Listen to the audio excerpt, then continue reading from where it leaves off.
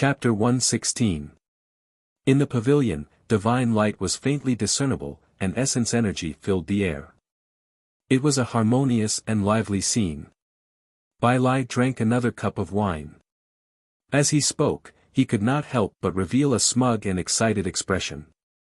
Although he had met Yin Mei a few times during this period and had even brought her to meet many of his friends, including Yi Ling, Yin Mei had always maintained a distance of 30 feet from him due to her reserved nature. She could not even touch him. This made Bai Lai feel a little troubled. However, on the other hand, it also made him like Yin Mei even more when he saw her reserved and self-loving character. The slight displeasure that he had encountered at the All-Thousand Dao banquet also disappeared. After all, he had no choice at that time. Yin Mei was forced into a corner. In any case, one day, he would chop off the hand that Gu Chang'e used to touch Yin Mei's foxtail. Today, Yin Mei had taken the initiative to contact him, which made Bai Lai very happy. In his opinion, the relationship between the two of them was gradually warming up and becoming very familiar with each other. Perhaps they could take another step closer today. As he thought of this, Bai Lai's smile deepened. As he took out his communication talisman and informed Yin Mei of his current location, he smiled at the prodigies in front of him and said, "I asked Yin Mei to come and find me directly. I don't think you guys have any objections, right?" Hearing this, the prodigies hurriedly shook their heads and laughed. "Brother Bai Lai, what are you saying? Why would we have any objections? We've long heard about the 9 Lives Heavenly Maiden Yin Mei. She's the Heavenly Maiden of the 9-tailed tribe. She's beautiful and stunning. Brother Bai Lai, you have such a fiancée. I'm really envious and jealous. Moreover, at the All-Thousand Dao banquet some time ago, I heard that the Heavenly Maiden Yin Mei faced Gu Chang'e directly without batting an eyelid. That's right, that's right. For Brother Bai Lai, she dared to stand up and fight against Gu Chang'e. As a disciple of the Heavenly Palace of Immortals, she can do such a thing. There's no need to say more about the Heavenly Maiden Yin Mei's character. How many women in the world can curry favor with the powerful to this extent? How many people have you shaken off with this alone? However, Heavenly Maiden Yin Mei's actions are truly admirable. She is truly a good match for Big Brother Bai Lai." Hearing this, the group of young geniuses, regardless of gender, began to toast and flatter Bai Lai. These words made Bai Lai feel very comfortable. Although he was a little upset at the mention of Gu Chang'e, the thought of Yin Mei coming soon made him feel better. Yi Ling sat on the other side. He was dressed in black and looked very ordinary. However, he exuded an indescribable sense of self-confidence. Even among the crowd of fawning young heaven's favorites, he stood out. He had heard about the Myriad Dao banquet some time ago. That Gu Chang'e really went too far. He humiliated Bai Lai in public. If it wasn't for Bai Lai's fiancée, Yin Mei, standing up for him at the critical moment, blocking a wave of attacks for him, perhaps Bai Lai would suffer even greater humiliation. As for Yin Mei, Yi Ling had seen her a few times.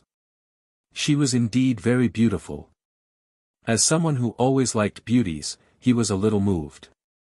However, she was Big Brother Bai Lai's fiancée after all. Although he liked beauties, he still had a bottom line. Of course, if Bai Lai wasn't around, then taking care of his sister-in-law would be a different matter. At that moment, Yi Ling noticed the sinister look in Bai Lai's eyes when he heard about Gu Chang'e. He couldn't help but laugh. "Big Brother Bai Lai, why are you so concerned about that Gu Chang'e? After all, his cultivation speed is only half a step faster than yours. When you break through to the mid-stage Regis stage, why should you be afraid of him?"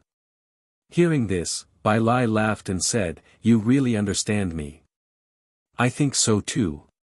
When I break through to the mid-stage Regis stage, so what if Gu Chang'e is strong? I'm not afraid of him. My white tiger race's offensive power is not weaker than anyone of the same cultivation level." This was also the invincible belief that he firmly believed in now. Previously, he avoided Gu Chang'e at the all-Dao banquet because his cultivation level was not as high as his. However, now that he felt the shackles of the mid-stage Regis stage, he could think of a way to break through at any time. When that time came, he would definitely defeat Gu Chang'e and make him lose face, making him regret what he did that day. Oh right, speaking of Gu Chang'e, why do you seem to have a lot of enmity with him? I heard that you also threatened to challenge him. Suddenly, Bai Lai frowned and thought of something. He looked at Yi Ling and asked, "It's not that I don't think you have any hope. After all, I've seen your talent with my own eyes. You can defeat someone stronger than you.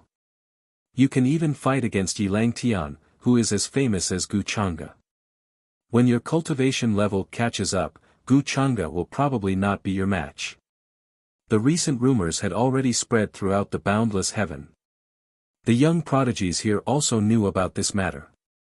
Naturally, they were very impressed with Yi Ling. Yi Lang Tian was the reincarnation of the ancient emperor. In the various heavens of the upper realm, there were many rumors about him. Yi Ling defeating someone stronger than him had obviously shocked many people. Otherwise, how could a side family disciple like him be brothers with Bai Lai? Brother Bai Lai, you don't know. If Gu Chang'e is your enemy, then he is naturally my enemy too. What's more, do you know his fiancée? Hearing this, Yi Ling couldn't help but laugh. His words showed that he didn't put Gu Chang'e in his eyes. In his opinion, those rumors couldn't be completely believed. Even if they were true, he wasn't afraid because he had great confidence and ability in his heart. Gu Chang'e's fiancée. You're talking about the fourth princess of the unparalleled celestial dynasty, Yu Mingkong. She is indeed a stunning woman. Could it be that you have designs on her? Bai Lai drank a cup of wine. When he heard Yi Ling's words, his eyes lit up. After all, they were all men. When it came to women, there was always no taboo. In particular, Yu Mingkong was indeed outstanding. Although the territory of the unparalleled celestial dynasty was very far from boundless heaven, recently he heard that Yu Mingkong had rushed to the Dao Heaven Immortal Palace to look for her fiancé, Gu Chang'e. This really made him envious.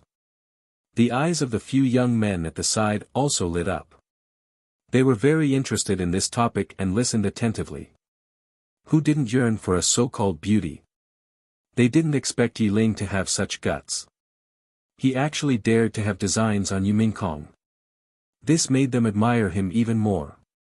At this time, Yi Ling narrowed his eyes again and said, "I don't know the reason, but Yu Mingkong plotted to kill me for no reason. I was lucky enough to escape. I won't let her off so easily. As for Gu Chang'e, I'm just going to settle the score with him." Speaking of this, he touched the black pendant on his neck. The incident in the black stone ancient city was still vivid in his mind. He originally wanted to get close to her, but he didn't expect that he would almost lose his life there. Thinking of this, Yi Ling's eyes flashed coldly. This made Bai Lai stunned. However, when he thought of his good brother's temperament, he guessed that he had designs on her and was then killed. He didn't know whether to laugh or cry. At that moment, the group of young geniuses laughed again. They began to discuss the Dao Heaven Immortal Palace's preparations to open the immortal ancient mainland. They had formed a small circle. At the same time, in the ancient city where Yi Ling and the others were, a very ordinary-looking carriage was slowly moving towards them. The old man in black who was driving the carriage also looked very ordinary. However, he gave off a sense of ease and ease.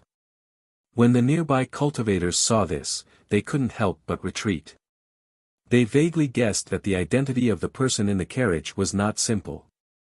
In the carriage, two figures sat opposite each other. They were Gu Chang'e and Yu Mingkong. Yu Mingkong lowered her eyes slightly. She was thinking about many things in her previous life. The young master of the White Tiger clan, Bai Lai, was one of Yi Ling's rare true friends. The two of them had gone through thick and thin together.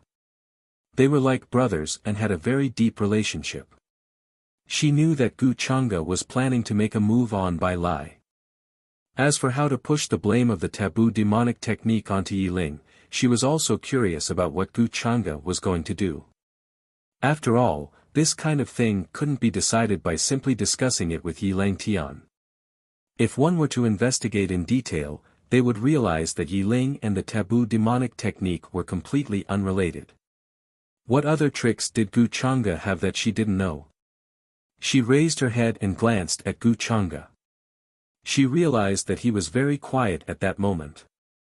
His usual expression of looking down on everything was gone. He seemed exceptionally calm and at ease. When the moonlight fell on his handsome face, he gave off an otherworldly vibe. How nice would it be if this was his true appearance? This made Yu Mingkong shake her head slightly. She threw this unrealistic thought out of her mind. Both of them had their own thoughts. The atmosphere was peaceful and silent. The smell of wine and sandalwood was mellow. Gu Chang'e's expression was somewhat relaxed as he narrowed his eyes slightly. Asking for fresh flowers. Elder Ming, just find a residence to rest in. I want to watch a good show tonight. Then, Gu Chang'e spoke casually to the old man in black who was driving the carriage. Yes, young master, Elder Ming replied. Ancient Daotian City was not far from here. However, because ancient Daotian City had been extremely lively recently, and because various clans and sects had gathered, many cultivators had rushed to the nearby ancient city to rest. After leaving ancient Daotian City, Gu Chang'e did not choose to return to the sect. He also did not want to alert the enemy. He kept a low profile along the way. After all, he was here to watch a good show. At the same time, he wanted to add fuel to the fire so that things would not go wrong. If he wanted to throw the blame of the taboo demonic technique out, he would have to use some tricks. And now, he opened the system that he had not opened for a long time. He had not looked at the stats interface for a long time. Owner, Gu Chang'e, Destined Villain Weapon, 8 Desolation Demonic Halberd Identity, True Disciple of Tao Heaven Immortal Palace, Young Master of Longevity Gu Family Physique Bloodline, Demonic Heart Tao Bone Cultivation, Mid-Stage Regal Emperor Realm Techniques and Abilities, Tao Heavenly Immortal Canon, Myriad Transformations Demon Body, Innate Divine Will, Void Power, Immortal Devouring Demon Technique, Endless Immortal Mantra, Fate Value, 12,000 Luck Points, 2,500. System Store, Unlocked. Inventory, Boundary Breaking Talisman X1, Restriction Breaking Talisman X1, Divine Concealment Talisman X1, Luck Plunder Card X3. Before Gu Chang'e knew it, his luck points had increased to 2,500 points. This was quite fast. Other than most of the luck points provided by Su Qingge and Lin Qiuhan, some of them must have come from Gu Xian. Of course, some time ago, because of the 2 Daughter of Luck missions, he had obtained a lot of luck points. Now, what Gu Chang'e had to do was to solve Bai Lai's random mission. After all, it was 1,000 luck points. 5,000 fate value was not low. At this time, it was about time for Bai Lai to show his last bit of value. In his plan, Bai Lai was very useful, and he couldn't find a better choice than Bai Lai. It's been a while since the last breakthrough. Speaking of which, it's time for me to break through. At this time, Gu Chang'e glanced at his current realm. To be honest, after getting used to the Immortal Devouring Demonic Technique, he found that although it was good to add points, it was still lacking compared to the Immortal Devouring Demonic Technique. Of course, the fate value had more and better uses for him. However, it was difficult for his real cultivation to be unstoppable. In front of the current world, he had to obediently add points and maintain his cultivation on the surface. Wine. System, add points. Gu Chang'e instructed. Then, a familiar cool feeling swept through his body. His limbs and bones began to emit a strange energy, and every cell seemed to be transforming. At the same time, the Tao Heaven Immortal Manuscript's progress was pushed to the 8th level, 90%. Late Emperor Realm, Breakthrough. This guy just mysteriously broke through, Yu Mingkong also noticed the change in Gu Changa's aura and was surprised. She had always been curious about how Gu Changa could control his cultivation on the surface so flawlessly that it was difficult to find a flaw. If it wasn't for her previous life, she probably wouldn't have known that Gu Changa had been hiding his greatest trump card all this time. This made her secretly shocked. Gu Changa's methods were simply unbelievable. Could it be that as long as he wanted to, he could break through to the virtual God realm, true God realm, or even higher realms? Thinking of this, Yu Mingkong fell silent. Even if she had been searching for opportunities everywhere, her real cultivation was only on par with Gu Changa's on the surface. Of course, her cultivation on the surface was only at the early stage of the immortal emperor realm. After her previous life's experience, she understood the importance of hiding her trump card. She wouldn't easily reveal her true cultivation. Therefore, even Gu Changa didn't realize that Yu Mingkong's real cultivation was only at the late stage of the immortal emperor realm. Just this point alone was enough for her to look down on all the young paragons. Of course, this wasn't important to Gu Changa. He didn't even care about it. 1000. Chapter 117.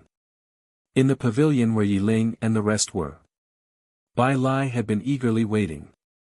Finally, when the moonlight reached the third eve, a voice came from the void outside the pavilion. Bai Lai, I'm here. Her voice was pleasant to the ears and carried a hint of charm, causing one's mind to be involuntarily intoxicated. Bai Lai was delighted and went to the window to welcome her. The young paragons stood up one after another, and their eyes lit up. No matter how many times they looked at such a beauty, they would never get enough of her. It was no wonder that even an iron-blooded man like Bai Lai would be addicted to her. 9 Lives Fairy, Yin Mei, the more Yi Ling looked at her, the more amazed he was. Yin Mei had clearly dressed up seriously today. He could not help but be a little envious of Bai Lai. Yin Mei, you're here. Bai Lai smiled at the window with a mesmerized look on his face. I'm here. A woman in a red dress smiled gently. She walked out of the shadow step by step. There seemed to be beautiful flowers blooming under her feet. His face was bewitching and bewitching. She was extremely beautiful. Her beauty was different from the previous goddesses. Instead, she had the beauty of a demon fox, as if she could charm all living things. She walked out of the shadow and descended into the void. She was so beautiful that it was almost unreal. Her oval face was as white as mutton-fat jade. Her eyebrows were curved, and her eyes were like rubies, glowing. Her nose was high, her lips were red, and her teeth were sparkling. Her hair was as smooth as silk. Under the night sky, the moonlight was hazy. Her figure was tall and slender. She walked into the pavilion like a peerless fairy that could charm all living things. Her skin was lustrous and extremely perfect. Clearly, Yin Mei had specially dressed up today. She was much more beautiful than Bai Lai had ever seen her before. He was stunned. He quickly reacted and let out a heartfelt sigh. Yin Mei, you're so beautiful. Yin Mei rolled her eyes at him shyly and said, you're so silly. Those words almost made Bai Lai's bones melt. His entire spirit seemed to tremble. However, he soon noticed that the group of supreme talents in the pavilion, including his younger brother Yi Ling, were in a daze. A trace of displeasure and discomfort appeared on his face. After all, in order to meet him, Yin Mei had specially dressed up. How could she let other men stare at her like this? Although Bai Lai's character was bold, he was still a man. His possessiveness was not ordinary. He immediately let out a cold snort to show his dissatisfaction. When the group of young geniuses in the pavilion heard this voice, they quickly reacted and hurriedly retracted their gazes, looking a little embarrassed. Yi Ling also slowly retracted his gaze. He pretended to be calm as he raised his glass and drank a mouthful of wine. He said, Brother Bai Lai is so lucky. If it were any other time, Bai Lai would definitely be happy to hear this. However, when he thought of Yi Ling's character, he felt that something was off. "Yin Mei, you came at the right time. We were just talking about you." However, Bai Lai didn't care. He hurriedly smiled and welcomed Yin Mei in. At the same time, he instructed the people in the pavilion to change the banquet. It was rare for Yin Mei to take the initiative to look for him. Furthermore, she had dressed up so beautifully. This made him very happy.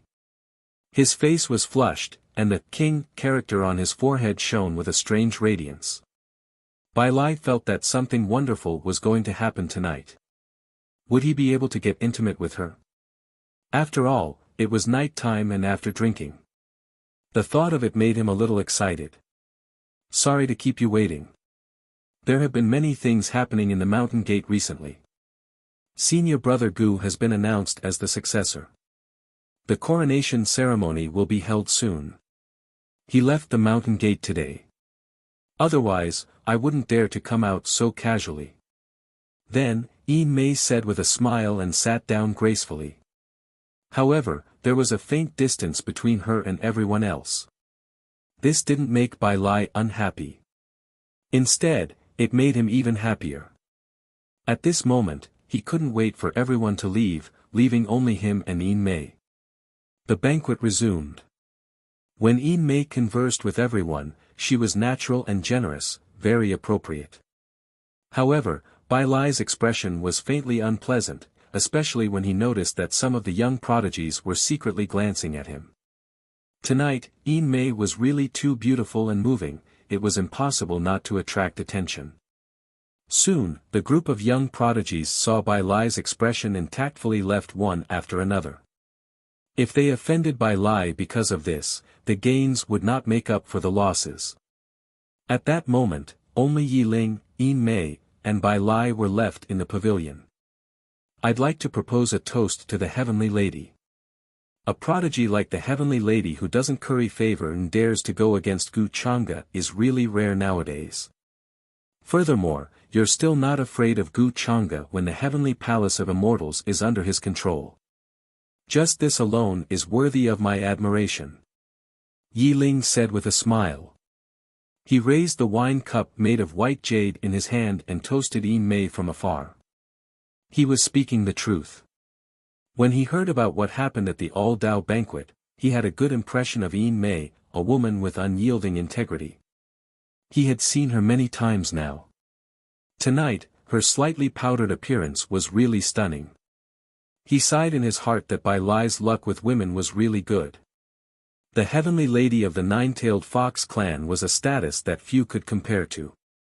Thinking of this, Yi Ling finished the wine in his cup in one gulp. He was full of heroism. "Brother Yi Ling, you're too polite." Hearing this compliment, Yin Mei seemed to be happy. She smiled and toasted him from afar. "Recently, I've heard many rumors about Brother Yi Ling. I really admire you. Not only did you not lose to Yi Lang Tian, who is known as the reincarnation of the ancient emperor, but you also issued a challenge to senior brother Gu. Your courage is shocking. You still dare to do this when you know senior brother Gu's strength. Not many people in the younger generation can compare to you." She pursed her lips and smiled. Her eyes were curved, and she seemed very happy. She began to talk with Yi Ling from a distance. "You flatter me, Heavenly Lady. But what's there to be afraid of? Although Gu Chang'e is strong, there are still many people who are not afraid of him." Hearing this, Yi Ling chuckled. He was very comfortable with this flattery. Moreover, the person who spoke was none other than his brother's fiancée. This gave rise to a strange feeling in his heart. However, Yi Ling concealed it very well. Soon, the two of them began to talk as if there was no one else around. Yin Mei covered her mouth and laughed from time to time. Her eyes were sparkling, making her look even more beautiful. Although Yi Ling's appearance was ordinary, he had a confident demeanor. He did not seem like an ordinary person. When Bai Lai saw this, his expression turned ugly. At this moment it was as if he had become an outsider. Moreover, Mei was usually very polite to him. Her attitude was not as natural and casual as it was now. However, when she talked to Yiling now, she laughed from time to time. She seemed to be very happy. Bai Lai's expression became more and more unpleasant. He faintly felt that Yiling, who was usually very pleasing to the eye, had become an eyesore. Yiling, Bai Lai's expression darkened slightly. This time, he did not call him brother directly. Instead, he called Yiling by his full name. Brother Bai Lai. At this moment, Yiling suddenly reacted. His expression was a little awkward. He had indeed stolen the limelight earlier. He had been so focused on talking to Mei that he had ignored Bai Lai. However, he was still a little unconcerned. He felt that Bai Lai was too narrow-minded. He was just talking to Mei. There was still some distance between them. What was there to be so calculative about? Yiling then looked at the night sky outside and got up to leave. He smiled and said, "Brother, I won't impose on you any longer. It's getting late. It's time to go and rest." He also knew that Bai Lai was probably a little angry now. Therefore, he prepared to leave first and let Bai Lai cool down. He had always had good luck with women. It was not a big deal for Mei to talk to him a little more. Bai Lai was making a mountain out of a molehill. Bai Lai's expression did not look too good. In his opinion, Yiling's actions today were indeed a little unreasonable. Usually, he took good care of Yiling and provided him with many cultivation resources. However, right in front of him, Yiling was actually hooking up with his fiancée. What was this? Bai Lai did not say much. His expression was a little gloomy. At this moment, Yiling also said goodbye to Mei and left the loft directly. After all, his current residence was not far from here. In an instant, only Bai Lai and Mei were left in the loft.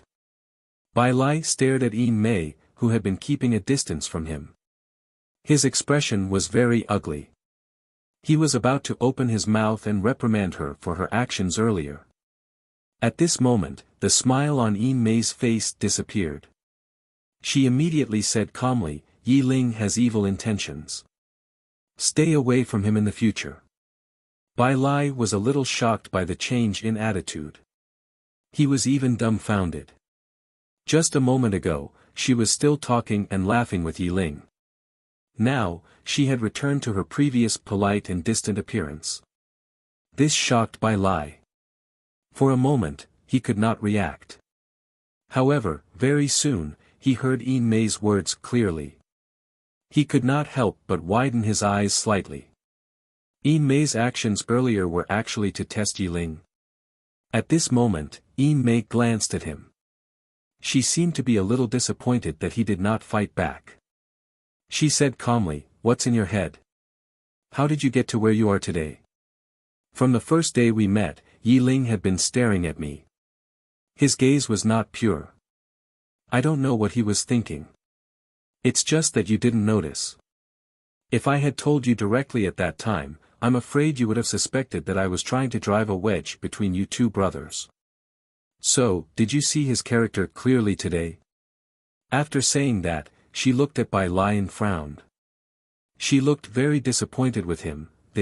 Bai Lai was stunned. After hearing this explanation, coupled with Mei's unusual behavior today, Bai Lai quickly understood. He did not doubt Mei's words. He could not find any reason to doubt her. After all, Yiling's actions earlier were really too much. Bai Lai thought carefully. Helping him see Yiling's true colors was actually Mei's true motive. Thinking of this, Bai Lai was a little touched. He did not expect Mei to be so considerate of him in secret. Just now, he actually suspected Mei. This made Bai Lai feel both guilty and touched. "Mei, you're so considerate.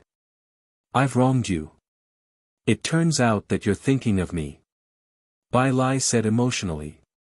Towards the end, his expression turned cold.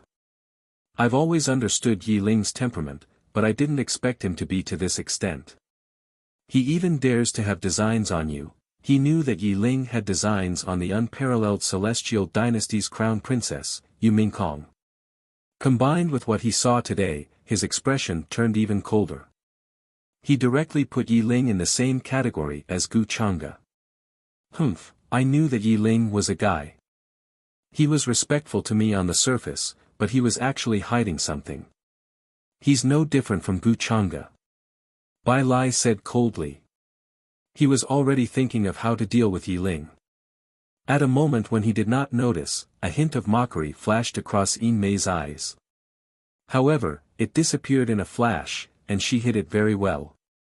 Everything she said and did tonight was naturally arranged by Gu Chang'e. Yin Mei was just following orders.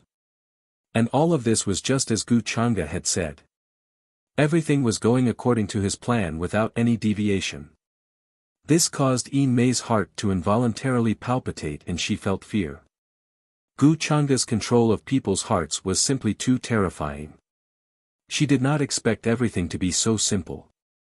Bai Lai and Yi Ling's brotherly relationship of several years was destroyed so easily by Gu Chang'e. During this time, she had only seen Bai Lai a few times and talked to him a few times. She did not do anything else at all. She did not care at all. However, Yin Mei also knew that part of the reason was because she was the heavenly lady of the Nine-Tailed Fox clan.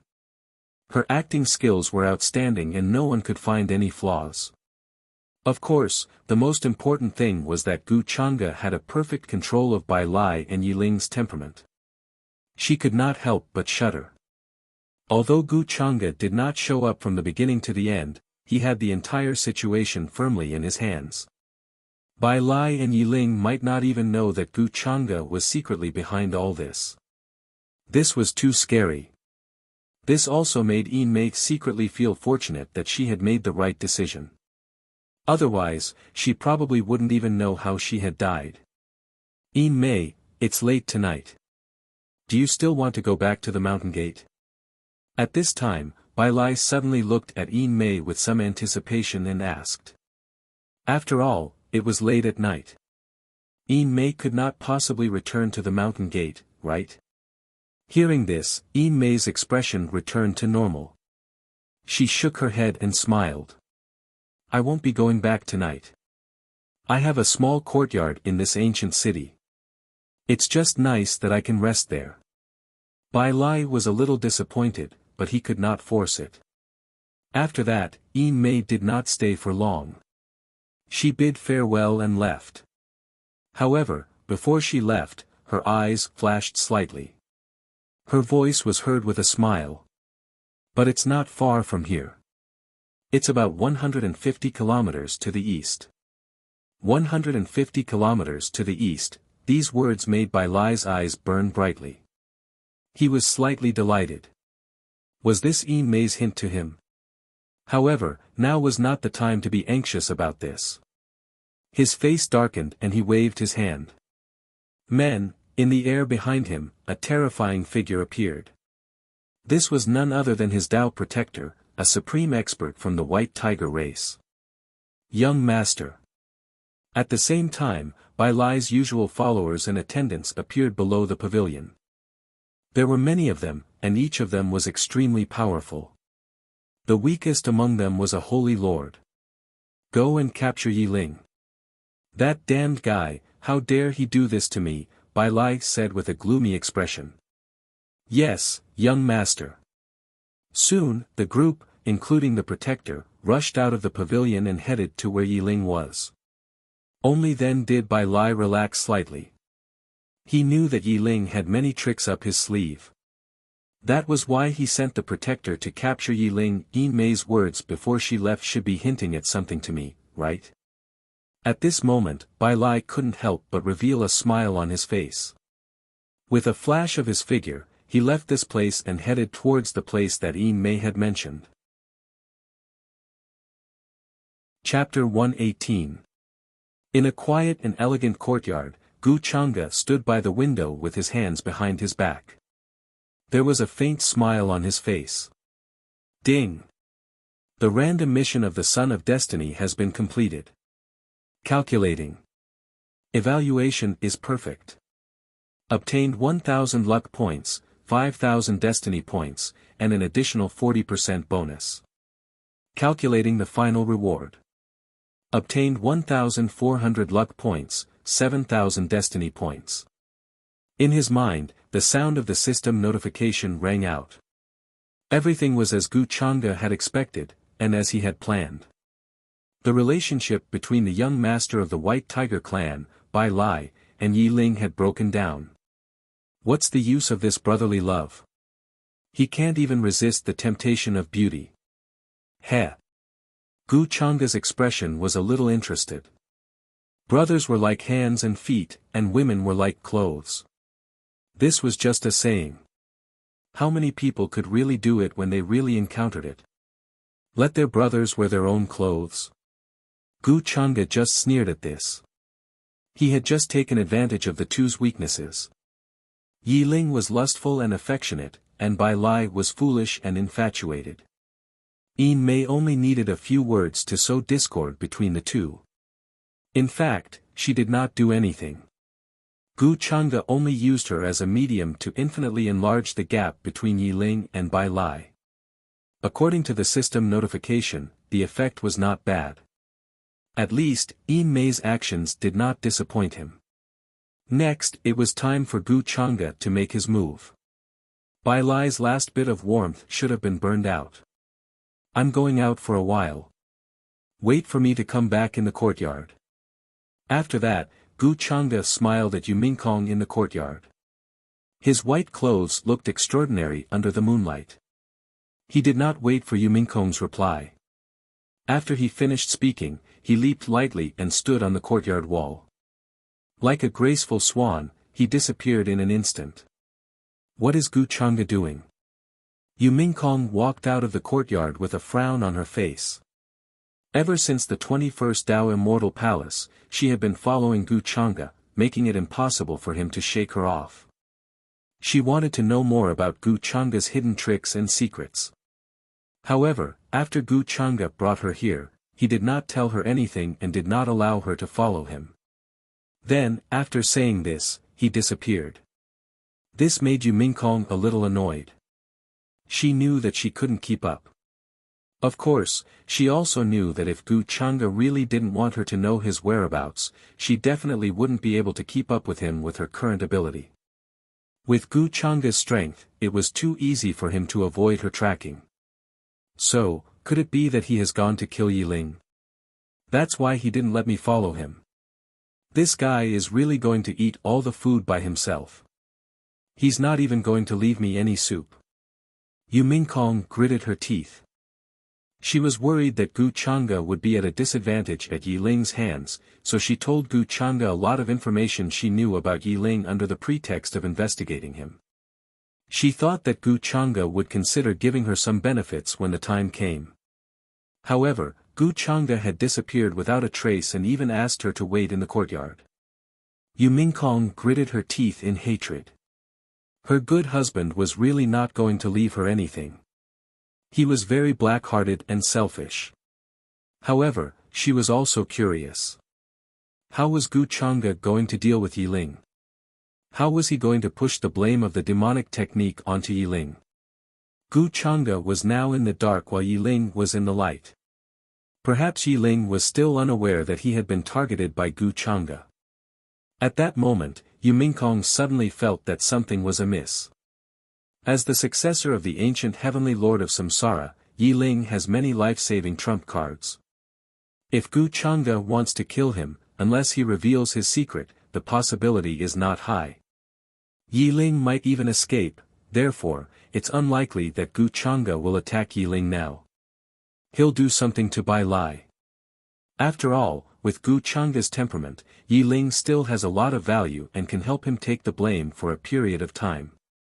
During this time, Gu Chang'e can wantonly cultivate with the forbidden demonic technique and no one will suspect him. On the contrary, Yi Ling will help him take the blame and become a target of scorn. It will be difficult for him to do anything in the upper realm. Yu Mingkong figured out Gu Chang'e's motive. This was because in her previous life, Gu Chang'e had developed his strength in the dark more than once. This time, Yi Ling had taken the initiative to come to him. Gu Chang'e would definitely not waste it and would make good use of it. In other words, it was unlikely that Gu Chang'e would kill Yi Ling now. Toying with the world in the palm of his hand. The more I know, the more dangerous it is. Yu Mingkong frowned. She could not find a way out of this situation and could only play dumb. After Yi Ling left the banquet, he returned to the residence where he usually cultivated. He hummed a tune and seemed to be in a good mood as he chatted with Old Tortoise in the pendant. Old Tortoise, don't you think that Big Brother Bai Lai is too narrow-minded? Didn't I just say a few words to Yin Mei? Look at his gloomy face. It's as if I've done something bad, Yi Ling said indifferently. The old turtle in the pendant heard this and rolled his eyes. You little brat, your lecherous nature is comparable to that of the Empyrean of yesteryear. For better or for worse, he is your big brother, can't you show him some respect? How can you say that so naturally? If you don't restrain yourself, you'll suffer because of a woman sooner or later. Have you forgotten who was the one who was attacked the last time? It would have been better if he had not mentioned it. Once he did, Yi Ling's expression darkened. This matter was a complete humiliation to him. He had even wasted a very precious life-saving jade talisman. Although he still had many such jade talismans, he would have one less if he used one. Naturally, he would have a headache. Old Tortoise, don't talk about this anymore. I'll make Yu Mingkong pay for what she did to me sooner or later. A woman like her has many tricks up her sleeve. It's a pity that I can't use her. But that Gu Chang'e has benefited. Isn't he just from an extraordinary family background? What's so great about that? So many people fear him. Yi Ling curled his lips in disdain. He had not relied on his family background all this time. He had relied entirely on the inheritance of the reincarnation ancient heavenly lord. He had fought from a weak young age and constantly grew stronger to reach where he was today.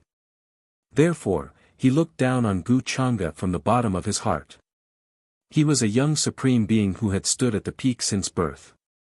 Reincarnation of the ancient emperor and potential of a true immortal. In a battle of life and death, he had various means to kill them. This was Yi Ling's confidence. Suddenly, Yi Ling frowned. He felt an ominous atmosphere. Under the night sky, the world seemed to be silent. An expert had suddenly arrived. A majestic and terrifying pressure was like an ancient star falling from the sky. It carried an aura that made one's expression change. Who is it? Yi Ling was alert and stared outside the mansion. The wind stopped. Under the moonlight, he could only see a slender and hazy figure in white standing there. He was pure, otherworldly, and extraordinary. It was as if he did not exist in this world. However, his face seemed to be shrouded in an endless fog. Strange runes flowed, and his aura was extremely powerful. Only a pair of deep eyes that were filled with coldness and disdain were staring at him. Previously, he hadn't noticed them. That expression made Yi Ling feel cold all over. It was as if he was sizing up his prey. Who is this person? When did he appear? Why didn't I notice him before? At that moment, Yi Ling's heart tightened. His back was full of coldness, and his hands and feet were cold. An uneasy feeling suddenly shrouded his heart. His aura surged. Terrifying black runes with the aura of reincarnation appeared one after another. There was a destructive power in them. He held them in his palm, ready to strike at any time. Yi Ling was extremely nervous. The person in front of him was definitely the most terrifying person he had ever seen. It was not his cultivation, but his aura. However, what made Yi Ling stunned was that the man in white in the distance did not attack. He only let out a faint laugh. His figure gradually blurred and disappeared into thin air. "Heh, we will meet again, little ant." As the man in white disappeared, Yi Ling frowned. Even Old Tortoise, who was in his pendant, felt that something was wrong. The next moment, Yi Ling's expression changed drastically. Oh no! Buzz! An old man in black suddenly appeared from thin air. He took out a black weapon and slashed it down as if he wanted to tear everything apart. Who is this person? Why does he want to kill me? Yi Ling's expression changed drastically. This old man in black was actually a supreme god. He had concealed his aura and appeared out of thin air to assassinate him. A terrifying aura suddenly appeared from the black rune in his hand. It was as if it could destroy everything and contained supreme divine power. Run! He only wants to assassinate you. I don't think he dares to make too much of a commotion. Old Tortoise in the pendant hurriedly shouted at Yi Ling, asking him to run for his life. He could not stay there for long. Hearing this, Yi Ling did not hesitate and immediately started to run.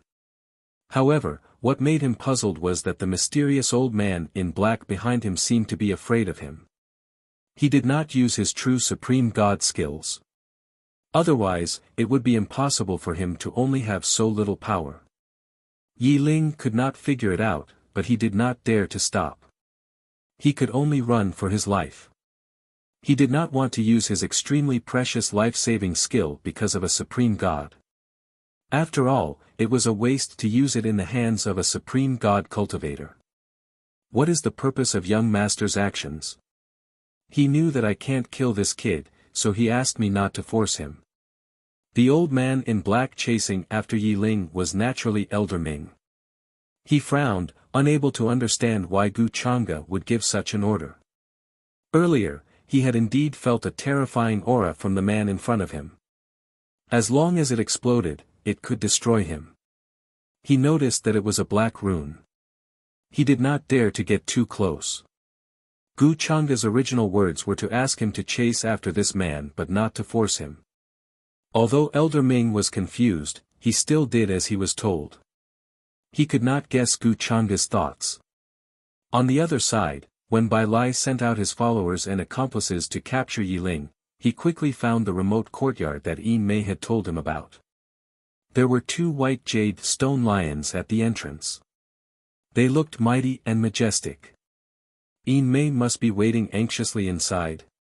Bai Lai smiled. He had sensed Yin Mei's aura here, so he pushed the door open and went inside. The courtyard was very quiet. After passing through layers of winding corridors, he finally saw a place with candlelight in the depths. The moonlight was hazy, the sound of a clear spring flowing, and the shadows of bamboo mottled. There was already a pot of warm wine on the stone table, giving off a faint aroma. A graceful figure in a red dress was waiting at the side.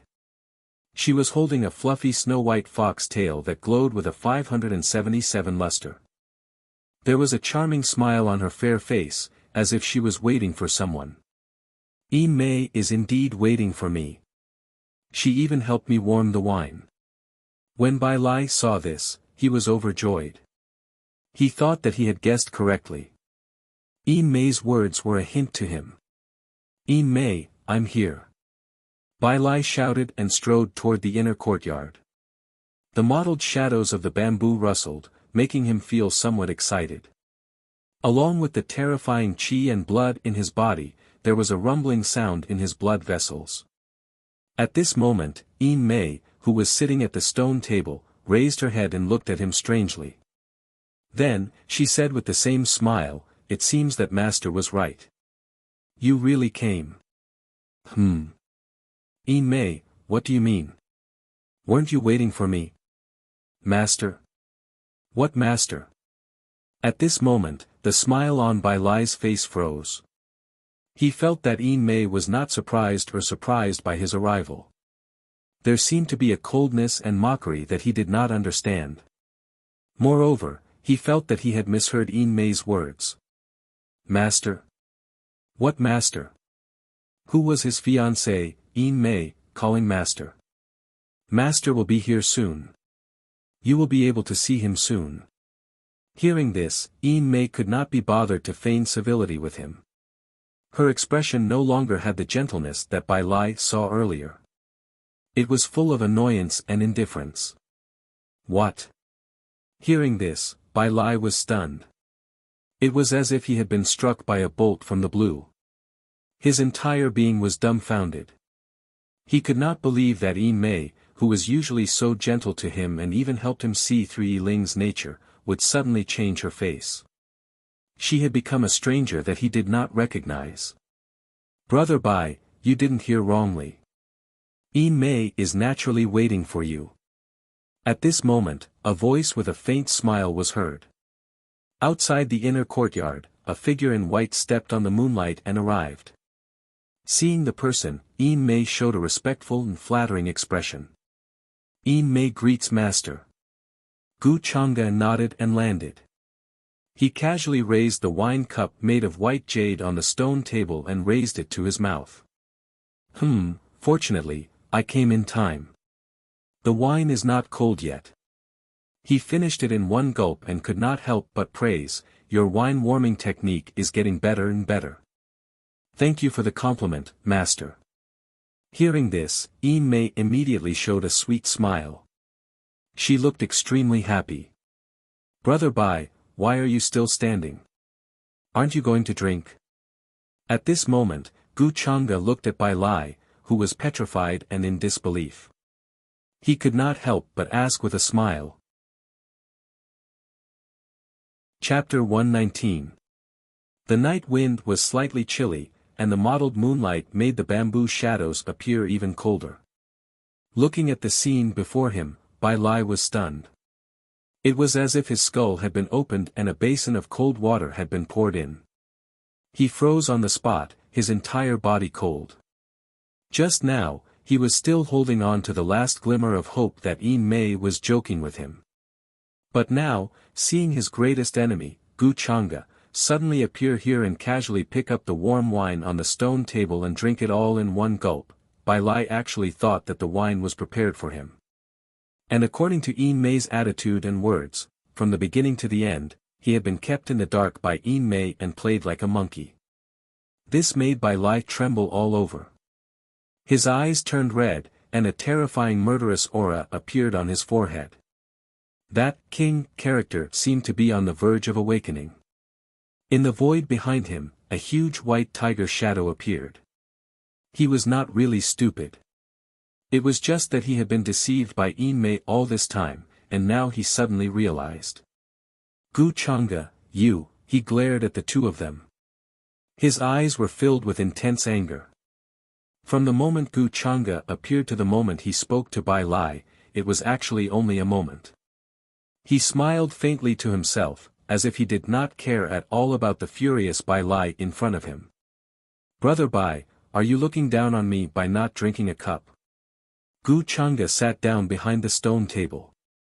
The moonlight shone on his handsome face, making him look cold and otherworldly like a white jade deity. But with such a scene, it made Bai Lai's heart sink to the bottom of the valley. He was so cold that his hands and feet were ice cold. "Yi Mei, Brother Bai is your fiancé after all. Pour him a cup. It's a little difficult for him to come here in the middle of the night." Gu Chang'e smiled casually and drank by himself. He did not care at all about Bai Lai's expression that was about to spit fire. To him, everything that happened tonight was under control. Bai Lai sent away his guardian and the others to capture Yi Ling. However, at that moment, Yi Ling was being pursued by Elder Ming. He was running for his life and might no longer be in this ancient city. If Bai Lai's men wanted to find Yi Ling, they would need to spend a lot of time. In this way, it gave Gu Chang'e some time to operate from the middle. During this period of time, there were too many things that he could do. Other than Bai Lai, no one else saw him. As for Yi Ling, he had never seen Gu Chang'e's real face. Gu Chang'e had taken some time to take a look at his scapegoat and was quite satisfied with him. Yi Ling was indeed the son of fortune. His strength and reflexes were not bad. Besides that, Yi Ling had many life-saving tricks up his sleeve. Gu Chang'e sensed a destructive aura from the black rune in Yi Ling's hand. It was most likely a life-saving rune that ancient heavenly venerate Samsara had left behind for Yi Ling. Therefore, Gu Chang'e told Elder Ming not to push Yi Ling too hard. It was enough to make it look like he was chasing after Yi Ling. He knew that Yi Ling would not spend such a precious life-saving item on such a place. It was too wasteful to deal with a godly king. There was no need for Elder Ming to lose his life over such a small matter. Coming back to his senses, Gu Chang'e had instructed Yi Mei to hint to Bai Lai to come here at night. Naturally, it was not to show off in front of Bai Lai. Although it was indeed a good feeling. Gu Chang'e still had things to do. If Bai Lai did not die, how could he put the blame on Yi Ling? It was time for Bai Lai to play his greatest role. Yes, master. Hearing that, Yi Mei walked over gracefully. She walked in front of Bai Lai, who was staring at her with an angry expression and stiff body. She filled the white jade wine cup in front of him and said indifferently, "Aren't you grateful to master for giving you wine?" There was no trace of the gentleness in her words. Instead, there was coldness and disgust. This made Bai Lai tremble with anger. He could not help but want to slap her to death. How could he have been so stupid to be kept in the dark by Yi Mei? However, if he had not seen it with his own eyes tonight, he would probably still be kept in the dark by Yi Mei and played in the palm of her hand. "You're so heartless. Yi Mei, I've been very good to you and treated you with respect. Why are you doing this to me?" Bai Lai could not help but roar. However, his voice could not be heard. Yi Mei glanced at him and did not say a word. She felt that there was no need to say these things to him. Buzz. At this moment, brilliance appeared in the surroundings of this inner courtyard. Layers of hazy light rose up, as if there was mist flowing, turning into a terrifying chaotic fog that sealed off the sky. When Bai Lai stepped in, he activated the array pattern set up here. His aura enveloped the surroundings and no sound could be heard. Moreover, what made Bai Lai's body turn cold was that he did not bring anyone with him. Even the followers who were usually hidden in the dark were sent away by him to capture Yi Ling. This made Bai Lai hate himself. How could he have been so stupid one day? When he thought of this, he could not help but shudder. Why did Yi Mei do such things and say such things previously? Wasn't it to drive a wedge between him and Yi Ling? Moreover, she was extremely successful in driving a wedge between the two brothers. He had even sent all the people around him to capture Yi Ling. Now, he was all alone, isolated and without help.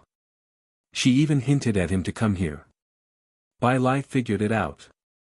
His scalp went numb and his entire body turned cold. From the beginning to the end, his every move had been predicted and controlled. She had already dug a hole for him and was just waiting for him to jump in. Yi Mei's acting skills were too terrifying. He had always thought that she was a kind and gentle person. After pouring the wine, Yi Mei obediently returned to Gu Chang'e's side and filled his empty white jade wine cup.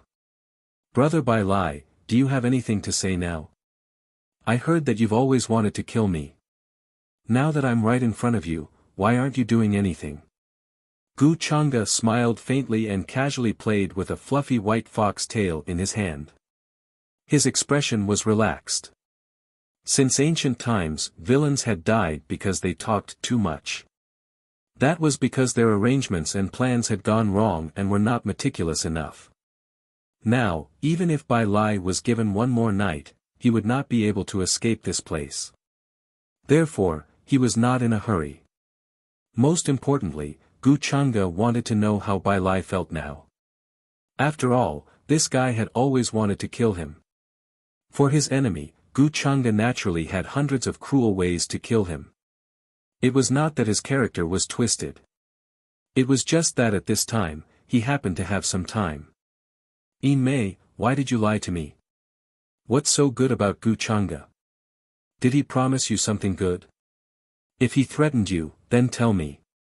I can help you." Bai Lai stared at Yi Mei ferociously as if he wanted to swallow her. "You're so stupid. Master is not someone you can compare to." Yi Mei glanced at him with disgust and indifference. From the beginning to the end, she had always had this attitude towards Bai Lai. If it were not for Gu Changa's orders, she would not have been able to tolerate his gentle appearance. And if one were to ask, what was so good about Gu Changa compared to Bai Lai? Other than his cold and ruthless methods, which part of Bai Lai could compare to him? He was not even fit to carry his shoes. Gu Changa, all of this has been arranged by you, right? In fact, you have been secretly controlling all of this, right? Yi Mei has been listening to your orders from the beginning. Bai Lai roared. At this moment, his eyes were about to pop out of their sockets and he was about to go crazy. Yi Mei, who had always kept a distance of 3 feet from him, was now so obedient and intimate in front of Gu Changa. This made him go crazy with hatred. His blood and chi surged in his veins, transforming into a terrifying white tiger phantom. He wanted to kill the two of them. Why couldn't he see it before? Gu Changa had hidden too deeply. Who would have thought that he had been secretly controlling all of this? No one could have thought of this. After all, before this, he did not know that Yi Mei was Gu Changa's woman. No, not only him, even the disciples and elders of the Tao Heaven Immortal Palace probably did not know. When did this start? At this moment, Bai Lai's soul was cold from head to toe. Gu Changa was the most terrifying person. He had been secretly controlling all of this. What was his purpose? Or was it, a shocking conspiracy? The mastermind behind the scenes? Looks like you're not too stupid. You finally reacted. Otherwise, I would have suspected that I gave you the wrong reaction time. At this time, Gu Changa chuckled, raised his hand, and slowly drank a mouthful of wine. Then, he continued, Brother Bai, you should drink this cup. The road to the Yellow Springs is long, you can also go on your way. Gu Changa, what did you say, you want to kill me? Hearing this, Bai Lai could not believe it. His whole body was cold, and he did not have time to scold the two people in front of him. Behind him was the immemorial Imperial White Tiger clan. How could Gu Changa dare? Before this, he had never seen anyone who could be as calm as Gu Changa. She even had a faint smile on her face. But in the end, she said such murderous words. He even felt the overflowing smell of blood rushing towards him, as if it was about to drown him. Gu Changa was far more terrifying than what he showed on the surface. They had always thought that Gu Changa was just a young supreme being with profound cultivation. They never thought that he had such a side to him. Brother Bai, can't you see the situation clearly? If I don't kill you, why did I ask you to come here? To drink and have a long talk at night?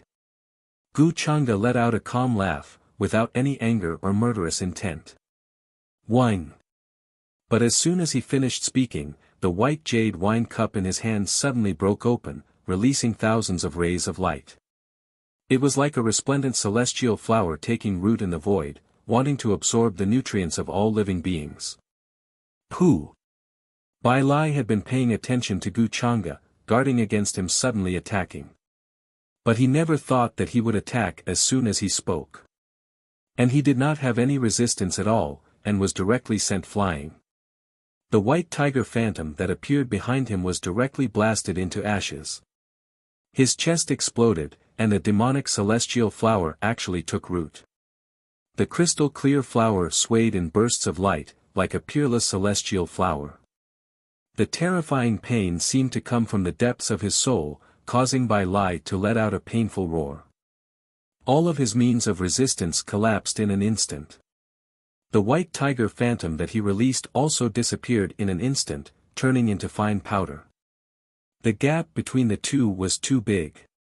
Your strength is definitely not just at the Emperor-conferred realm. What are you hiding? Bai Lai crawled up, his eyes wide open. He coughed up blood, and his whole body was covered in blood. He could not believe this. This was because Gu Changa's casual attack just now broke his white tiger divine ability. This could only mean that Gu Changa's power was beyond what he could withstand at his current level. This caused Bai Lai to be shocked, and he could not help but be shocked. How many secrets was Gu Chang'e hiding? It was too scary. The aged metal origin is used in Brother Bai's hands. It's a waste. Gu Chang'e did not answer him. He only stared at the dark golden rune that gradually appeared in Bai Lai's hand, his eyes filled with satisfaction. If there was anything on Bai Lai that he was more interested in, it would definitely be the aged metal origin. It was one of the top 3 offensive powers in the upper realm. It was extremely sharp and could evolve into all kinds of powerful attacks. However, Bai Lai's current level was too far away from him, and he could not use the aged metal origin's power at all. Whine. At this time, dark golden flames suddenly rose from Bai Lai's body. The terrifying king character became bright, and there was a pressure that made all beasts submit. He was burning his essence and blood, ready to fight to the death. However, what made him unable to believe was that the bright celestial flower did not disappear. It was still rooted in his chest, as if it was going to soak into his soul. Pop, pop, pop, flowers bloomed one after another, beautiful and moving, but there was blood. Gu Chang'e sat behind the stone table, looking interested, and did not move at all. However, Bai Lai knew that at this time, if he did not fight to the death, he would definitely die. Gu Chang'e's gaze was completely like looking at a prey, or a little ant that could be crushed at any time. I will fight to the death with you, Gu Chang'e. At the same time, Bai Lai's spiritual sea shone, and there was a misty brilliance in it. He took out a bright golden page, and there were many golden words flowing on it. It turned into a ferocious white tiger that swept across the 9 heavens, and there was a terrifying pressure. This was his life-saving method, and he would only use it when his life was at stake. Kill! Bai Lai roared and turned into a dark golden divine shadow. He wanted to rush towards Gu Chang'e and fight to the death with him. If this side yard was not shrouded by array patterns, it would definitely explode at the first moment. Suddenly, a monstrous demonic aura appeared. A dark demonic halberd mixed with crimson red stretched across the sky, and Gu Chang'e held it in his hand. He did not move, and his expression was calm as he swept it down. With a poof, the unusually bright golden paper exploded in the void, and the white tiger in the void also collapsed instantly. You are actually an immortal. Bai Lai's eyes were filled with despair and disbelief. Isn't it good to wait for death? Do you have to learn how to resist? Gu Chang'e's expression did not change.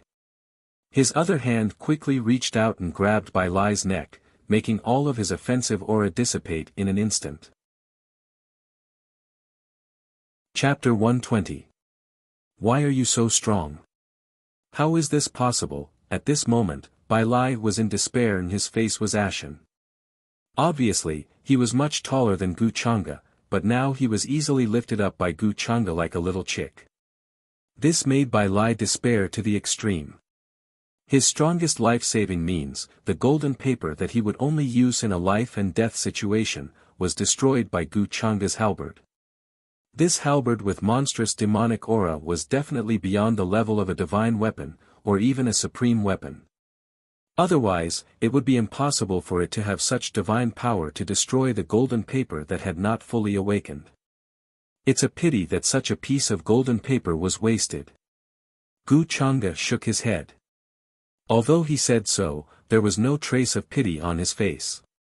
What is this? At this time, Bai Lai suddenly screamed in horror. His face was filled with fear and horror, as if he had seen something extremely terrifying.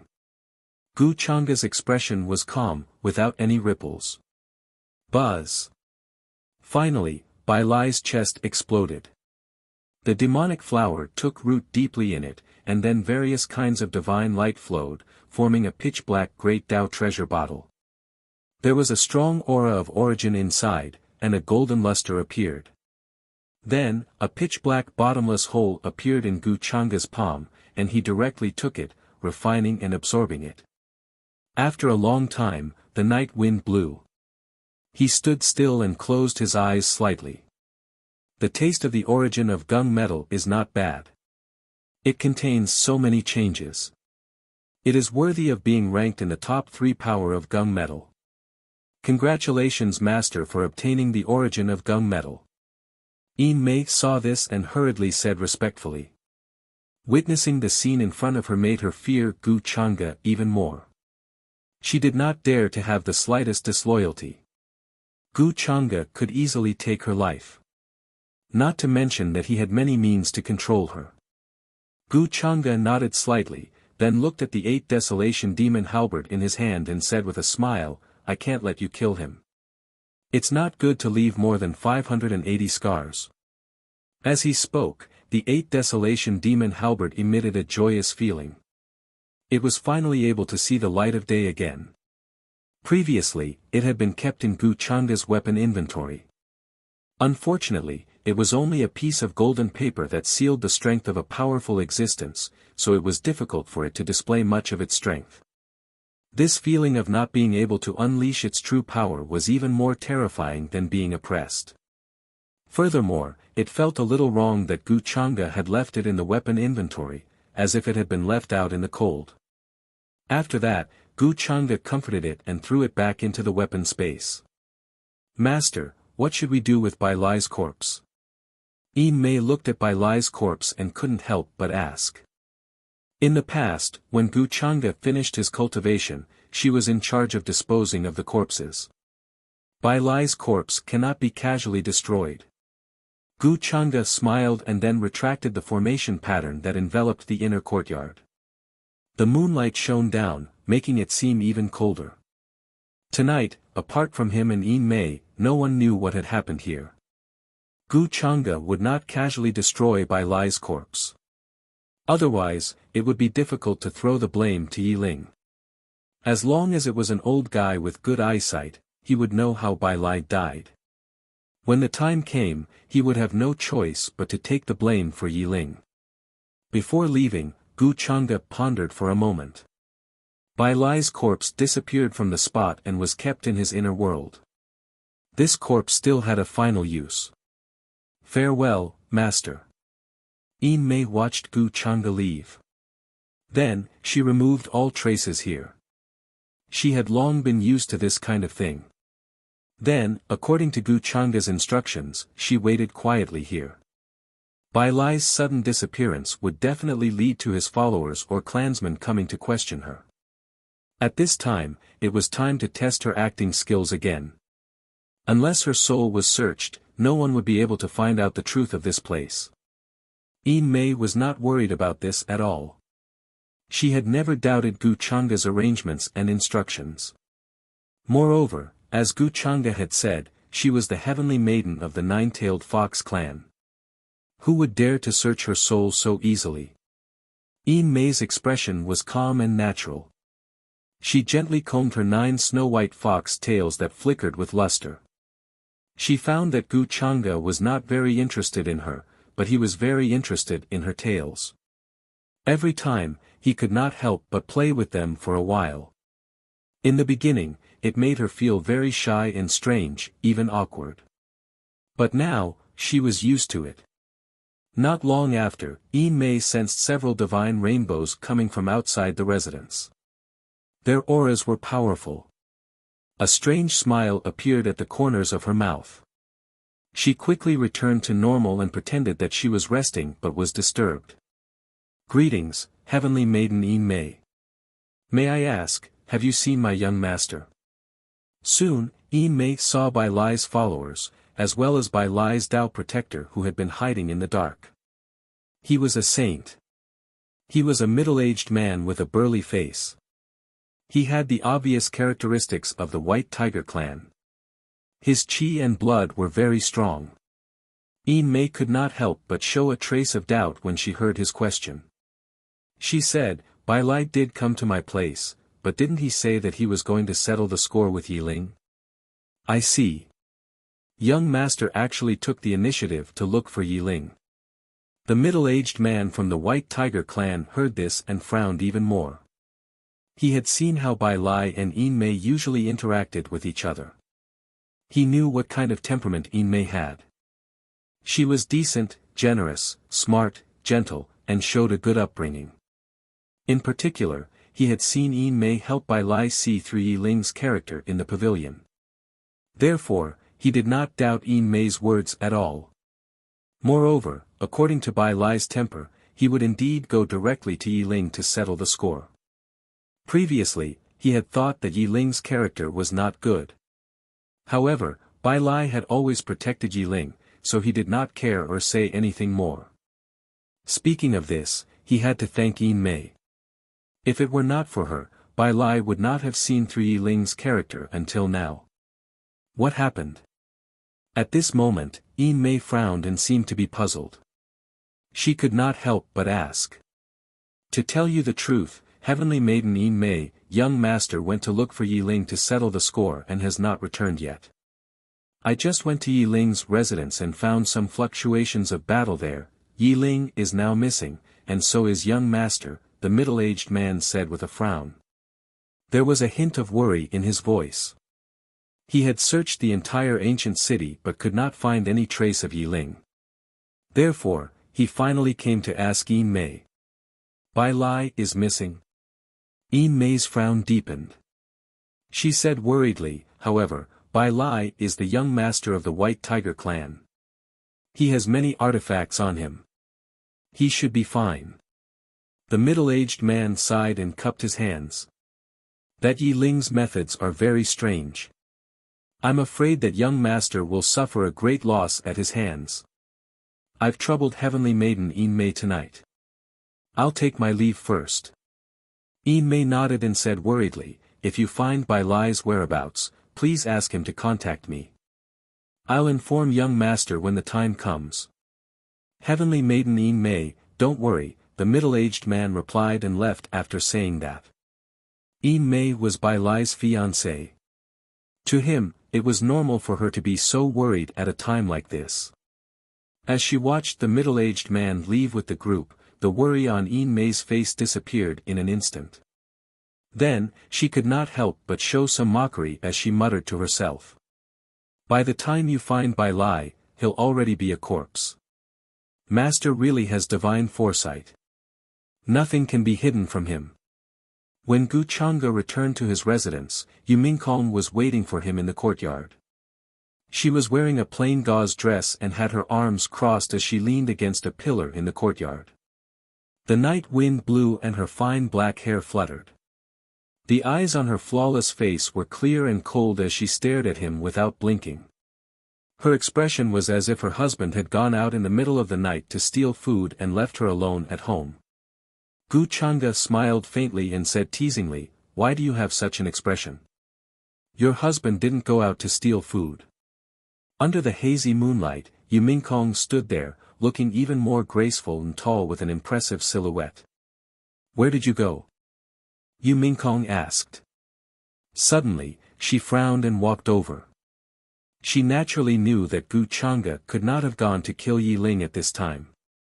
It was very likely that he had gone to find trouble with Bai Lai, the young master of the White Tiger clan.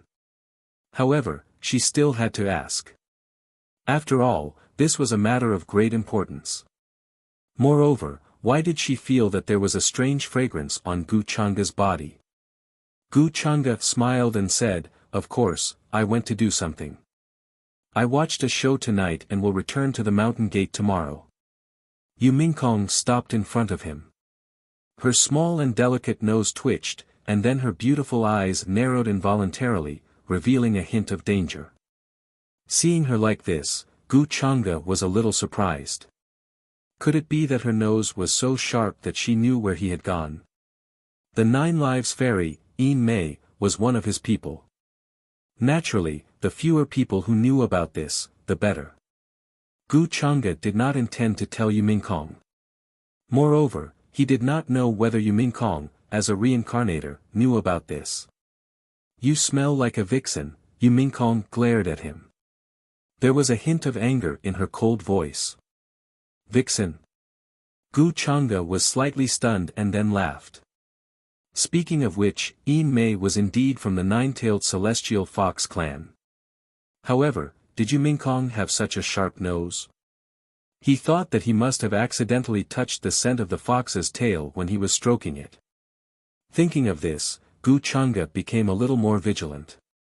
He surged his transcendence energy and got rid of the scent on his body.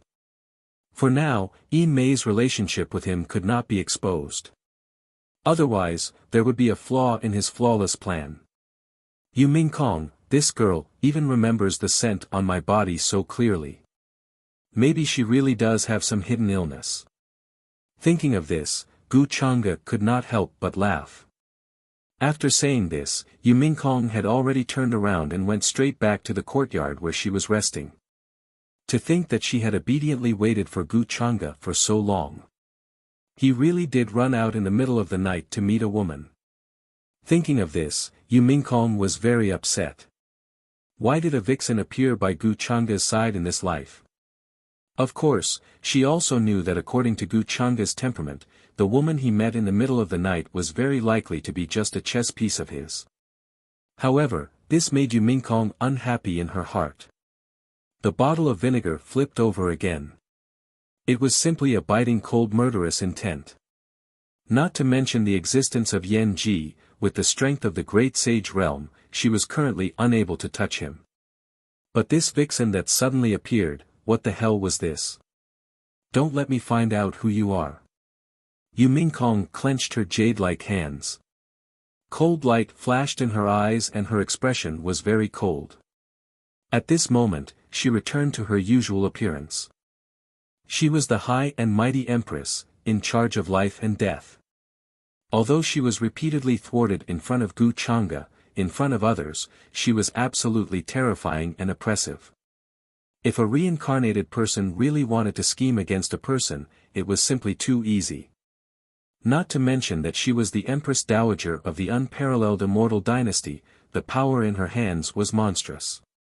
Yu Mingkong indeed loved Gu Chang'e deeply and deeply hated him. She wanted to use all means to take revenge on him in her previous life. However, she would not allow Gu Chang'e to have a woman beside him before he was killed by her. Chapter 121. This night was destined to not be a peaceful one. To the White Tiger clan, an incomparably infuriating major event happened. Within the territory they were in, there were countless divine islands. Ancient trees towered into the heavens. It was incomparably vast, and essence energy surged.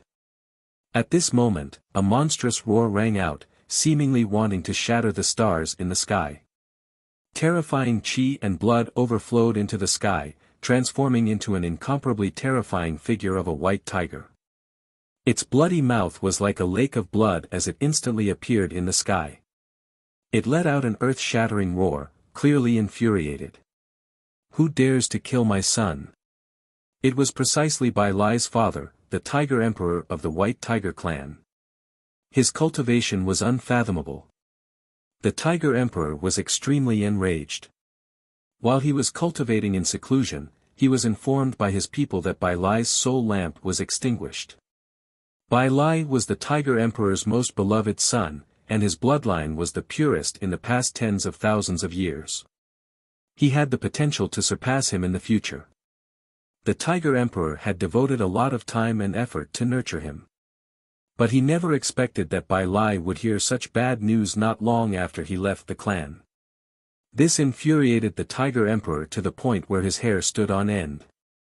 Investigate. Go and investigate. Who is so bold as to dare kill my son?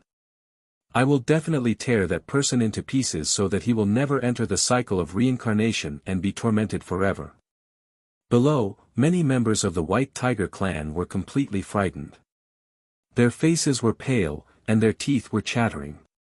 There was no color on their faces. Once the Tiger Emperor was enraged, a monstrous calamity would definitely appear. There was actually someone who dared to provoke the White Tiger race and kill their young master. This was definitely a great enmity.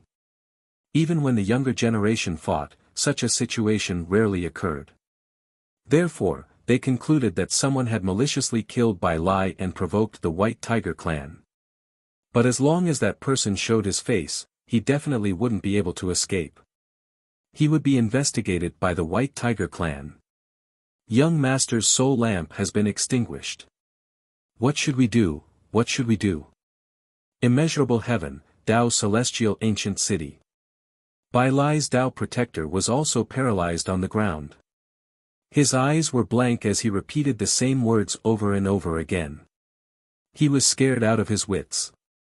He had been searching for Bai Lai the entire night, but he couldn't find any trace of Bai Lai. At this moment, he heard news from the clan that the soul lamp of the young master was extinguished. To him, this was something that he simply couldn't believe. The moment he heard those words, he felt as if his skull had been ripped open, and his entire body turned cold. Young Lord Bai Lai died. The White Tiger clan would definitely be enraged, and it would bring about a monstrous calamity. If he failed to protect them, he would not be able to escape death. No, when the time came, even death would be wishful thinking. At that time, a life worse than death would be the most terrifying. The White Tiger clan's methods of capturing souls were extremely famous in the upper realm. They had all sorts of methods to torture him to death. He didn't expect the ominous feeling he had last night to come true. Young Lord is dead. He had a life-saving technique, but he still died. What should we do now? It must be Yi Ling, it must be Yi Ling. He must have killed young master. At this moment, the only person he could think of was Yi Ling. Furthermore, all the evidence pointed to Yi Ling as the culprit. At that time, Bai Lai had gone to settle the score with Yi Ling. All of this could be proven by the heavenly lady of the nine-tailed fox clan, Yin Mei. At that time, when the other powerhouses of the White Tiger clan arrived, Yin Mei could help him prove these things.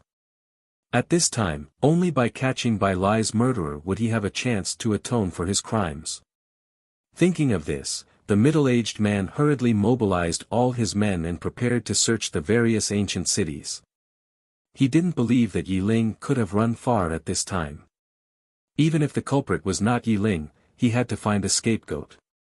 Old Tortoise, what's going on? Why do I feel uneasy? It feels like someone is plotting against me. Who was that white-robed man last night? Why did he say that we would meet again? The feeling he gave me was too terrifying. Ordinary people definitely don't have that kind of aura. In an inn room in ancient Tao Heaven City, the black-robed Yi Ling asked the old tortoise in the pendant with a gloomy expression. Now, he was hiding here. Last night, he had avoided the black-robed old man's pursuit and fled to ancient Tao Heaven City. Perhaps the black-robed old man was afraid of being exposed, so he gave up outside the city. This made Yi Ling sigh in relief. Then, he casually found a place to stay. For him, in the immortal ancient continent of Tao Heaven Palace, there was a relic left for him by the reincarnation ancient Heavenly Lord. Thus, Yi Ling did not plan to leave ancient Tao Heaven City for the time being. I feel like you've been swept into a terrifying vortex. Last night, that white-robed man's aura was very strange. You can't provoke him. But he just had to come looking for you. This matter is very strange. Tell me, did you offend anyone recently?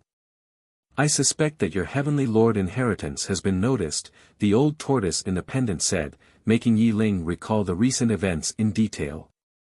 Hearing this, Yi Ling shook his head and said, How did I offend anyone recently? It was clearly someone else who offended me. Besides Yu Mingkong and Yi Lang Tian, who else could it be? That white-robed man last night can't be related to them, right? Could it be that Gu Chang'e? But I haven't seen him before. Last night, that person's face was also covered by the fog. Thinking of this, he felt very uncomfortable. Last night's cold, overlooking eyes appeared in his mind again. At that moment, he was like a little ant in the palm of that person's hand, completely insignificant. This made Yi Ling, who had defeated many powerful enemies along the way, very unhappy. There would be a day when he would trample on that person from last night. I have time today. Let's go find Brother Bai Lai and explain what happened yesterday. No matter what, we still have to meet at Tao Heaven Palace. Yi Ling said again. As he spoke, he suddenly frowned.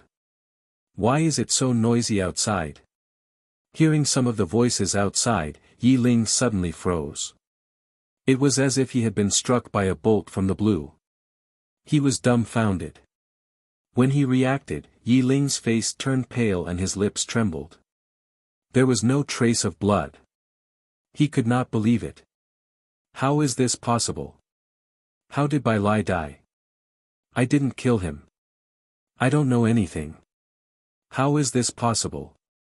Yi Ling's whole body turned cold. He almost froze on the spot. His scalp was about to explode. He had been very curious about what the cultivators outside were talking about. When he listened, he was completely dumbfounded. He had never expected that the cultivators outside would be talking about the White Tiger clan's young master being killed last night. And that person was him, Yi Ling. Now, the powerhouses of the White Tiger clan were searching everywhere for him. He was clearly being hunted down last night. How could he have the time to kill Bai Lai? This was completely impossible. Did you make a mistake? Someone is framing me. I've been wronged. Old tortoise, you know that I've been wronged. I was clearly being hunted down last night. Yi Ling's only hope now was the old tortoise in the pendant. Only the old tortoise and the black-robed old man who had hunted him last night could prove that he did not kill Bai Lai. Hearing this, the old tortoise in the pendant also fell into a long silence. Then, he said solemnly, "At this time, it's useless to say all this. What can I do even if I know the truth? Clearly, someone is framing you." Yi Ling also reacted. At this moment, his face was very pale. The White Tiger clan wants to capture me. I can't let them capture me now. When the time comes, even if I prove that I did not kill Bai Lai, the fact that I have the inheritance of the ancient heavenly lord of reincarnation will still be exposed. No matter how you look at it, the White Tiger clan won't let me off. At this moment, various thoughts flashed through Yi Ling's mind. For a moment, his face became incomparably pale. He even felt that he was facing a dead end. Regardless of whether he had killed Bai Lai or not, he could not show himself now. He could not even be caught by the White Tiger clan. Now, he could not wash away his guilt even if he jumped into the Yellow River. If Gu Chang'e was here and heard Yi Ling's words, he would definitely praise him for being smart. He had figured all this out so quickly. However, what could he do even if he figured it out? With the inheritance of the ancient heavenly lord, Yi Ling was now in high demand. Once it was exposed, who knew how many powerful beings would be envious and try to snatch it away? Most importantly, he could not prove that he had not killed Bai Lai. The White Tiger clan did not care about this. They only wanted to capture Yi Ling. Whether it was true or not, they would know by searching his soul. Thinking of this, Yi Ling's eyes were full of anger. He bit his lip so hard that it almost bled. What a vicious plan. It must be that white-robed man from last night who was scheming against me. Then, Yi Ling hurriedly used his disguise technique and changed into a different appearance. During this period, he probably could not walk the world with his real name and face. Fortunately, in the inheritance of the ancient heavenly lord of Samsara, there were many life-saving secret techniques that could help Yi Ling escape capture in a short period of time. He used the power of Samsara to hide his source, which could also have a certain concealment effect. Thinking of this, Yi Ling breathed a sigh of relief. In any case, along the way, he had experienced many such dangers. However, he was able to turn the situation around many times. His disguise technique could be said to have contributed greatly. At this time, in ancient Dao domain, a group of White Tiger clan powerhouses rushed over through many teleportation arrays overnight. Now, they were sacrificing some rare materials. There were many treasured bones and strange divine materials on them. They were currently transforming into a simple and unadorned small altar. On the altar, there was an extremely red drop of blood. It spun around, containing astonishing divinity. This is a drop of young master's blood essence when he was alive. Fortunately, it was preserved back then. I didn't expect that it would still have such an effect today. As long as his corpse is still here, we can find his location and avenge him. A White Tiger clan elder said with a sorrowful expression. This kind of secret technique required a great price. But now, they could no longer care. Soon, the secret technique was activated. A hazy brilliance appeared here.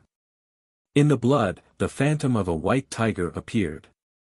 It roared toward the void and then entered. Follow the direction of this phantom. We can find young master's corpse, asking for fresh flowers. With that, the group of powerhouses followed the phantom of the white tiger and left. At the same time, in an ancient city east of ancient Dao domain. In a desolate courtyard overgrown with weeds, a burst of brilliance suddenly appeared.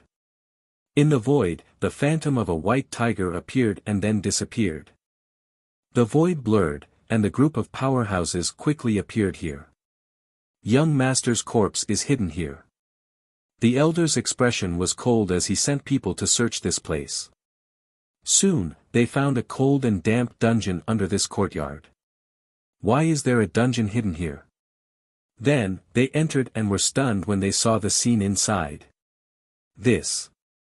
Everyone's faces were pale, and a chill ran down their backs. Why are there so many corpses? The young master's body is here as well. His essence and origin energy have been completely devoured. When the elder saw the shriveled corpse of Bai Lai, his eyes almost popped out of their sockets, and he was about to go crazy with hatred. How dare you kill my White Tiger clan's young master and devour his source? This enmity is irreconcilable. He raised his head and roared angrily.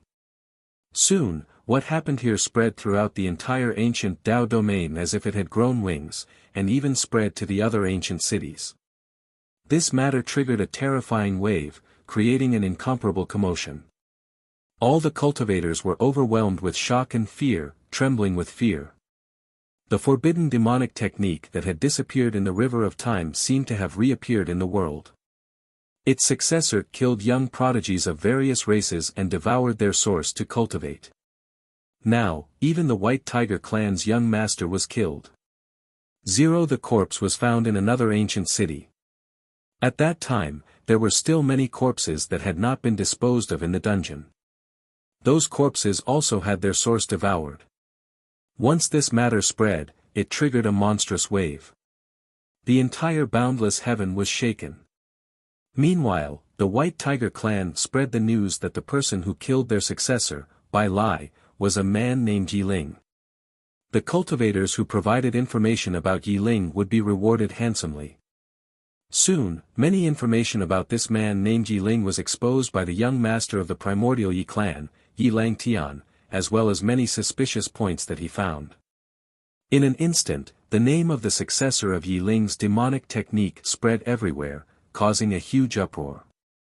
Almost everyone wanted to kill the successor of the demonic technique. All the cultivators were looking for this cultivator named Yiling. However, they discovered that Yiling had disappeared like a stone sinking into the sea. In the blink of an eye, several days passed. The outside world was in an uproar. Meanwhile, the coronation ceremony for the successor of the heavenly palace of immortals was held smoothly. Many elders and disciples gathered in the square outside the main hall of the heavenly palace of immortals. Many disciples of other orthodoxies also rushed here to witness the coronation ceremony with their own eyes. The Grand Elder personally appeared on the high platform. His white robes fluttered in the wind, and he had a clear expression. Below the Grand Elder stood a middle-aged man in a green robe with a long beard. He had a gentle expression on his face. He was tall and straight. His eyes were like stars, and his hair was as white as snow. He stood upright, looking very heroic. There seemed to be floating lights around him, and there were also leaping shadows. It was like a dream. He was the palace lord of the heavenly palace of immortals. He looked at Gu Chang'e who was standing very close to him and smiled. "I'll leave the heavenly palace of immortals in your hands." Gu Chang'e smiled and returned the greeting. "It's still too early for you to say that, Palace Lord. Next to him was a group of elders with unfathomable cultivation bases. Below them were a group of true disciples and inner sect disciples. They were arranged in order. As for the outer sect disciples of the heavenly palace of immortals, they could only watch from afar. They were not qualified to get close. All the disciples looked at the slender figure in front of them respectfully. Many of them were envious. Soon, a series of complicated ceremonies were over. The Grand Elder had a complicated expression on his face. He looked at the young man who was as handsome as jade and said, "Today, the heavenly palace of immortals will appoint a successor. The ancestral master is the witness, special bestowed true disciple Gu Changa will be the successor of the heavenly palace of immortals. Give the successor a robe." Then, an elder came forward with a smile on his face. He held a set of robes in his hands. The successor of the heavenly palace of immortals was not like the other orthodoxies, who changed every few decades or centuries. As long as the previous palace lord was still around, the successor's status would not change until the palace lord stepped down and cultivated in seclusion. In other words, once the successor's position was established, it meant that it would not change for at least 1,000 years. The gigantic heavenly palace of immortals would be under his control in the future. A feather robe, a star crown, and a white robe with wide sleeves. Every inch of it was exquisite and beautiful. It was as if it was embroidered by billions of stars from the 9 heavens. Divine light flowed around it, as if it was enveloped by an endless amount of celestial energy. After Gu Changa put it on, his figure stood tall and straight. He looked even more extraordinary and handsome. When the female disciples and elders saw this, their eyes lit up and their hearts swayed. 1,000. Chapter 122. Changa greets the elders and the palace master. After putting on the descendant robe, Gu Changa was finally the rightful descendant of the Tao heavenly immortal palace. He might as well show his attitude to the elders. His expression was gentle, almost making them think that they were seeing things. Gu Changa, who had always been arrogant, actually had such an attitude. They really couldn't believe it. From now on, Changa is the descendant of the Tao Heaven Immortal Palace. Of course, you will lead our junior brothers and sisters. Be a good example. With you here, we don't need to worry about the opening of the immortal ancient continent. On the high platform, the palace master of the Tao Heavenly Immortal Palace said with a smile. Gu Changa said calmly, "Don't worry, palace master. With me here, no one will dare to cause trouble in the Tao Heavenly Immortal Palace's territory." These words were spoken casually, but they contained an incomparable conviction, causing the elders and palace master to nod involuntarily. This was also the main reason why they chose Gu Changa as their successor. And now, Gu Changa's cultivation level had actually broken through to the late stage of the titled emperor realm. They couldn't help but sigh at the fact that he was indeed a true immortal. Thinking back to when they were at this age, they were also groping around the Holy Lord realm. At this time, even the first elder had no choice but to nod. Judging from his appearance, Gu Changa was indeed very deceptive. His expression was calm and tranquil, and his facial features were handsome and elegant. He could even make many women jealous. It had to be said that they were very satisfied with Gu Changa's appearance when he wore the heavenly Tao Immortal Palace's successor's robe. Of course, the first elder and the others knew his true nature. They would not be fooled by his appearance. Soon after, in front of all the disciples and elders, Li Qia's expression changed. The palace master of the Tao Heavenly Immortal Palace also began to bestow treasures to Gu Changa. As his successor, he should have treasures befitting his status. Men, bestow upon the successor the phoenix wing immortal gold drum. As the palace lord spoke, an elder came up with a box.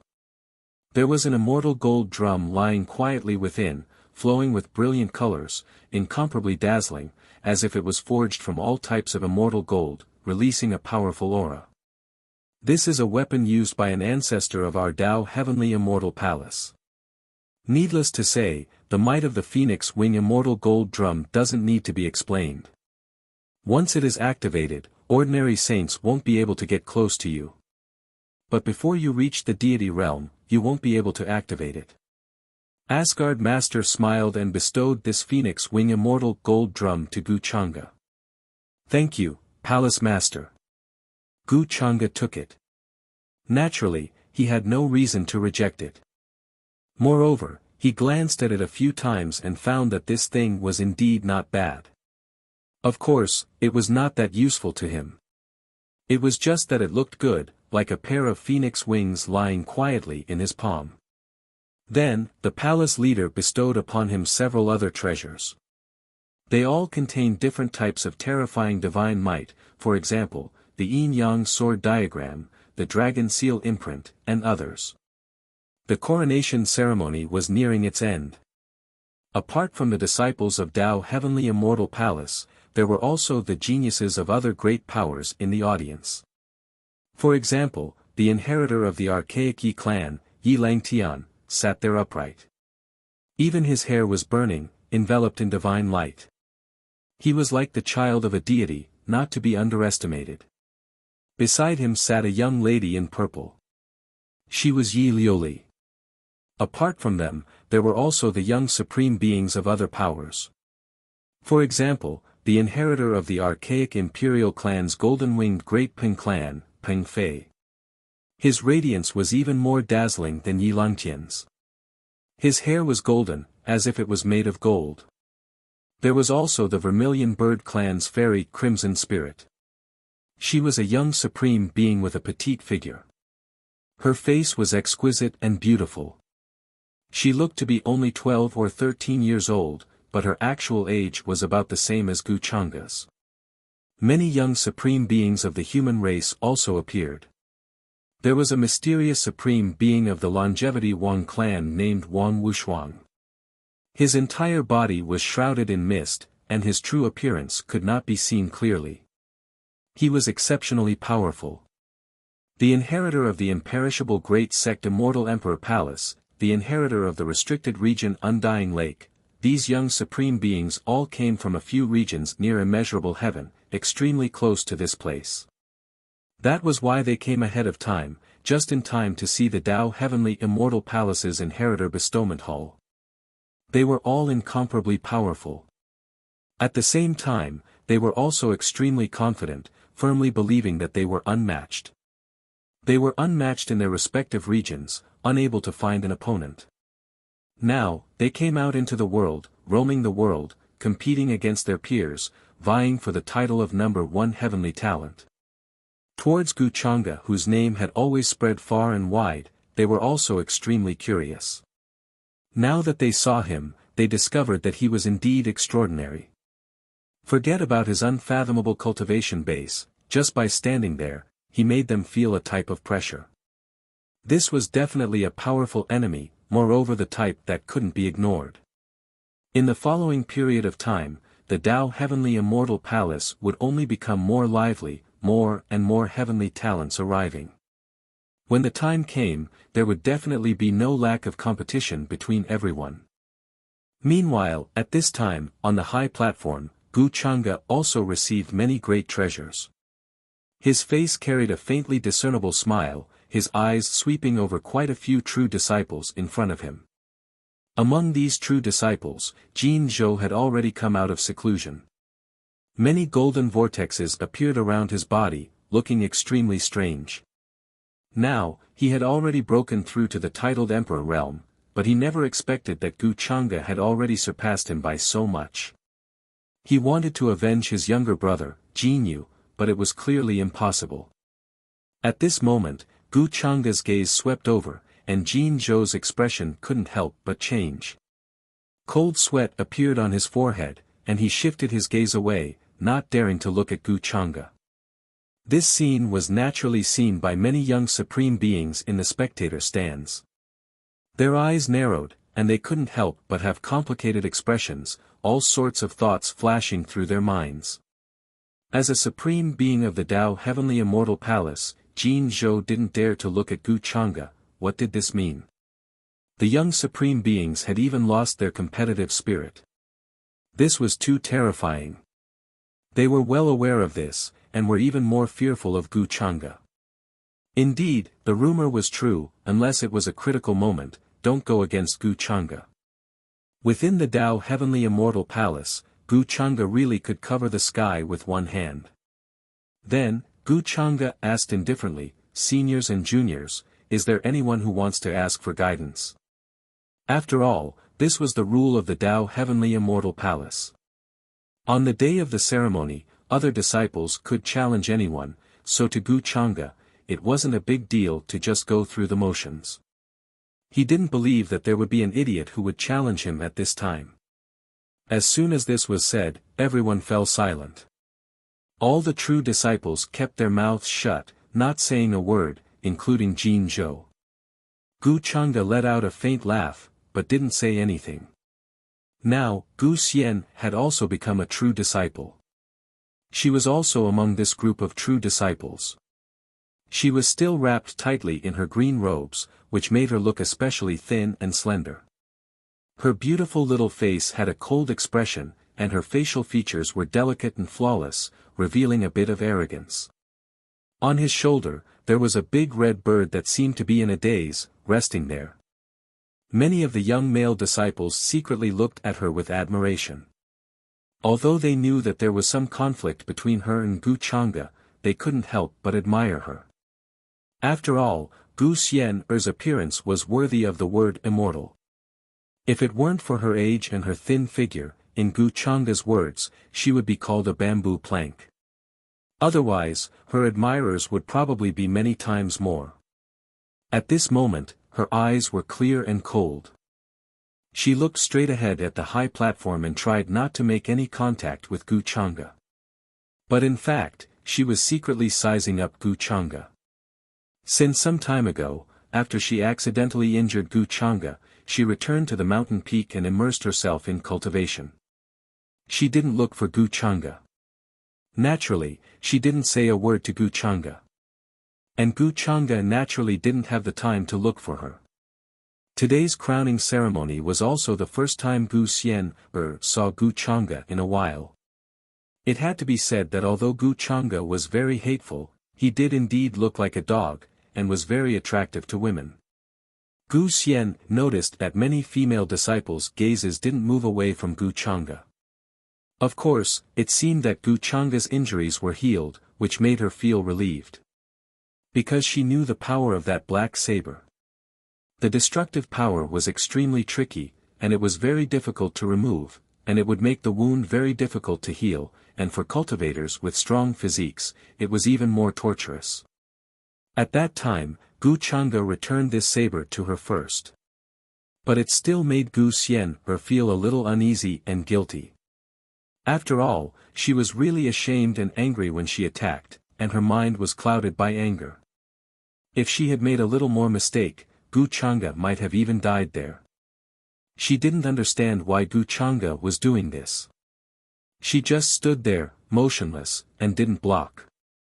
But she couldn't bring herself to ask Gu Chang'e. Speaking of which, the two of them were mortal enemies. When she was young, Gu Chang'e dug out her bone. At a young age, she suffered great pain and almost died. And now, Gu Chang'e suffered her saber and almost died.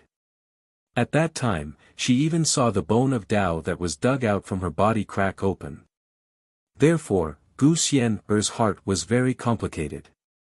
If it was said that she hated Gu Chang'e, then she definitely still had it. After all, how could this motivation that had supported her for more than 10 years be so easily dispelled? And what about the suffering and humiliation that her clansmen had suffered? Who should she look for? For more than 10 years, she spent every day in hatred towards Gu Chang'e.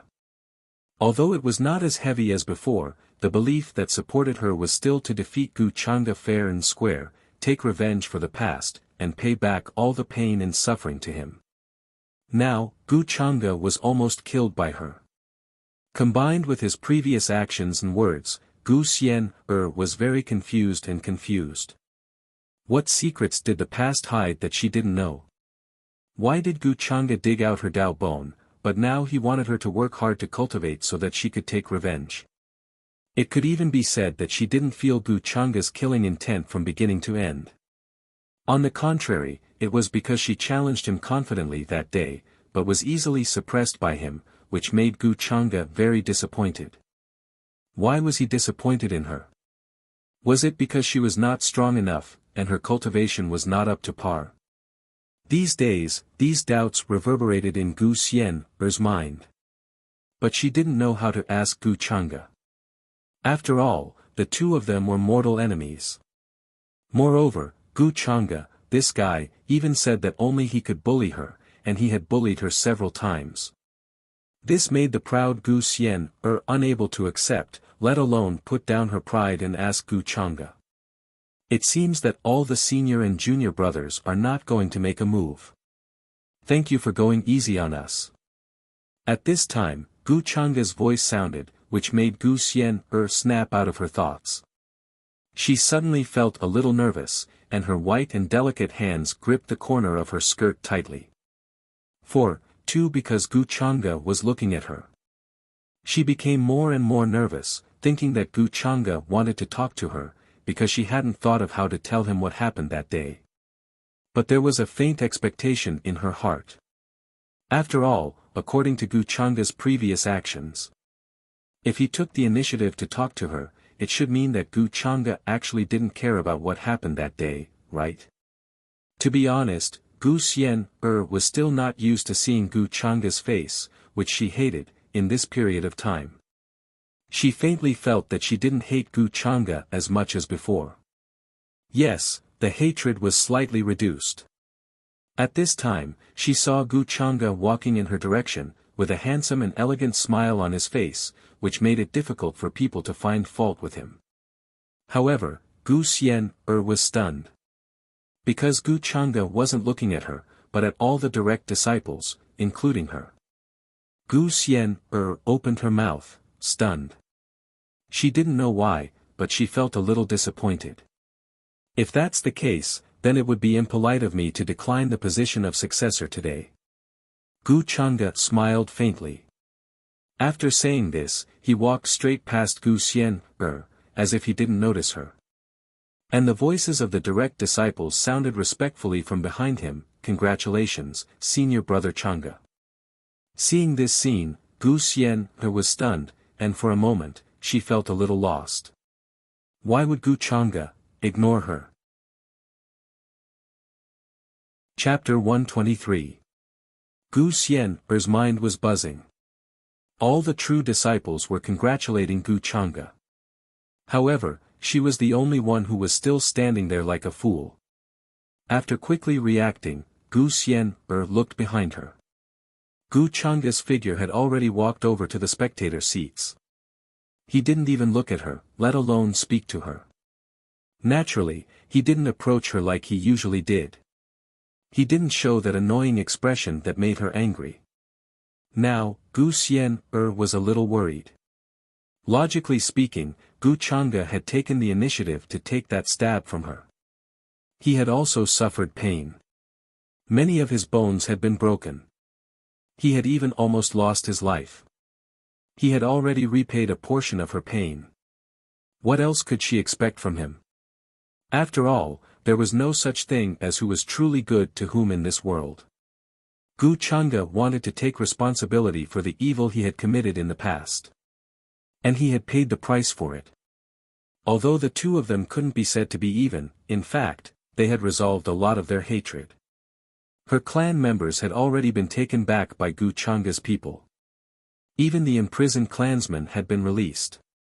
Gu Changa had shown her kindness from the start.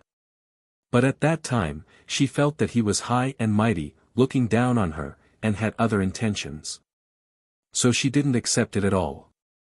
Her masters had taught her to be more careful when she went out. So she had a suspicious attitude towards many things. It was because of this that she had accidentally injured Gu Changa. So now, she just couldn't accept it. She had put in so much effort, trained so hard for so long, and harbored so many years of hatred. How could it be so easily resolved by Gu Changa?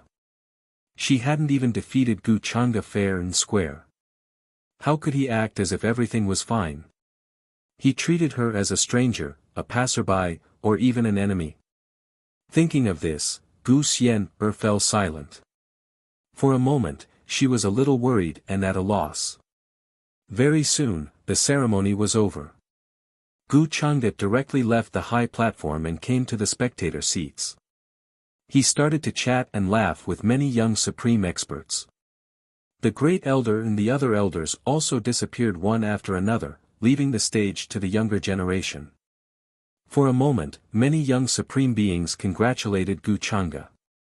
After all, it was not that easy to become the successor of the Tao Heavenly Immortal Palace. Additionally, Gu Chang'e's other identity was that of the Longevity Gu family's young master. His identity was in no way inferior compared to the successor of the Heavenly Immortal Palace. In that case, in the heavens of the upper realm, there were very few young supreme beings like Gu Chang'e who had multiple identities. It was indescribably expensive. Not only that, his fiancée was the future empress of the unparalleled immortal dynasty. With such a background, as long as no accidents occurred and he didn't die, he would definitely stand at the peak of the world in the future. He would control the life and death of countless living beings and planes, and his power would be monstrous to the extreme. Everyone was well aware of this. Congratulations, Brother Gu. Brother Gu's strength is truly unfathomable. Seeing you today, you are truly a role model for us. Now that you have the identity of the successor of the Tao Heavenly Immortal Palace, we are extremely envious. The one who spoke was the successor of the golden-winged Great Rock clan, Peng Fei. He had a full body of golden hair and his entire body flowed with golden light. Although he was usually unruly and looked down on everything, he mostly showed his nostrils. However, in front of Gu Chang'e, he restrained himself a lot. Today, his words were also sincere. These words also made many young supreme experts nod and sigh. That's right. Even the arrogant and unruly Peng Fei, who thought that he was invincible among his peers, restrained his temper in front of Gu Chang'e and said such kind words. It could be seen how great of a deterrent Gu Chang'e was. Of course, these words did not mean that they were afraid of Gu Chang'e. If they really wanted to fight, they would definitely not be afraid. However, they were not stupid. Why would they offend him for no reason?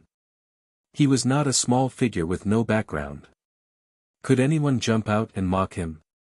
That was impossible. Hearing these words, Gu Chang'e also smiled faintly and said, "Brothers, you are too polite." This was the benefit of identity. Everyone was at the same level, so they would not do anything that would lower their status or intelligence. Although it was a bit boring without face slapping. However, for Gu Chang'e, this was a good thing. At least until now, he had not encountered any idiots who jumped out to question him. Compared to this, it was always him who took the initiative to provoke others. Speaking of which, it was not good for a loser to turn the tables and slap his face. In front of them, if the loser was not strong enough, he could only be trampled on. Speaking of this, Gu Chang'e thought of Yi Ling, who was now taking the blame for him. He was a child of destiny, with the inheritance of the ancient reincarnation Heavenly Lord from the immortal ancient era. He was originally destined to rise up from being weak, slapping the faces of a group of young supreme experts, writing a glorious record, reaching the peak. Now, he had become a rat crossing the street, hated by everyone. He was just short of the day when he would truly become an enemy of the entire world. In this regard, Gu Chang'e could not find anything to say other than to smile meaningfully. Then, he began to chat cheerfully with the group of young supreme experts. His expression was calm and leisurely. His gaze occasionally glanced at Gu Xian'er in the distance, who looked a little down and lost. He did not seem to mind, but he was smiling faintly in his heart. Naturally, he could completely understand Gu Xian'er's current thoughts. After all of this was intentionally or unintentionally pushed and guided by him. No matter how heaven-defying Gu Xian'er's destiny was, and how she had those powerful and mysterious masters behind her to guide her, she was still a simple-minded and soft-hearted little girl. How could she be a match for someone like Gu Chang'e when it came to scheming? He could leave her behind who knew how many streets behind. Therefore, Gu Chang'e was not anxious at all. Everything was moving in the direction he planned. Next, he just had to find the right time. Brother Gu, what do you think of the recent inheritor of the demonic arts? At this moment, a cold and crisp female voice suddenly rang out. When Gu Chang'e heard this, his smile did not change as he raised his head to look. The person who spoke in front of him was a petite girl who looked to be only 13 or 14 years old. She was wearing a colorful feather coat. Her facial features were snow white and delicate.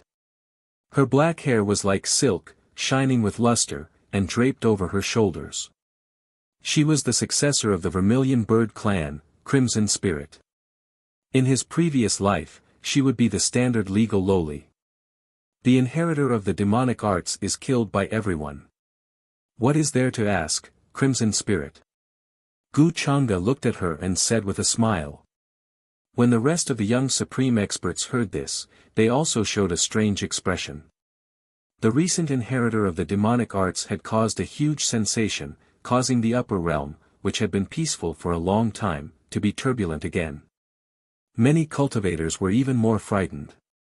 Even the young master of the White Tiger clan was killed.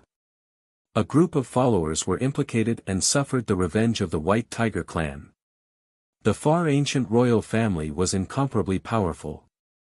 Their forces involved various heavens in the upper realm, various heavens in the central region, and various states in the outer region. The branches of the far ancient royal family were even larger, involving many ancient far ancient clans. There were emperor-level existences, but they were called ancient emperors. Among the far ancient royal family, there were also clans like the far ancient Yi clan, whose ancient emperors became immortals. They were revered as the far ancient immortal clan, which was much more respected than the far ancient royal family. Of course, the main reason was that there were too many far ancient royal family members. Their strength was so terrifying that all clans and orthodoxies had to treat them seriously. Clans like the White Tiger clan and the Vermilion Bird clan had ancestors who were close to immortals. Their status was not inferior to that of the far ancient immortal clan. Isn't it too hasty for the inheritor of the demonic arts to be exposed? When Crimson Spirit heard Gu Chang'e's words, she frowned and said, throughout history, no matter when the inheritor of the demonic arts was exposed, it would shake the heavens and lead to a major event that would lead to the destruction of all orthodoxies. The strength of the inheritor is also unbelievably strong. However, isn't the inheritor of the demonic arts a little too weak this time? It's said that he hasn't even reached the regal stage. How did he kill Bai Lai, who had all kinds of life-saving techniques? This was the suspicious point that she found. Although all kinds of things pointed out that the inheritor of the demonic arts was indeed Yi Ling. The White Tiger clan had also announced that they would find Yi Ling's traces and avenge their young master. Recently, they had even sent out many powerhouses, bringing with them many treasures that could allow a cultivator to reveal his true form. However, she still did not believe it, because she knew Yi Ling. She had met him in a mystic realm before. She had a good impression of Yi Ling, who had the heart of a powerhouse. He was a determined and smart man. Although his methods of obtaining opportunities were not honorable, he did not have the ruthlessness of the inheritor of the demonic arts. Moreover, she knew that Yi Ling's mysterious inheritance was more like the inheritance of some ancient heavenly lord. So, why would the inheritor of the demonic arts be involved now? That's right. How did Yi Ling kill Brother Bai Lai before reaching the regal stage? Actually, this is also something that I have been suspicious about recently. As the young master of the White Tiger clan, Brother Bai Lai has many life-saving treasures on him. I believe that all the other brothers have hidden many trump cards. How could he be killed without a sound? Although I haven't seen Yi Ling before, I've heard Brother Yi mention that he has some strange methods. He clearly does not have many resources, but his cultivation level improved very quickly. Moreover, recently, many talented prodigies of various forces have mysteriously disappeared. The inheritor of the demonic arts has reappeared in the world. People can't help but link these two things together. To be honest, when I was catching up with Brother Yi some time ago, I also suspected this branch family member that he mentioned. Hearing that, Gu Chang'e also revealed a thoughtful expression. He nodded and said some of the doubts that he knew. Then, he analyzed it carefully. No matter what, at this time, he naturally had to stand on Yi Ling's side. Although Yi Ling threatened to challenge him, he definitely had to show his magnanimity at this time. In the eyes of the crowd, he and Yi Ling could not have much interaction. The two of them were completely from different worlds. Hearing that, Qi Ling also had an expression of agreement. A smile appeared on her cold and arrogant face. It seems that Brother Gu's opinion is actually the same as mine. She had always heard that Gu Chang'e was a cold, eccentric, and difficult person. However, today, she found that the rumors were indeed not true. It must be a rumor created by many people who wanted to smear his reputation. When he was talking to Gu Chang'e, he made people feel a natural feeling like a spring breeze. His expression was gentle, and he was as handsome as jade. He was extraordinary. If this was a disguise, then Gu Chang'e was really too scary. Qi Ling would rather believe that Gu Chang'e's character was like that. In Qi Ling's opinion, the rumors of the heavenly palace being able to control the world were only because of Gu Chang'e's overwhelming power and strength, which made it so that no one dared to provoke him. At this time, many young supreme martial artists nodded when they heard Gu Chang'e's words. They had different expressions and felt that it made a lot of sense. However, at this time, Yi Langtian, who was shrouded in a divine halo, stood up and glanced at Qi Ling. His expression was slightly solemn. The appearance of an inheritor of demonic arts needs to attract our attention. It's not a question of whether to believe it or not. Moreover, when I was talking to Brother Gu some time ago, I also mentioned this point. As he spoke, he saw that the crowd was puzzled and expressed the doubts he had all along. It also confirmed that Gu Chang'e's analysis was true. As a collateral family member, Yi Ling did not have a lot of cultivation resources to support him. How could he compare to a successor?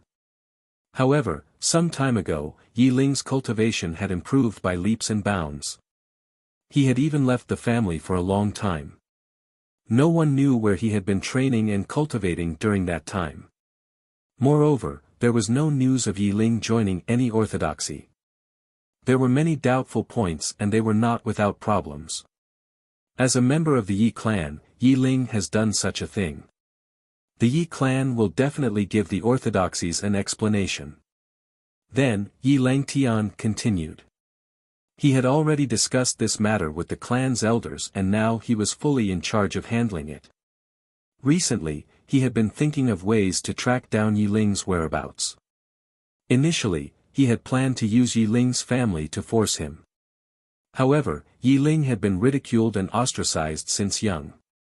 He probably would not care about the lives of his family members. This method obviously would not work. 580, Yi Ling's biological father had passed away some time ago due to illness. Yi Ling's mother had remarried when Yi Ling was still young. Therefore, he believed that Yi Ling's character was shaped by the environment he grew up in. Brother Ye's words do make sense. However, isn't it too presumptuous to conclude that Yi Ling is an inheritor of demonic arts based on these few points? Qi Ling frowned and said. She did not know why Yi Langtian was so hostile towards Yi Ling. She was almost certain that Yi Ling was an inheritor of demonic arts. However, she could not say that Yi Ling's inheritance came from an ancient celestial venerable one. Putting aside whether the others would believe it or not. Secondly, why did she know so much about it? Moreover, the temptation of an ancient celestial venerable one's inheritance was much greater than that of demonic arts. When the time came, it would attract even more cultivators to search for Yi Ling's whereabouts. Once this secret was exposed, Yi Ling's situation would not improve at all. Instead, it would worsen. Since Yi Ling is the inheritor of the demonic arts, how is it possible for all of us to know his apparent strength? It would be so easy for him to kill Bai Lai. At that moment, a young Supreme Venerable One spoke. His entire body seemed to be shrouded in mist. Only his eyes revealed a deep look. The young Supreme Venerable One of the Longevity Wang family, Wang Wushuang. Who actually saw Yi Ling's true strength? All of this is just speculation. You can't wrong an innocent person. Qi Ling frowned. Her cold and delicate face showed displeasure. She wanted to defend Yi Ling, but the other young Supreme Venerables also frowned. Why did Crimson Spirit defend Yi Ling again and again? Innocent? Qi Ling, why don't you say that to the White Tiger clan? The successor of the golden-winged Great Rock clan, Peng Fei, could not help but sneer. Yi Langtian's expression was not very good. He said, when I investigated Yi Ling, I found that when he was training in a mystic realm, Goddess Qi Ling happened to be there at that time, right? Could it be that you and Yi Ling know each other? Is that why you are defending him? As soon as these words were said, the atmosphere suddenly became a little strange. Qi Ling's expression changed slightly. Now that Yi Ling was known as an inheritor of demonic arts, there was no benefit to being involved with him. Even if she was the successor of the Vermilion Bird clan, there was no way she could do anything if she was caught in the middle. It might even affect the clan behind her. Qi Ling was silent. Brother Yi, let's not talk about this for now. I think Goddess Qi Ling is worried that we have wronged a good person. Otherwise, when all the cultivators are catching Yi Ling, they will let go of the true inheritor of demonic arts. If that happens, there will be a great disaster. We have to be careful about this matter. We can't underestimate it. She is also thinking for all living beings. There is nothing wrong with that. Don't worry too much about this matter. At that moment, Gu Chang'e waved his hand and smiled. His smile, however, was somewhat meaningful. Hearing Yi Langtian's words, it turned out that Qi Ling was acquainted with Yi Ling. No wonder she spoke so much for Yi Ling. Before this, he didn't know about it at all. Chapter 124. Yi Langtian was slightly taken aback by Gu Chang'e's words, but when he saw the smile on Gu Chang'e's face, he understood a little. He might as well give face to Gu Chang'e and stop making things difficult for Crimson Spirit. Thank you for helping me out, Brother Gu. Crimson Spirit did not expect Gu Chang'e to stand up and help her out at this time. She looked at him gratefully. Gu Chang'e smiled. Crimson Spirit did not know what to say for a while. However, she had a better impression of Gu Chang'e. If Gu Chang'e did not stand up, she would probably be attacked by the other young supreme martial artists. After all, Yi Ling was involved in a huge matter, and she could not change anything by herself. Even if she did not believe it, she could not do anything. The power of one person was too weak. Unless she could find out the true identity of the inheritor of the demonic arts at this time. But that would be too difficult. Crimson Spirit also understood this point. She felt helpless and sighed. Seeing that Gu Chang'e had stood up, the young supreme martial artists did not say anything more. However, they felt that there was more doubt in this matter, and that Yi Ling was the most likely culprit. The young master of the White Tiger clan, Bai Lai, had always been his sworn brother. That night, at the banquet where Bai Lai was killed, Yi Ling and Bai Lai were suspected to have a conflict, and this could be confirmed by the Nine Lives fairy, Yin Mei. Later, Bai Lai was killed, and Yi Ling disappeared. The timing was too coincidental. If Yi Ling did not do all this, why did he not dare to show up and prove his innocence? This meant that he had a guilty conscience. The young supreme martial artists were not stupid, and could figure out these things at once. However, they felt that Gu Chang'e seemed to be defending Yi Ling intentionally or unintentionally, so they did not say much. In the territory of the Palace of Heavenly Immortals, there was no need to offend Gu Chang'e over such a small matter. Perhaps Gu Changa did not want to embarrass Crimson Spirit, the successor of the Vermilion Bird clan, for the sake of the host. They all guessed so. Brother Gu, I'll take my leave first. At this moment, Yi Langtian also stood up and prepared to leave with his followers and Yi Liuli. Taking the time to attend the ceremony today was already the greatest respect he could give to Gu Changa. Speaking of which, he had been under a lot of pressure recently. At the end of the day, Yi Ling was still a collateral descendant of the Yi clan. With such a huge incident happening, the White Tiger clan aside, even the other orthodoxies and forces were paying close attention to the situation. If he didn't handle this properly, the Yi clan might not be able to withstand the wrath of the orthodoxies. Although they were from the immemorial immortal tribe and had a long history, they still couldn't do whatever they wanted. There were too many things he had to take care of on a daily basis. Yi Langtian was also in a terrible fix. He did not treat Yi Ling kindly at all. As for the other young supremes, they all got up and left. After that, the matter of the Dao Heaven Immortal Palace opening the immortal ancient continent was more important to them. For the time being, even if they encountered Yi Ling, they were not afraid at all. At the end of the day, Bai Lai was most likely killed because he was close to Yi Ling. He was caught off guard and lost his life. Watching the crowd leave, Gu Changa smiled and said, "Everyone, take care." After all, he had already taken the blame for Yi Ling coupled with the words he said today. Even if Yi Ling's acquaintances wanted to defend themselves, it would be impossible. After all, this small group of people in front of him were the successors or holy sons of various orthodoxies. Their words and thoughts would largely determine the actions of the forces behind them. As such, Gu Changa felt much more at ease. His identity as the inheritor of demonic techniques would not be a problem for the time being. This was the best time for him to grow stronger. Heavenly God Realm Cultivation. Although he was ridiculously strong among his peers, there were still godly kings, quasi-sages, and sages above the Heavenly God Realm.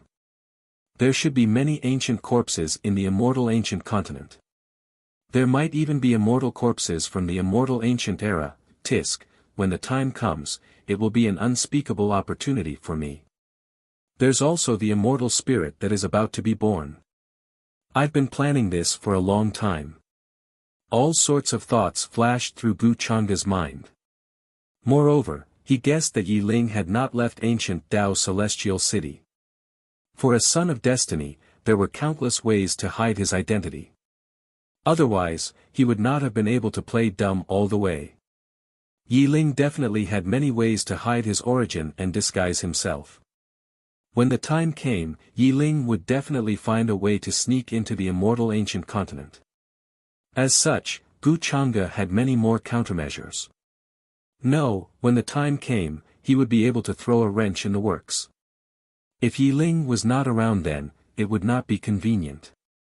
At that moment, a cold and crisp voice came from beside Gu Changa, interrupting his thoughts. "It's my first time here. Brother Changa, can you show me around? The Dao Celestial Palace is so vast and mysterious. There are so many divine islands and mountains. It's fascinating," Qi Ling said. Qi Ling said. There was a hint of expectation on her delicate face. Her previous cold and arrogant expression was much more restrained. Although she looked petite, she was actually about the same age as Gu Changa. In particular, many of the younger generation could not compare to her meticulous thinking. She wanted to talk to Gu Changa on the way, not because she had any thoughts about Gu Changa. She simply wanted to talk to Gu Changa and see if she could get any help from him. After all, from what he said just now, Gu Changa also suspected that Yi Ling was not a true inheritor of demonic arts. This made Qi Ling feel like she had found a companion.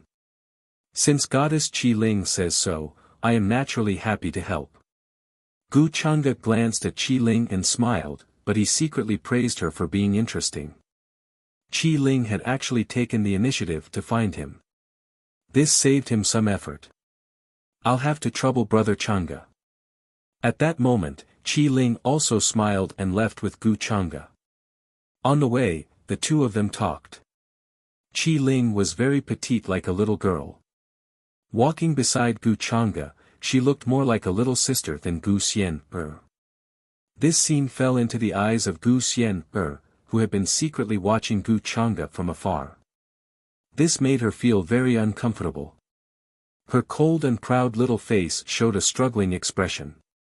Then, she turned into a divine rainbow and returned to the peak of the mountain where she cultivated. Next, she would work harder to cultivate and break through to the Emperor realm as soon as possible. Then, she would defeat Gu Chang'e in front of everyone and make this guy who had always looked down on and bullied her regret. The enmity between them would not be resolved so easily. Brother Chang'e, from what you said today, could it be that you have some understanding of demonic arts? Qi Ling could not help but ask curiously along the way. Back in the mystic realm, Yi Ling had helped her. The two of them fought side by side and obtained the opportunity called the fruit of creation. Therefore, she did not want Yi Ling to be in such a situation. She wanted to do her part to help Yi Ling clear the suspicion of demonic arts. I know a little about it, but I read about it from the pages of ancient books. I know that this demonic art is very dangerous to the cultivation world. After all, the inheritor of demonic arts is killed by everyone. This is a well-known fact. Hearing this, Gu Chang'e faintly smiled. There was a hint of playfulness in her eyes. Is that so? In that case, Taoist Chang'e is quite a warm-hearted person. Hearing the answer, Crimson Spirit smiled. After talking with Gu Chang'e for a while, she felt that Gu Chang'e was very worried about demonic arts. From Gu Chang'e's words, she also felt that Gu Chang'e was full of doubts about Yi Ling being the inheritor of demonic arts. Gu Chang'e raised many doubts that she had not thought of before, which made Qi Ling more certain of her thoughts. Yi Ling was definitely wrongly accused. With Gu Chang'e's help, Yi Ling might be able to clear his name and clear his name. Then, it would not be impossible to catch the true inheritor of demonic arts. After all, Gu Chang'e was not only the successor of the heavenly palace of immortals, but also the young master of the longevity Gu family. He was different from others. His words carried a lot of weight and credibility. I can't say that I'm warm-hearted. I just don't want the world to be in danger. At the end of the day, demonic arts inheritances are too scary. Once they appear, it means that there will be bloodshed. The consequences are unimaginable. In such a crisis, how can cultivators like us just sit back and do nothing? Hearing this, Gu Chang'e showed a hint of worry on his face. He then shook his head and said with a smile, I hope I'm overthinking. After all, there have been so many disasters since ancient times, but they have been destroyed by the various orthodoxies. The appearance of demonic arts is just a matter of time. Although Brother Bai Lai and I have some grudges, I can't help but feel sorry for him when I see him in such a state. Brother Chang'e, I'm impressed by your righteousness. Hearing Gu Chang'e's words, Qi Ling was deeply shocked. She could not help but sigh. The expression on her face was full of admiration for Gu Chang'e. How many people in the younger generation were like Gu Chang'e, caring for all the cultivators in the world and caring for the peace of the world? I've embarrassed myself in front of you, Miss Qi Ling. In fact, I also suspected that Yi Ling was the inheritor of demonic arts. However, thinking about it carefully, I didn't see it with my own eyes. Since Yi Ling dared to challenge me, he must be a confident person. How could such a person be the inheritor of demonic arts? At this moment, Gu Chang'e continued, analyzing Yi Ling in detail. However, the expression in the depths of his eyes was getting more and more interested. However, Qi Ling did not notice this. She just kept nodding. Although she felt that Gu Chang'e's words were a little exaggerated, she did not doubt his intentions. Previously, when Gu Chang'e stood up for her in front of a group of young supremes, Qi Ling had a good impression of him. Now that Gu Chang'e said so, she felt that it was normal. Yi Ling was indeed a confident and courageous person. To be honest, Yi Ling's character is similar to what Brother Chang'e said. That's why he doesn't believe that he is the inheritor of demonic arts, Qi Ling said with some emotion. Crimson Spirit said emotionally, if Brother Chang'e is willing to help, it should not be difficult to clear Yi Ling's name as the inheritor of the demonic technique. When the time comes, you may be able to become friends. Oh. Is that so? Gu Chang'e showed an interested expression when she heard this. Fellow Taoist Chang'e, you're such a warm-hearted person. Anyone can become friends with you. Qi Ling pursed her lips and smiled. A rare smile appeared on her cold and arrogant face. Gu Chang'e did not speak, but he could not help but sneer in his heart. Gu Chang'e did not know whether Yi Ling was a confident person or not. However, he knew that Qi Ling had been thinking of various ways to clear Yi Ling's suspicion. According to what Qi Ling said before about how she and Yi Ling met. This was a strong aura of trickery. In the long run, Qi Ling might develop into Yi Ling's harem or something in the future. This was the trick that Gu Chang'e was very familiar with. Trickery. Gu Chang'e naturally liked it, and he could play it many times more smoothly than the original trick. Qi Ling did not want to ask for his help. She felt that he was a steady and reliable companion who could work together to help clear Yi Ling's name of being the inheritor of demonic arts. So what if Gu Chang'e acted like this? Am I wrong to be warm-hearted, caring for the world, and willing to help others? Chapter 125. Even if Crimson Spirit was beaten to death, she would not believe that Gu Chang'e was the true inheritor of the demonic arts that she had always wanted to know. She would not know that Yi Ling's current predicament was all thanks to Gu Chang'e. That was because Gu Chang'e had never even met Yi Ling. How could there be hatred between the two of them? Even if there was, there should at least be a conflict of interest. That was why Crimson Spirit had never thought in that direction. She was still happy and relieved because of Gu Chang'e's help. Since Miss Crimson Spirit trusts Yi Ling so much, you must know his current whereabouts, right? Gu Chang'e suddenly asked with a puzzled look on his face. I don't know, but I can find a way to contact him. Crimson Spirit thought for a while and decided to be honest with Gu Chang'e. After all, she still needed Gu Chang'e's help. If she did not tell him the truth, how could she gain his trust? That's good. Gu Chang'e could not help but smile when he got the answer. He was still thinking of a way to confirm Yi Ling's true whereabouts. Now that Crimson Spirit had delivered herself to his doorstep, he really didn't know what to say. Then, the two of them chatted as they strolled around the various divine islands of the Palace of Heavenly Immortals. Finally, they arrived at the supreme peak where Gu Chang'e was. From afar, Crimson Spirit saw a beautiful woman in a plain dress standing in front of the splendid palace with her arms crossed. Her eyes were cold and deep, otherworldly, and aloof. The mountain breeze blew and her hair danced in the wind. Her voluminous robe showed off her impressive figure. However, that gaze was like that of an empress looking down on everything. She felt uncomfortable and had a terrifying aura. Crimson Spirit shivered unconsciously. Brother Chang'e, is this the crown princess of Mingkong? Crimson Spirit asked nervously. At the same time, she forced a smile on her face. Although she was usually cold and arrogant, she was also a powerful young supreme martial artist. But under this woman's gaze, he couldn't help but lower his head in fear. Gu Chang'e smiled and said, she's been throwing a tantrum with me recently, so don't mind her expression. Throw a little tantrum. Crimson Spirit was stunned for a moment before realizing that it was 580.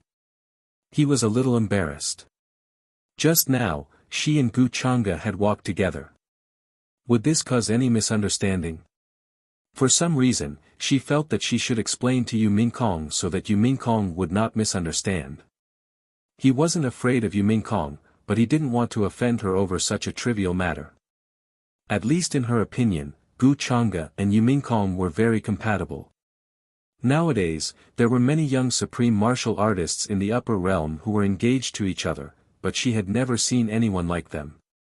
Regardless of status, appearance, or talent, they were a perfect match. Especially after talking to Gu Chang'e for so long, she had a good impression of Gu Chang'e. I'm worried that Crown Princess Mingkong will misunderstand.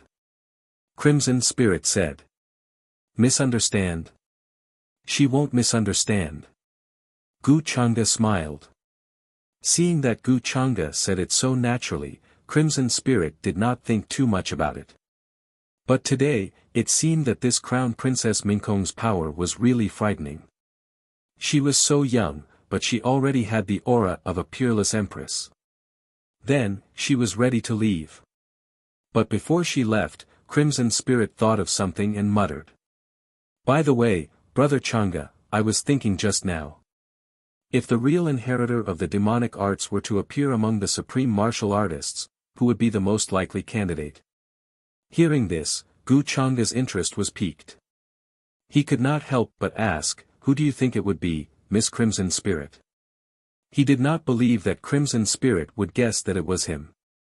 Now, he wanted to see who would become the second scapegoat after Yi Ling. In my opinion, it's very likely to be the young master of the Yi clan, Yi Langtian. Of course, in my opinion, this is only a possibility. He has shown too much malice towards Yi Ling. Crimson Spirit was silent for a while, then she said to Gu Chang'e. Although she knew that Gu Chang'e and Yi Langtian were closer, she believed that Gu Chang'e would not gossip about Yi Langtian behind his back. She still believed in Gu Chang'e's character.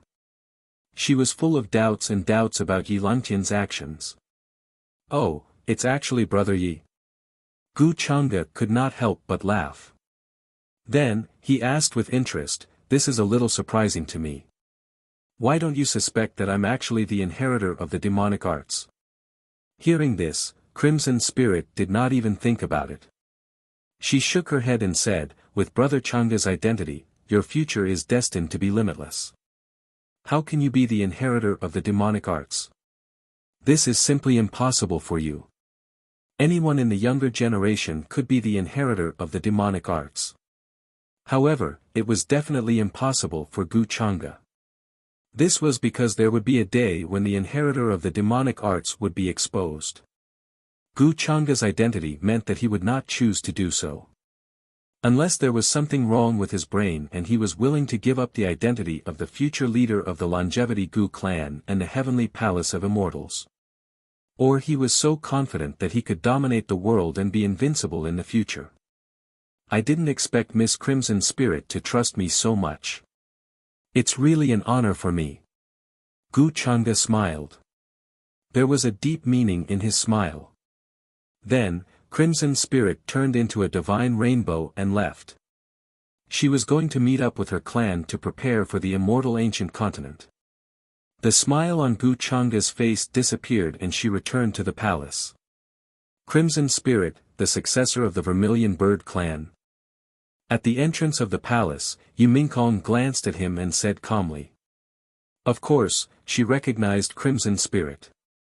In her previous life, she was Yi Ling's confidant. However, in this life, she was talking and laughing with Gu Chang'e so casually. She was shocked by Gu Chang'e's methods.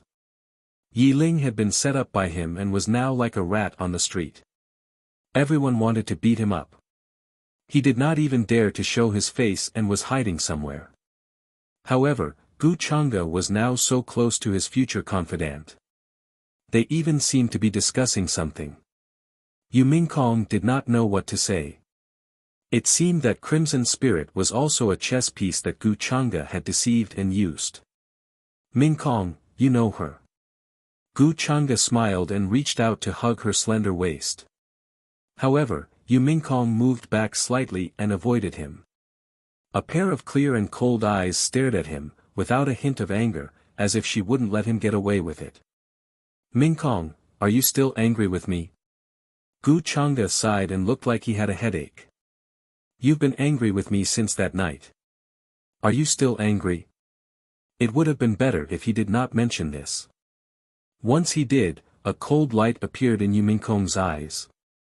She had been sending people to investigate these days but had not found out who the woman Gu Chang'e had met that night was. Moreover, the news that Yi Ling was the inheritor of the forbidden demonic arts had caused an uproar everywhere. She could not find anything. Until now, Yu Mingkong did not know how Gu Chang'e had managed to throw the title of inheritor of the demonic arts into Yi Ling's hands. If you don't tell me who the vixen was that night, don't even think about touching me. Yu Mingkong looked coldly at Gu Chang'e, unmoved by his expression. I'll let you know what you should know. Don't ask about what you shouldn't know. But then again, it's been so many days. Mingkong, don't you suspect me? Hearing this, the smile on Gu Chang'e's face gradually disappeared. He looked at her with interest. Yu Mingkong's heart trembled when she heard this. She knew what Gu Chang'e meant. But she still did not show any abnormality on her face. She asked, suspect you of what? Gu Chang'e shook his head and said regretfully, you're so smart. You should know not to play dumb in front of me. Yu Mingkong narrowed her eyes. There was a vigilant light in them. Her hand, hidden under her robe, quietly gripped a dazzling rune dagger. She knew Gu Chang'e too well. At this time, the more nonchalant he appeared, the more serious the problem was. During this time, she had been following Gu Chang'e. She had seen everything that Gu Chang'e had done. Gu Chang'e could pin the title of inheritor of the demonic arts on Yi Ling. A very important part of this was Bai Lai's corpse, which had died at the hands of the immortal devouring demonic art. The exposure of this corpse indirectly confirmed Yi Ling's identity as the inheritor of the demonic arts. And Yu Mingkong knew better than anyone how Bai Lai had died. Coincidentally, Gu Chang'e had left the courtyard at that time. Even if she had pretended not to know, this kind of obvious loophole could be seen at a glance. Any person would understand this at this time. Gu Chang'e was either directly an inheritor of the demonic arts, or he was related to the inheritor of the demonic arts. And no matter which it was, it involved Gu Chang'e's greatest secret. Because she had been reborn, she had known Gu Chang'e's secret for a long time. It was just that she had not revealed it and had always pretended not to know this secret. But with the current situation, it was equivalent to Gu Chang'e already knowing. She knew the secret of Gu Chang'e's identity as the inheritor of the demonic arts. It sounded very awkward, but it was the truth. Gu Chang'e had not exposed this secret for the past few days because he wanted to see how she would react. His identity as the inheritor of the demonic arts was definitely Gu Chang'e's greatest secret. He would not allow others to know. So, she had been in a very dangerous situation for the past few days. Gu Chang'e could kill her at any time. With Gu Chang'e's personality, he would not care at all about the thin friendship between the two of them. The only difference was when Gu Chang'e would choose to make his move. At this time, Yu Mingkong became vigilant when she heard Gu Chang'e's words. The Palace of Heavenly Immortals was Gu Chang'e's territory now. He also had a great Saint Realm follower in secret. If Gu Chang'e wanted to kill her, his chances of success were very high. At this thought, Yu Mingkong's phoenix eyes turned cold. She recalled the scene of the wedding night in her previous life. This faintly discernible murderous aura was so familiar. She also did not expect that in this life, Gu Chang'e would lay his cards on the table with her so quickly. Although she had not interacted much with Gu Chang'e in the past few days as an engaged couple and was occasionally teased by him, to be honest, Yu Mingkong was still very reluctant to part with him. She had never felt this way in her previous life. Buzz. In the robe. Yu Mingkong clenched the talisman sword in her hand tightly. In order to contend against Gu Chang'e, she had secretly made a lot of preparations. However, until now, she only had a 30% chance of success. Mingkong, I'm liking you more and more. You're beautiful, sensible, decent, and powerful. You're really an ideal and perfect wife. At this time, Gu Chang'e had a faint smile on his face. As he spoke, he approached Yu Mingkong. Really an ideal and perfect wife? Hearing this, Yu Mingkong was slightly stunned. She seemed to be in a daze. Then, she realized that Gu Chang'e was trying to numb her with his words. It was obvious that he had already laid his cards on the table. Yu Mingkong suddenly felt a chill on her back. Mingkong, you're so smart. Why do you have to play dumb? After so many days, shouldn't you have thought it through clearly? Gu Chang'e looked a little regretful and sighed. Gu Chang'e, what are you talking about? I don't understand. Yu Mingkong stared at him coldly. However, she knew that Gu Chang'e was actually talking about the immortal devouring demonic technique. Are you still not going to tell the truth at this time? Gu Chang'e sighed. Actually, you should already know that Yi Ling is not an inheritor of demonic techniques. He's the successor of the ancient heavenly lord of Samsara. You were the one who told me this. The rumors are so obvious these days. Are you still going to play dumb with me?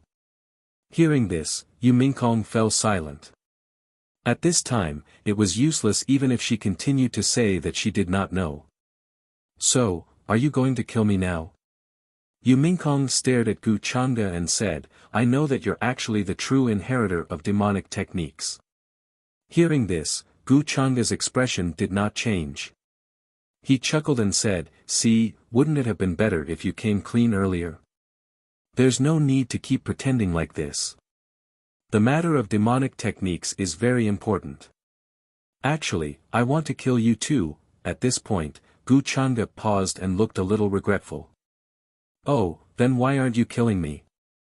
Yu Mingkong was a little confused at this time. At this time, Gu Chang'e had revealed the truth to her that he was the inheritor of demonic techniques. However, why was he not killing her?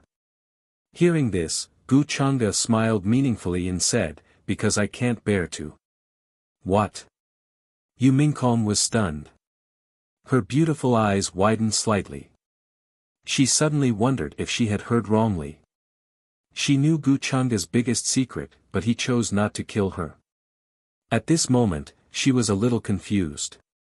She did not expect Gu Chang'e to say this. You actually didn't kill me. Yu Mingkong was still in disbelief. It seems that Mingkong, you've misunderstood your husband. Hearing this, Gu Chang'e's expression was calm, but he could not help but shake his head. If I really wanted to kill you, why would I tell you this? Chapter 126. Buzz. At this moment, Yu Mingkong's mind was buzzing and even a little blank. She couldn't believe what she was seeing and hearing. In her previous life, she was mercilessly killed by Gu Chang'e on their wedding night because she might have exposed the biggest secret of being the inheritor of the demonic arts. She still remembered that scene clearly in her mind. But today, Gu Chang'e had confessed all these in front of her. He even looked like he didn't care at all and said that he couldn't bear to kill her. To be honest, this made Yu Mingkong a little confused. All her previous preparations and speculations were overturned. She couldn't help but loosen her grip on the talisman sword in her robe. She didn't know if Gu Chang'e was telling the truth or not, but she couldn't deny that she didn't feel any killing intent from Gu Chang'e. So, the way he laid all his cards on the table was probably just to scare her. Thinking of this, Yu Mingkong gritted her teeth a little. She didn't know what kind of mood she was in now. It was both bitter and indescribable. She didn't understand at all why Gu Chang'e didn't choose to kill her. Could it be that he planned to control her with the secret of the demonic arts? After all, it was possible, and the best time was when she was relaxed. But she also felt that she might be overthinking. Compared to her previous life, Gu Chang'e seemed to have changed a lot in this life. Although he was still very bad, ruthless, cold and heartless, he seemed to be quite good to the people around him. Yu Mingkong's mind was in a mess. The matter of the demonic arts can't be hidden even if you want to. Anyway, you guessed it, so don't pretend to be confused in front of me in the future. Seeing Yu Mingkong's slightly stunned expression of disbelief, Gu Chang'e couldn't help but smile casually. He walked towards her and hugged her. Yu Mingkong's body was a little stiff. But she quickly relaxed and became natural again. She didn't say anything. She only felt that she needed to sort out her thoughts. Gu Chang'e found it interesting to see Song Yunxian in a daze. Especially when Yumingkong was so cold and determined to lay her cards on the table, this amused Gu Chang'e. If he wanted to kill her, he would have planned it long ago. Why would he wait until today? Yumingkong was someone who had been reborn. From the very beginning, she knew the greatest secret of her demonic arts. There were many reasons why she chose not to expose herself. But it was also very likely that she didn't want to face a situation where the entire world was her enemy. How could Gu Chang'e not feel the attentiveness of such a woman with a heart as orchid? Although Yumingkong did not personally experience the framing of Yiling, she could already guess what Gu Chang'e had done. It was nothing more than using the immortal devouring demonic art to kill by lie, then choosing the right time to throw the blame on Yiling. That way, even if she wanted to hide the fact that she knew Gu Chang'e's greatest secret, she could not do it. Gu Chang'e might as well open his heart and speak frankly. Of course, his words were only to express his attitude. At the same time, he wanted Yumingkong to lower her guard against him. Otherwise, she would be on tenterhooks and on guard against him all day long. To be honest, Gu Chang'e also felt that it was inappropriate. Of course, he also knew that it would not be so easy to resolve the pain and hatred that Yumingkong had experienced in her previous life so easily.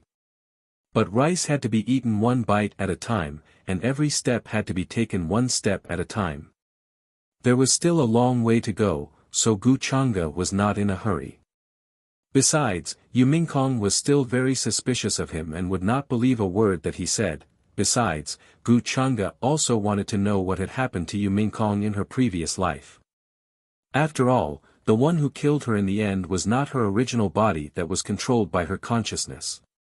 What if it was a so-called anomaly that allowed her to capture some fragments of the future? Or what if it was just her soul trekking in the long river of time and then witnessing some scenes of the future? All of these were highly possible. The child of destiny was protected by the heavenly Tao, and the heavenly Tao was full of malice towards an anomaly like himself. However, these were only Gu Chang'e's personal guesses. It was also possible that Yumingkong had really experienced such a life and then lived to the present. The Tao of time was the supreme power of the law. In this world, even immortals found it difficult to trekking in the long river of time. The fog represented the unknown and changes, not to mention directly peeking into the future. Therefore, it was unlikely that he could understand these things now. If you don't kill me, aren't you afraid that I will expose your secret? At this time, Yumingkong gently broke free from Gu Chang'e's embrace and stood 10 feet away from him. Her cold and beautiful eyes stared at him without blinking. Afraid? How can I not be afraid? But if you want to do this, your husband can't do anything. When the time comes, I can only blame myself for being unlucky. How could I marry a wife like you? Gu Chang'e sighed. He was naturally not afraid. If Yumingkong really wanted to expose this secret, she would not have waited until now. Moreover, Gu Chang'e had many tricks up his sleeve. The most important thing now was to let Yumingkong lower her guard against him. Otherwise, many things would not be easy to carry out in the future. Hearing this, Yumingkong immediately let out a soft snort from her nose and said with some dissatisfaction, "We are not married yet." "We're not married yet. Who's your wife?" She also knew that Gu Chang'e's words were definitely beautiful words. Since he dared to say this, it must be because he was not afraid that she would expose this secret. Gu Chang'e's thoughts were meticulous and deep. There was nothing that he did not think of. No matter what plan he had, there would not be the slightest flaw. However, to hear Gu Chang'e say this, she was still somewhat happy. Then it will be in the future anyway. Hearing this, Gu Chang'e casually laughed and said, "You are already mine. Do you think I will still care about this?" Gu Chang'e, Yumingkong frowned. She did not expect that Gu Chang'e would say such shameless and mushy words, but it was hard for her to refuse. However, her eyes were still somewhat sparkling. Gu Changa only knew how to say beautiful words to fool and numb her, but in her heart, she liked to hear them. Although 9 out of 10 sentences were likely to be false, what if there was a hidden sentence that was true? At this time, the system notification sounded in Gu Changa's mind. Ding, the daughter of luck. Yu Mingkong's attitude changed slightly. Luck points increased by 800. Luck value increased by 400. With such a notification, Gu Changa was still a little satisfied. It was good that these words were not said in vain. Then, with a flash of light in his hand, an object suddenly appeared. He smiled and said, "You won't be going to the crowning ceremony today, so I thought you could pick a few of the treasures that those old fogies will give you." Gu Changa had a regretful expression. Whing. And the item in his hand was vibrating. Its appearance was beautiful, like a quiet little phoenix. It was emitting a dense brilliance, and many mysterious runes flashed, as if it was flowing with waves of immortal light. Of course, this was its usual appearance. As long as he activated his mana, it could become the size of a divine weapon. Gu Changa had the 8 Desolation Demon Halberd, so he naturally did not lack this Phoenix Wing Immortal Gold Drum. Phoenix Wing Immortal Gold Drum. Yu Mingkong was slightly surprised, and she recognized this magic tool. It was quite famous in the Dao Heaven Palace, and it was a precious treasure refined by an ancestor. Its divine power was astonishing, and it was very precious. Looking at Gu Changa's expression, he was actually planning to give it to her. One had to know that whether it was in her past life or this life, Gu Changa had never given her anything. And it looked like he had specially chosen it for her. Yu Mingkong's beautiful eyes were a little suspicious, and she was a little skeptical. When did Gu Changa become so nice? It's good that you recognize it. Does it look good? Gu Changa looked at her and asked. Yu Mingkong nodded, and there was suddenly a little anticipation in her cold and beautiful eyes. It's good that it looks good. Gu Changa smiled, and after saying that, the Phoenix Wing Immortal Gold Drum disappeared from his hand with a buzzing sound, and he put it away in his storage ring. Seeing this, Yu Mingkong was momentarily stunned. Then, the expression on her face instantly froze, and her expression became as cold as ice. It was as if ice blades were about to erupt from her almond-shaped eyes, and they were about to pierce through Gu Changa's body. Never would she have thought that Gu Changa would take it out just to ask her if it looked good. At this moment, she finally understood how Gu Xian felt when facing Gu Changa. He was clearly infuriated, but he couldn't beat him. Look at how angry you are. Seeing Yu Mingkong's frosty expression, Gu Changa couldn't help but burst into laughter. Of course, he was just trying to tease her. This is naturally for you. Gu Changa smiled. I don't want it. Yu Mingkong was beyond angry, and she turned to leave. She couldn't stand this guy anymore. He was full of evil tricks, and she was even a little touched just then. What the hell? Gu Changa shook his head. He had no choice but to use force. Boom! A battle started and ended quickly. The whole hall was rumbling, and the runes were flashing. The void was trembling, and there was a terrifying rumbling sound. The brilliance soared into the sky, and the momentum was astonishing. The disciples outside were quite frightened. In front of Yu Mingkong, Gu Changa used a little of his true strength, and then suppressed her. Asking for fresh flowers, it had to be said that Yu Mingkong was very powerful, much more powerful than a group of young supreme martial artists. Moreover, even Gu Changa didn't know what tricks she was hiding.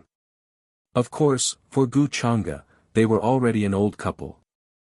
There was no reason for him to see Yu Mingkong in front of him every day, but he couldn't eat her. So, Yu Mingkong was also tormented by him.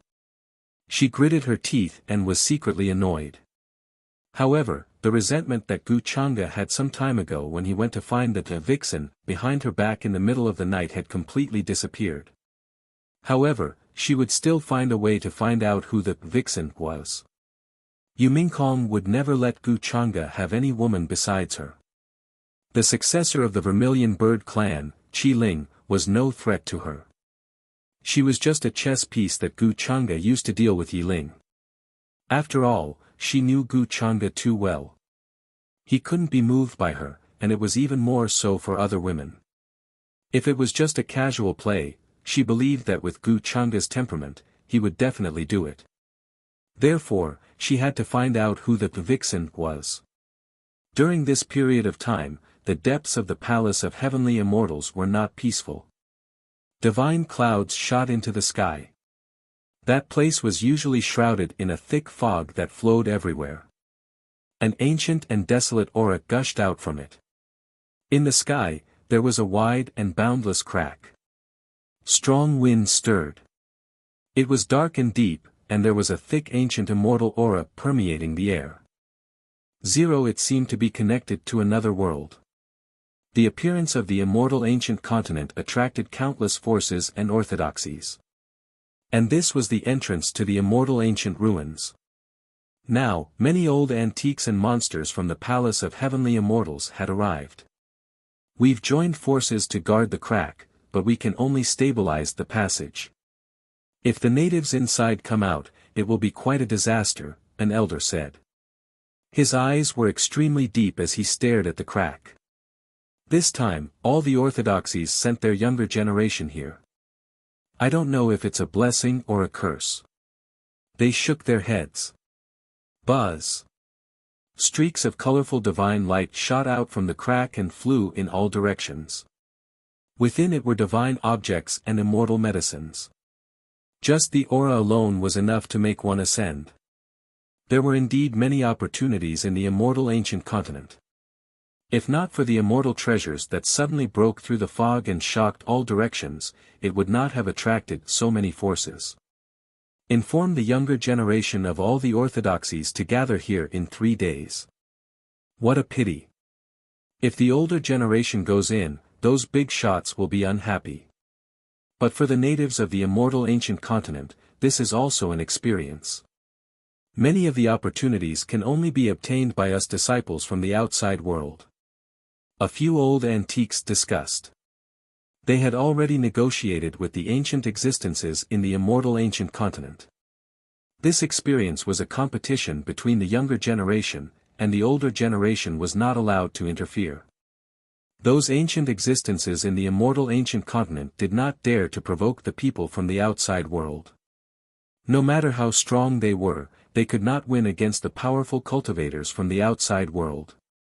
When the time came, this immortal ancient continent would be destroyed sooner or later. Soon, the Palace of Heavenly Immortals spread the news that the portal to the immortal ancient continent would open in 3 days. The younger generation of all orthodoxies and forces could come in to search for opportunities. Once the news spread, it immediately caused a huge commotion. Countless cultivators and forces were shocked, and then they were pleasantly surprised. The Palace of Heavenly Immortals had a special meaning in the boundless heaven. They could even be called the Absolute Overlord. The news about the immortal ancient continent was only spread among the orthodoxies. It was not made public. Now that the Palace of Heavenly Immortals announced it, did it mean that it was official proof? Therefore, all the cultivators were shocked. They gathered in front of the Palace of Heavenly Immortals. If it were not for their respect, the stairs in front of the Palace of Heavenly Immortals would have been trampled into pieces.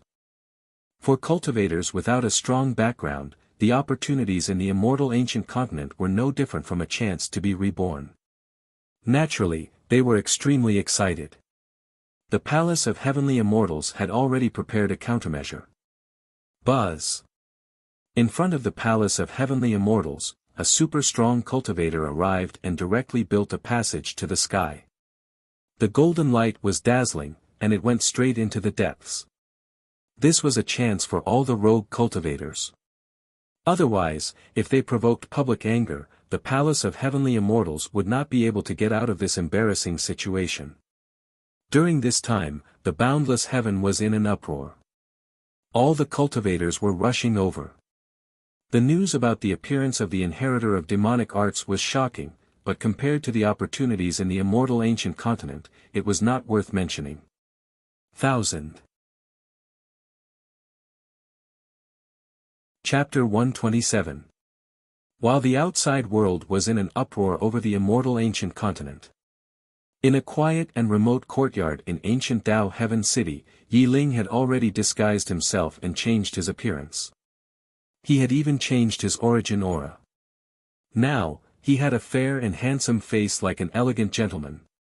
He was frowning and pacing back and forth. "Old Tortoise, the cultivators of the White Tiger clan are hunting for me every day. Do you think they won't find me like this?" Yi Ling said with a gloomy expression. Although he had changed his appearance and used the power of samsara to hide his origin aura, he did not dare to wander around outside. The White Tiger clan had said that they had brought many treasures that could reveal his origin. No matter how he hid, they would find him. That was why Yi Ling was very anxious. At the same time, he was very depressed, sullen, and angry. He clearly did not do anything, but he was blamed and became the inheritor of the demonic arts that everyone hated. He was in a terrible mood right now. Don't worry. How can anyone see through the samsara ancient heavenly lord's secret technique? Don't worry. They can search however they want. If they can find you, it'll be my loss. A ray of light appeared in the pendant, and the appearance of a white jade old tortoise appeared.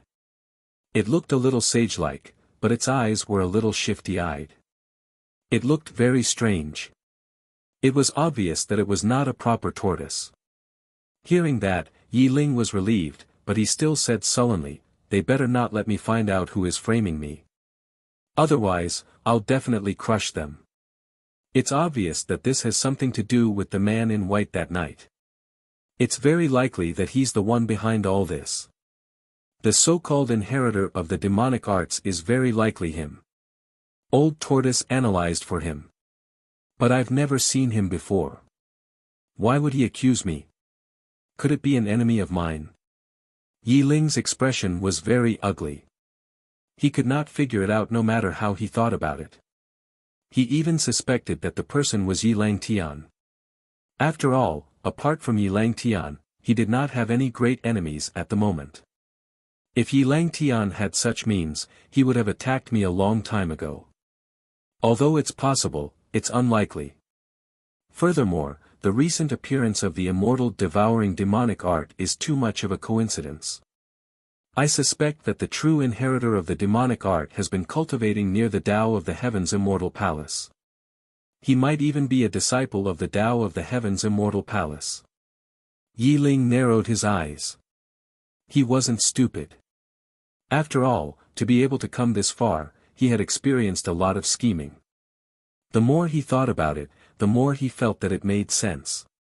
Furthermore, the other party had also calculated that he was hiding a secret and did not dare to reveal it to the public. That was why he dared to throw the blame on him so brazenly.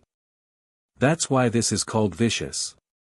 Combined with the fact that Yu Mingkong sent people to ambush me that day, she should have guessed that I have the inheritance of some existence and wanted to snatch it. Yi Ling analyzed and a thought flashed through his mind. Suddenly, he could not help but shudder.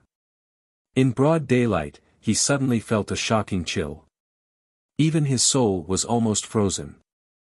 Furthermore, Yu Mingkong is Gu Changa's fiancé. It's very likely that Gu Changa also knows about this. The first person I eliminated was Gu Changa, the successor of the Tao of the Heaven's immortal palace. However, now that I think about it, he's the biggest suspect.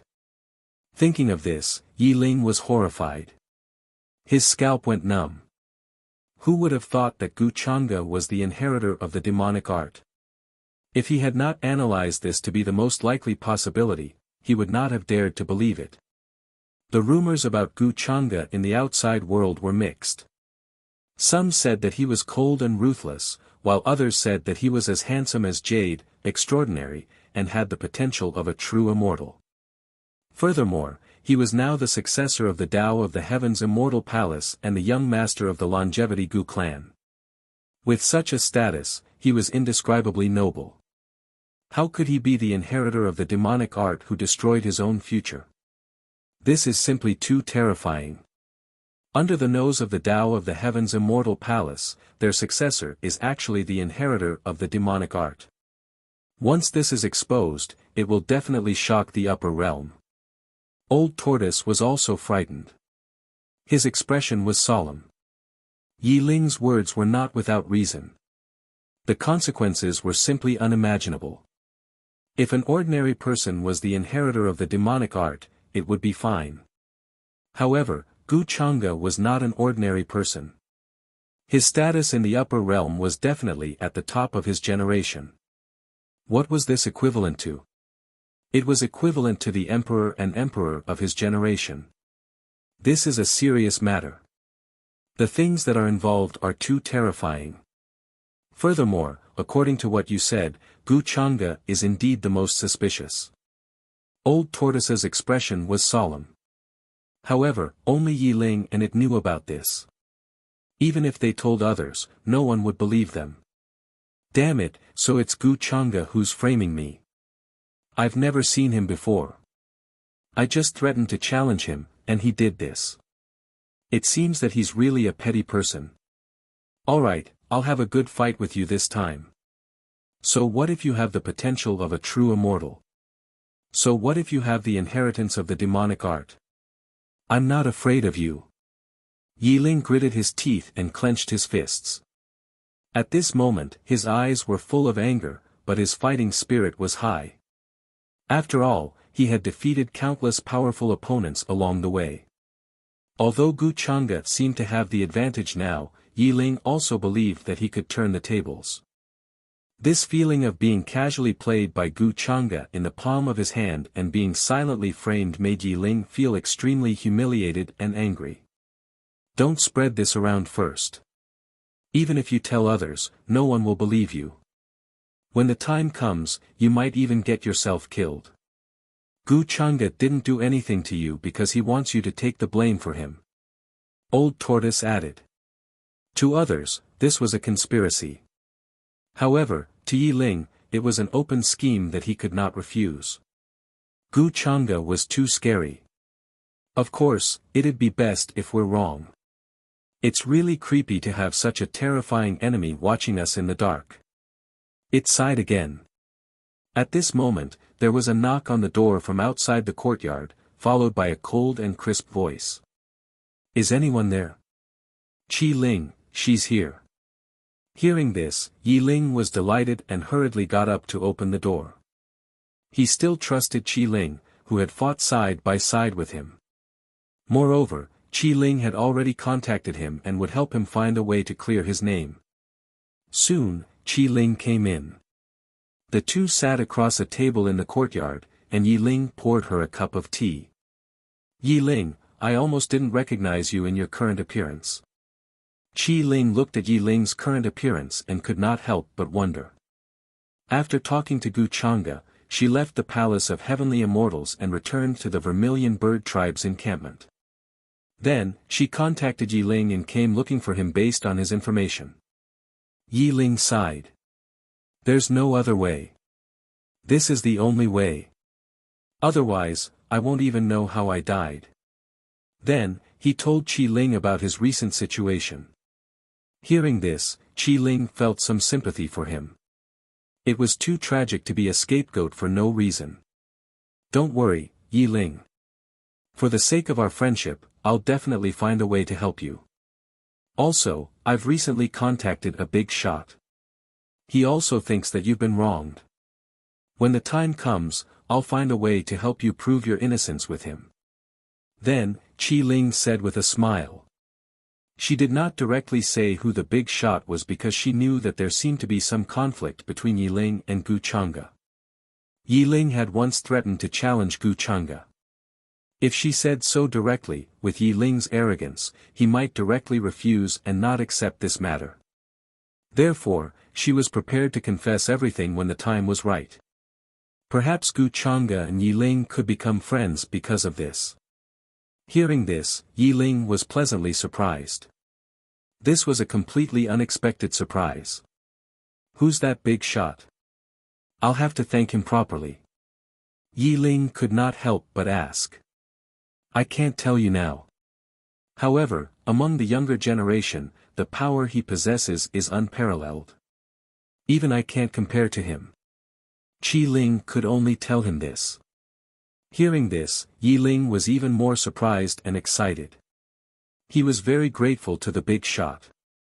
This was a great person who had helped him in his hour of need.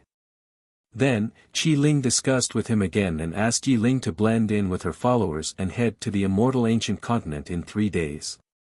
Yi Ling was naturally eager for this. He did not have any orthodoxy behind him. When the time came, he could only be an independent cultivator. It would take some effort to reach the immortal ancient continent in the depths of the palace of heavenly immortals. Qi Ling was the successor of the Vermilion Bird tribe. She was very talented and had many followers. It did not matter whether he was there or not. It would save a lot of trouble. During this time, the cultivators in various ancient cities were in an uproar because of the appearance of the inheritor of demonic skills and the opening of the immortal ancient continent. On the other hand, Gu Chang'e was even more fearless. Previously, when he used the immortal devouring demonic skill to cultivate, he had to conceal his whereabouts to avoid being noticed by the elders and disciples. Now, he did not need to worry about that at all. The inheritor of demonic skills was Yi Ling. However, he had nothing to do with him. Master. Yin Mei stood respectfully in the splendid hall. During this time, various orthodoxies were wary of the inheritor of demonic skills. They were even more wary of their young prodigies, afraid that they would be harmed. However, this did not affect her collection of cultivation resources for Gu Chang'e. Most importantly, the nine-tailed celestial fox tribe's business network was very extensive. Their tribe was involved in many industries. For example, brothels, underground black markets, auction houses, slave trading companies. In such places, it was too easy for her to collect cultivation resources for Gu Chang'e.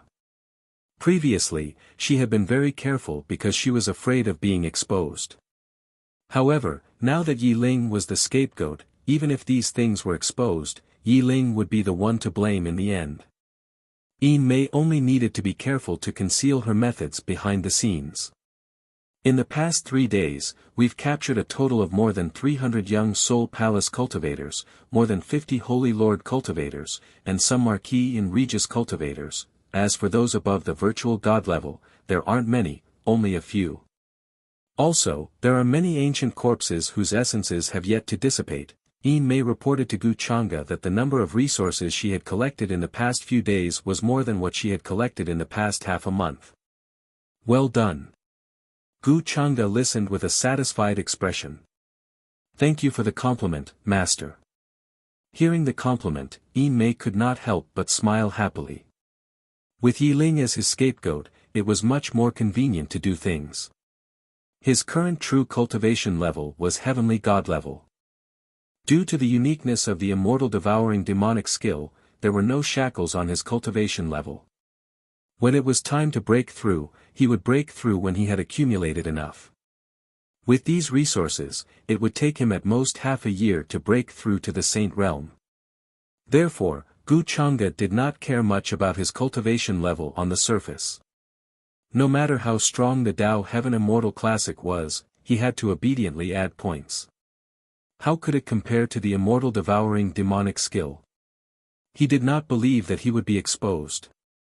Even if he was, he would not expose himself unless he took the initiative. At that time, his cultivation level would be enough to dominate the world. Who would dare to say no to him then? After that, Gu Chang'e headed to the dungeon. This was a rather secluded place, and could be considered his base camp for communicating with Yin Mei. He understood the principle of a crafty rabbit having 3 burrows. Therefore, there were different cultivation places nearby. For example, the dungeon that the White Tiger clan had found was actually deliberately leaked to them by Gu Chang'e. Very quickly, after a few minutes, the pitch-black Great Tao treasure bottle bobbed up and down. Strands of black light fell down. Finally, it fell back into Gu Changa's spirit sea, and the cultivation ended. It's not that easy to break through to the heavenly god level. It seems that these cultivators are still too weak. Gu Changa shook his head, frowned slightly, and left this place. At the same time, he opened his current stats interface. Owner, Gu Changora, Destined Villain Weapon, 8 Desolation Demon Halberd Identity, True Disciple of the Tao Heaven Immortal Palace, Young Master of the Longevity Gu Clan Bloodline Constitution, Demonic Heart Tao Bone Cultivation, Late Stage Emperor Realm Techniques and Abilities, Tao Heavenly Immortal Canon, Myriad Transformations Demon Body, Innate Divine Will, Void Power, Immortal Devouring Demon Technique, Endless Immortal Mantra, Destiny Value, 15,000. Luck Points, 3,000. System Store, Unlocked Inventory, Boundary Breaking Talisman X1, Restriction Breaking Talisman X1, Divine Concealment Talisman X1, Luck Plunder Card X3. He did not choose to break through. For now, his current cultivation level was enough. He might as well leave the fate points for the inner world. Gu Changa did not plan to rely on himself to study the Tao Heaven Immortal Classic. Although it was not difficult for him with his talent, there was no need for that. He then looked at the items in the system store. The Tao Bone was still useful for now. Soon, he saw a talent, and his expression was a little interested. Transcendence. This title was a little intimidating. In the Xuanhuan world, those who dared to use the name Transcendence were all extraordinary and would bear the karma of the name. Transcendence is a kind of supreme talent. The specific performance is to transcend in action, unrestrained. It can be the bloodline, the bones, the heart, the soul. Gu Changa looked at the introduction and was a little tempted. If it was used on the bones, the price would be 30,000 fate points per bone, 30,000 life points. I can use 3,000 luck points to exchange for it. Gu Changa muttered to herself. After all, it was still calculated one by one. The human race had a total of 206 bones, which meant that he could change all the bones in his body. When he had enough fate points, he could change them all. Wasn't one bone only 3,000 luck points? Did he lack this little bit of money? Change it. Thinking of this, Gu Changa did not hesitate and directly changed the bone next to his Tao bone. The supreme talent of transcendence was a blessing. In an instant, he felt a mysterious and magical feeling enveloping him, as if it was blooming and condensing on that bone. What was this like? The feeling of a carp leaping over the dragon's gate and becoming a true dragon in the sky. This was a change in essence. At this moment, Gu Changa had a deeper level of understanding and control of the many abhijnas, Tao, and Tao legacies from before. For example, before, it was only at the level of a spell, but now, it was a change in the rules. One had to know that the existence of the saint stage had only just begun to understand and use the rules. And he could already control and use the rules. At this moment, Gu Changa felt that the 3,000 luck points were not a loss at all. So, with my current true strength, I should be able to kill a saint. He pondered for a moment, then left this place and returned to the Tao Heaven Immortal Palace. Chapter 128. In the blink of an eye, 3 days had passed. In the depths of the Palace of Heavenly Immortals, a large group of cultivators appeared. Immortal fog undulated in the sky, and all kinds of dazzling Dharma artifacts flew over. They were all geniuses riding different kinds of mounts. There were beasts that looked like black bulls with scales all over their bodies. There were also rocks that were surrounded by lightning and flying in the sky. Many huge flying boats and warships stopped here. On them were all the young cultivators from various sects and clans. Many cultivators from the immeasurable heavens who were qualified to come all came here. Once the young cultivators enter, life and death will be determined. Among the natives, the older generation will not interfere. Other than that, there are no other requirements. You can obtain your opportunities with your own abilities.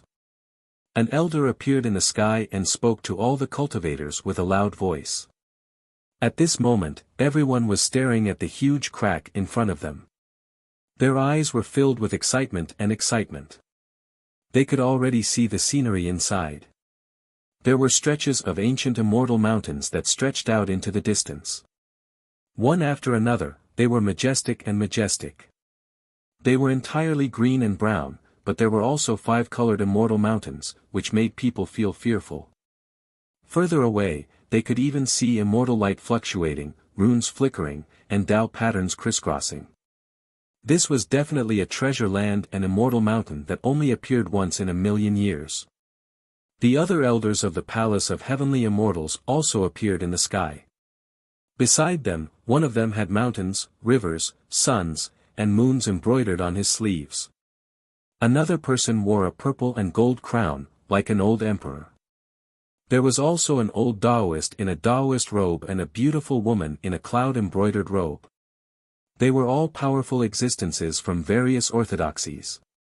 They were here to guard the entrance to prevent the natives from coming out after the opening of the immortal ancient continent.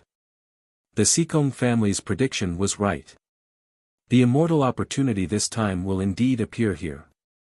Looking at the thick fog that swept in from the huge crack, the middle-aged man with the mountains, rivers, suns, and moons embroidered on his sleeves couldn't help but sigh. The beautiful woman in the cloud-embroidered robe couldn't help but smile proudly. She said, "Of course. Our Sikong family's heaven amplification divine technique is known to be able to predict everything. It can see through life and death, and break yin and yang. It's easy for us to predict this immortal opportunity. The trial this time is a mix of good and bad people. Moreover, the inheritor of the demonic arts has appeared recently. We should be careful, don't fall for it and be harmed by it." While they were talking, the younger generation leaders of the major orthodoxies also turned into divine rainbows and appeared in all directions. The successor of the golden-winged Great Rock clan, Peng Fei, whose entire body was dazzling as if he was made of gold. The ancient emperor, Yi Langtian of the primordial Yi clan, Wang Wushuang of the incomparably mysterious longevity Wang clan, the successor of the undying lake, these young supreme beings all possessed powerful and boundless auras. Divine light was faintly discernible, and they were born with symbol bones. The heavenly countenance was arrogant and tyrannical. When his eyes swept past, it was as if a heavenly blade hacked down. The void trembled, and with chong-chong sounds, sparks splashed out. The hearts of many cultivators trembled. The training in the immortal ancient continent this time was actually for the younger generation. To them, this was just a chance to freeload some opportunities. When the time came for them to enter, they could not afford to clash with those young geniuses. Whoosh! Whoosh! Whoosh! Streaks of divine rainbow streaked across the sky, coming from the other mountains of the Tao Heavenly Immortal Palace. On the ferocious beasts that resembled the vermilion birds, a large group of young men and women wearing luxurious clothes of various colors rushed over. The leader had a petite figure, snow-white skin, and delicate features. She was the successor of the vermilion bird clan, Qi Ling. Not far behind her, there was a large group of followers.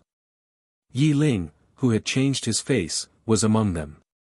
Yi Ling's gaze swept across the various divine islands and divine mountains nearby. He was filled with emotions. The Tao Heavenly Immortal Palace was indeed worthy of its name. Such a place was far superior to the various sects that he had seen before. Along the way, he had not encountered any danger. No one had discovered his true identity, which made him feel much more at ease. The Tao Heavenly Immortal Palace is indeed a powerful force in the boundless heaven. This is only the tip of the iceberg. It is definitely not something that I can see through. Yi Ling looked at the spatial crack not far away and was secretly excited. After all, according to Old Tortoise, there was an opportunity left for him by the reincarnation ancient Heavenly Lord. When he obtained this opportunity, his cultivation level would increase, and it would be easier for him to clear his suspicion of being the successor of the demonic technique. At that moment, several terrifying divine rainbows suddenly pierced through the sky from the east. A large group of powerful heaven prides rushed over from that direction. The leader had a handsome face and a tall and slender figure. He wore a feathered robe with a star crown and white robes with wide sleeves. He looked extremely extraordinary. The large group of followers behind him, as well as the true disciples of the Tao Heavenly Immortal Palace, all had imposing appearances. Their auras were extremely shocking, and their bodies were shrouded in a dazzling radiance. Gu Chang'e, Yi Ling's pupils constricted slightly. Hatred and anger flashed across his eyes, but they quickly returned to normal. He had not seen Gu Chang'e before, but he could recognize this man in front of him at that moment. He was the suspected successor of the demonic technique and the enemy who had put the blame on him. However, Yi Ling was not a shallow person.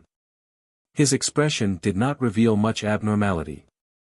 He knew that at that moment, he could not let Gu Chang'e see anything unusual.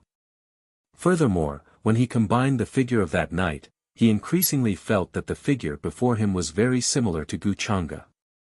Yi Ling could not help but clench his fists. However, very quickly, he saw Qi Ling smile and walk toward Gu Chang'e. Yi Ling was stunned and could not believe it. Fellow Taoist Chang'e. I hope you can take care of me on this trip to the immortal ancient continent. Qi Ling cupped her hands and smiled. She took the initiative to greet Gu Chang'e. Gu Chang'e stood on a mountain peak and smiled in response. Miss Qi Ling, you are too kind. Behind him were a group of followers and the true disciples of the Tao Heavenly Immortal Palace. Including Yin Mei, Jin Zhou, and the rest, they were all powerful young supreme beings. Their cultivations had already reached the king-ranked realm. In this trial, they were in charge of following Gu Chang'e's orders. After that, Gu Chang'e glanced at the followers behind Qi Ling. Finally, his gaze stopped on a handsome man and he smiled meaningfully. He naturally knew that Yi Ling would be among them. Yi Ling's concealment skills were indeed shocking. He could even use the power of reincarnation to conceal his origin. However, he could not hide from Gu Chang'e's senses. After all, if he were to use the system to check, would Yi Ling really be able to hide that dazzling luck value? More than 5,000 luck points. This made Gu Chang'e a little envious. Of course, he did not show it on his face. He was calm and composed as if he did not notice Yi Ling. If Yi Ling was not stupid, he would probably know that he was the one who set him up. However, what use would it be if he knew? Could it be that he could expose him? Gu Chang'e only sneered in his heart. He did not care at all. If not for the fact that Yi Ling was still useful, it would be easy for him to kill Yi Ling. Moreover, this time, he was waiting for Yi Ling to continue playing the role of a treasure-hunting mouse as the Son of Fate. The Son of Fate that he met in the lower world previously helped him enter the core area of the Tianyuan ancient mystery dimension unharmed. This time, it was Yi Ling's turn to help him find the way. Did Gu Chang'e notice me? The moment Gu Chang'e looked over, Yi Ling's heart tightened. He was a little worried that Gu Chang'e had noticed his presence. However, Gu Chang'e only glanced at him and did not care. Fortunately, I told Qi Ling not to expose my presence before this. Otherwise, it would be really dangerous this time. It's like walking on thin ice. Yi Ling hated Gu Chang'e to the core. Then, he looked at Qi Ling, who was talking to Gu Chang'e, and felt very uncomfortable. Looks like I have to remind Qi Ling not to be fooled by Gu Chang'e. This guy is the most dangerous inheritor of the demonic arts. Yi Ling looked around and soon saw Yin Mei, who was wearing a red dress and looking haggard, among the palace of heavenly immortals. He frowned slightly. Looks like Bai Lai's death was a big blow to Yin Mei. She definitely does not know that it was Gu Chang'e who did it. I have to find a chance to remind her. Yi Ling still could not forget the charming Yin Mei. It was said that Bai Lai was killed after he went to see Yin Mei that night. Yin Mei could be the witness to prove that he was not the inheritor of the demonic arts. Back then, Yi Ling thought that if Bai Lai was no longer around, he would take good care of his sister-in-law. However, he did not expect that sentence to become reality. Boom! At this time, thousands of rays of light suddenly exploded from the crack. It was as if the space barrier had been shaken open. The terrifying wind seemed to be able to tear people apart. The immortal ancient continent has opened.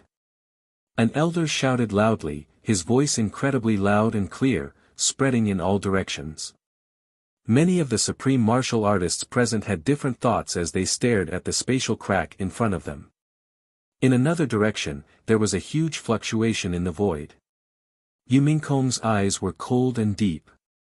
She stood proudly on the mountain peak. Her black hair and robes fluttered in the wind. She appeared with the people from the Wushuang immortal dynasty. She looked at Gu Chang'e from afar and then retracted her gaze. In the immortal ancient continent, the disciples of each orthodoxy had to form groups. Hence, she did not walk together with Gu Chang'e. Moreover, the main reason was that she was worried that with Gu Chang'e around, she would not be able to snatch the opportunities that she knew. This made her very angry. Gu Chang'e also saw Yu Mingkong from afar and smiled at her. In the end, Yu Mingkong snorted coldly and looked away. Many supreme martial artists noticed the small interaction between the two and were secretly alarmed. After all, it was fine in the outside world. Everyone was amiable. However, once they entered the immortal ancient continent, no one cared about that. Gu Chang'e alone was enough to give them a headache. When the time comes, if he and Yu Mingkong joined forces, they would be at a disadvantage unless they were united. Yu Mingkong is not going with me. This is good. I'll let her have the opportunities. Gu Chang'e had a faint smile on his face. Yu Mingkong was avoiding him because she was afraid that he would snatch the opportunities. Of course, Gu Chang'e was aware of this. However, he only cared about the immortal essences and the opportunities related to Yi Ling's inheritance. After all, the reincarnation ancient heavenly lord was involved in the power of reincarnation, which was the Time Tao law. Regarding this power, Gu Chang'e was naturally very tempted. Immediately, he sent a voice transmission to Yin Mei and gave her some instructions. Just now, when Yi Ling was secretly sizing up Yin Mei, he did not escape Gu Chang'e's eyes. It seemed that if he wanted to know Yi Ling's whereabouts, he had to rely on Yin Mei. Yi Ling did not know that Yin Mei was one of his people. After that, Gu Chang'e glanced to the east. A cold and arrogant girl stood there. Her features were as exquisite as a painting, but her expression was as cold as ice. A big red bird was perched on her shoulder. Although she was alone, she gave off the feeling of an iceberg that no one could get close to within 30 feet of her. Gu Xian, this girl's fate points have increased by a lot. It seems that her opportunities are also hidden in the immortal ancient continent. TSK, forget it, I'll let her go first. At this time, I'll cut Yi Ling first. After taking a look, Gu Chang'e quickly looked away. He started to prepare a plan after entering the immortal ancient continent. When the time came, he would definitely be separated from the people from the palace of heavenly immortals. Even if he was the successor, he was not a nanny. They each had their own opportunities. Gu Chang'e glanced at their fate points and did not bother to care about them. Most of it was still Yi Ling. As for the other opportunities, unless he met a genius with a special origin constitution, perhaps he would think of a way to scheme against them. However, Gu Chang'e was actually more concerned about the tombs in the immortal ancient continent. As long as he could find an immortal corpse with a remnant origin essence, it would be a huge gain. It was much more valuable than any origin of a genius. And while Gu Chang'e was thinking, in the distance, Gu Xian frowned. She was a little confused. Then, she glanced at Gu Chang'e from the palace of heavenly immortals. She had a feeling that Gu Chang'e was looking at her just now. However, when she looked over, she realized that it was just her imagination. The immortal ancient continent will be my opportunity to surpass Gu Chang'e, Gu Xian thought to herself. During this time, she had been immersed in cultivation wholeheartedly. She did not have many breakthroughs in her cultivation, but she did not feel as happy as before. Gu Chang'e also seemed to have completely forgotten about her. Therefore, she could only cultivate. Only by cultivating could she calm her mind and not be disturbed by Gu Chang'e. According to her master, her mind was now disturbed by Gu Chang'e. This was not a good sign for Gu Xian. However, every now and then, she could not help but run to the mountain peak to take a look, but every time, she was disappointed. Apart from Yumingkong, who came to visit her a few times, Gu Chang'e was nowhere to be seen. Soon, the geniuses of many orthodoxies headed to the entrance of the immortal ancient continent. Gu Xian did not go with the group. She preferred to move alone. Most importantly, if there were fewer people, she could avoid bumping into Gu Chang'e. He ignored her, but she did not want to talk to him. Gu Xian was confident that she could protect herself in the immortal ancient continent. She did not need to report to the sect. Boom! Then, she saw Gu Chang'e leading the palace of heavenly immortals away. Gu Xian did not hesitate. She turned into a divine rainbow and passed through the crack. Gu Xian felt dizzy. She felt like she was passing through the barrier of a world. Various scenes appeared on both sides. She experienced many things. Finally, she landed. The scene in front of her shocked her. There were some small puddles with dense immortal mist. They were formed by the liquefied spiritual energy. The spiritual energy was unimaginable. It was almost liquefied. However, there were few poisonous insects and ferocious beasts. It was a peaceful land. The place where she landed was a vast mountain range. It was very majestic. Here, the immortal qi was dense. Essence qi soared into the sky. It was as if there were waves of dragon roars. The scene was extraordinary. Not to mention, the rules of heaven and earth here seemed to be better than many of the heavenly paradises in the upper realm. It was very suitable for cultivation. At this time, Gu Xian could not help but reveal her true appearance. She said excitedly, "Looks like the immortal ancient ruins is really as recorded in the ancient books. This is really a good place." Then, she thought that there might be many good things here. She could not help but show some excitement.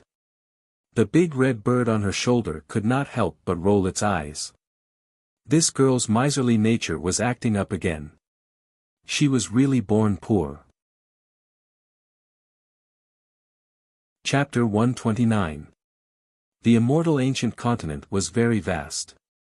The immortal mountains were majestic, forming an endless long dragon.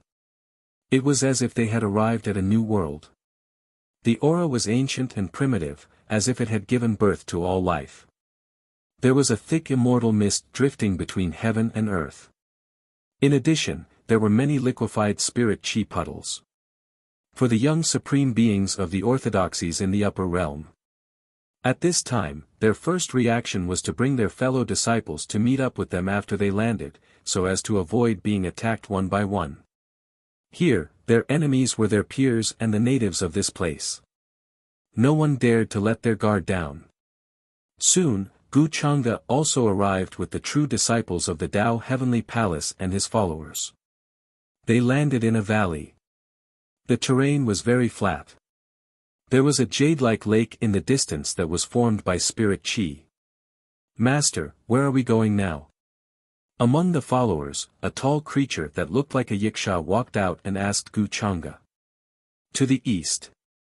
Gu Chang'e pondered for a moment and then said. At the same time, he glanced at Jin Zhou and the rest behind him. To be honest, he did not want to bring these true disciples with him. Jin Zhou and the rest were not weak. They were also young supreme beings and had many followers. If they all followed him and encountered some good stuff, it was inevitable that they would disagree. Gu Chang'e was someone who did not like to be taken advantage of. He was too lazy to solve these problems. Since senior brother Gu wants to go to the east, we'll go to the west.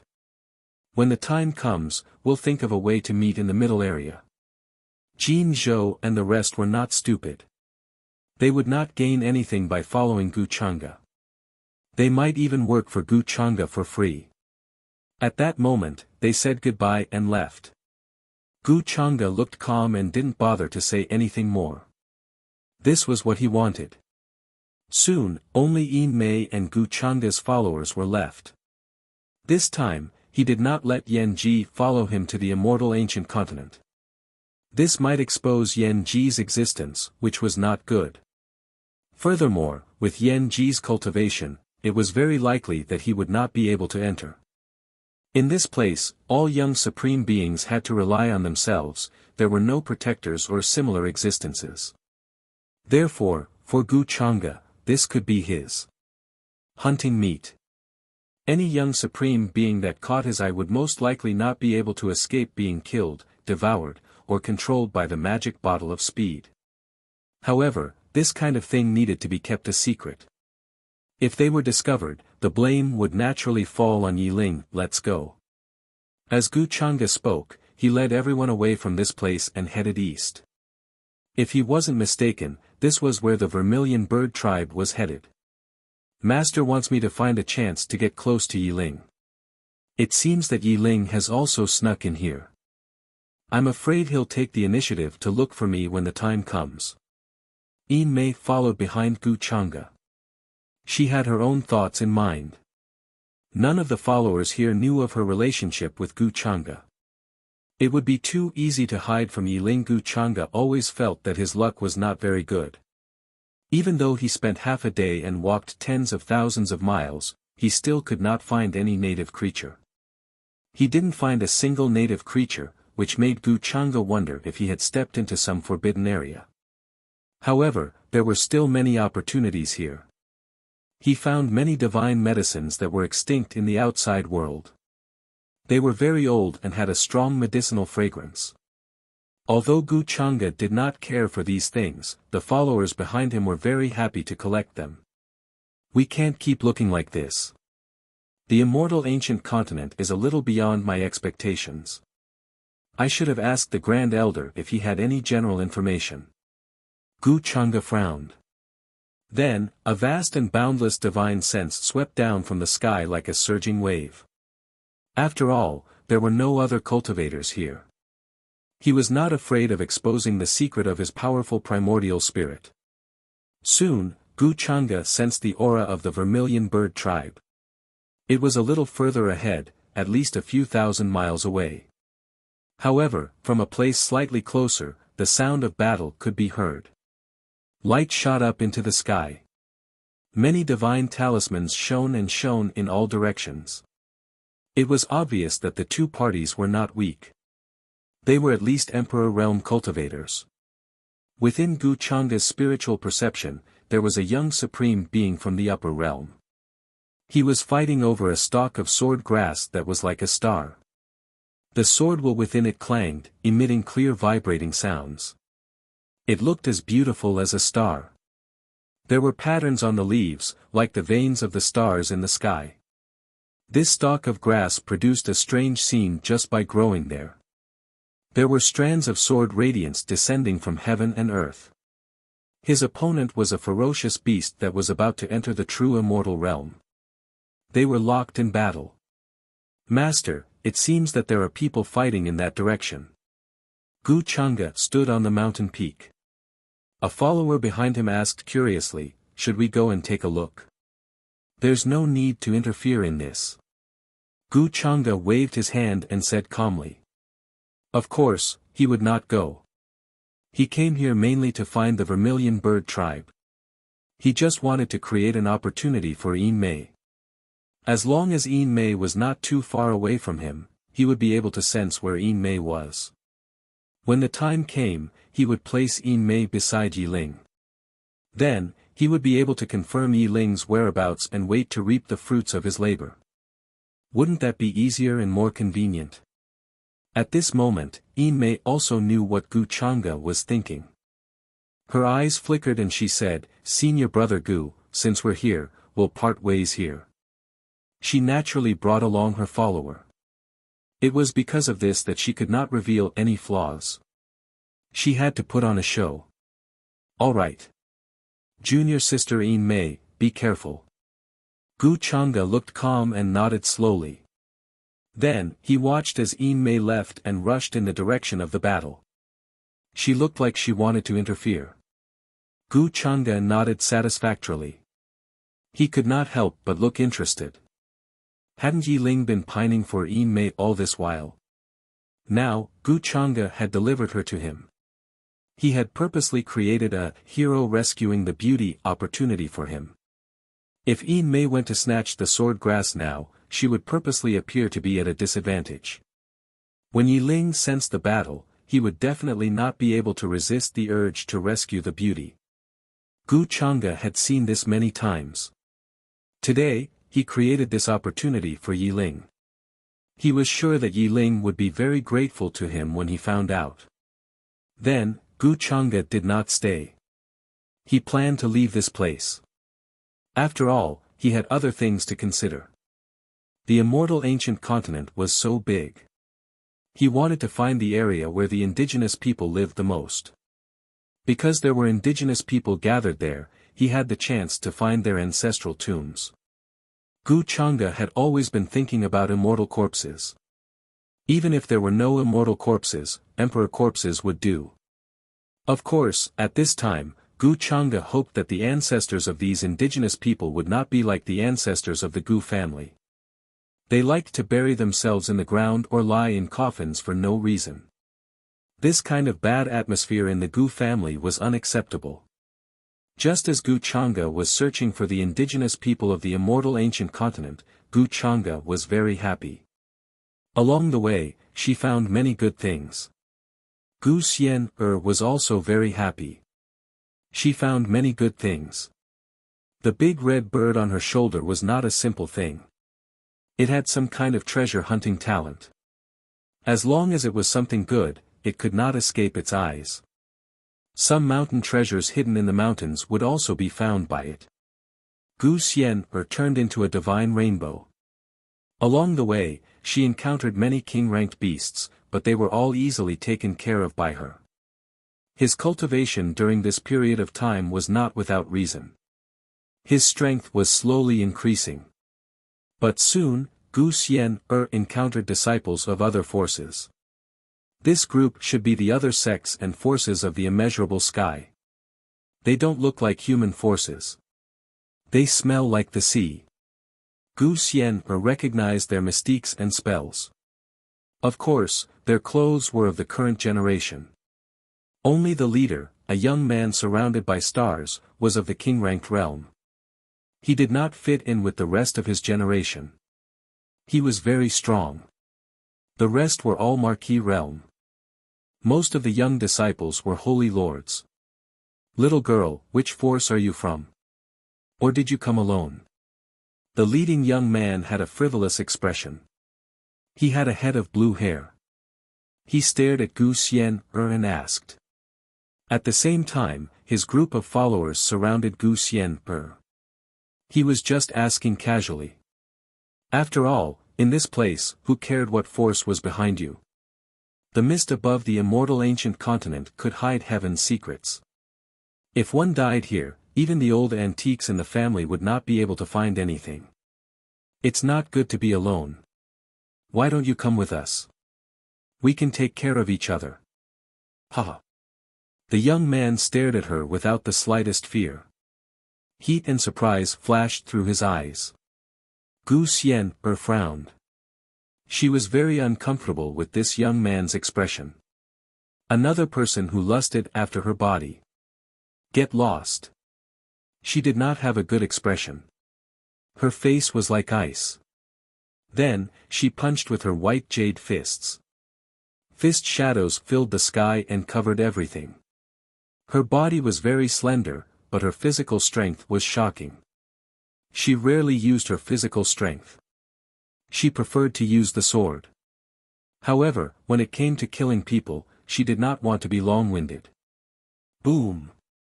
With just one punch, the group of cultivators in front of her was sent flying. Many of them directly collapsed and turned into a bloody mist. You! The leading young man's expression changed. However, Gu Xian did not give him a chance to react. Her body turned into an afterimage and disappeared.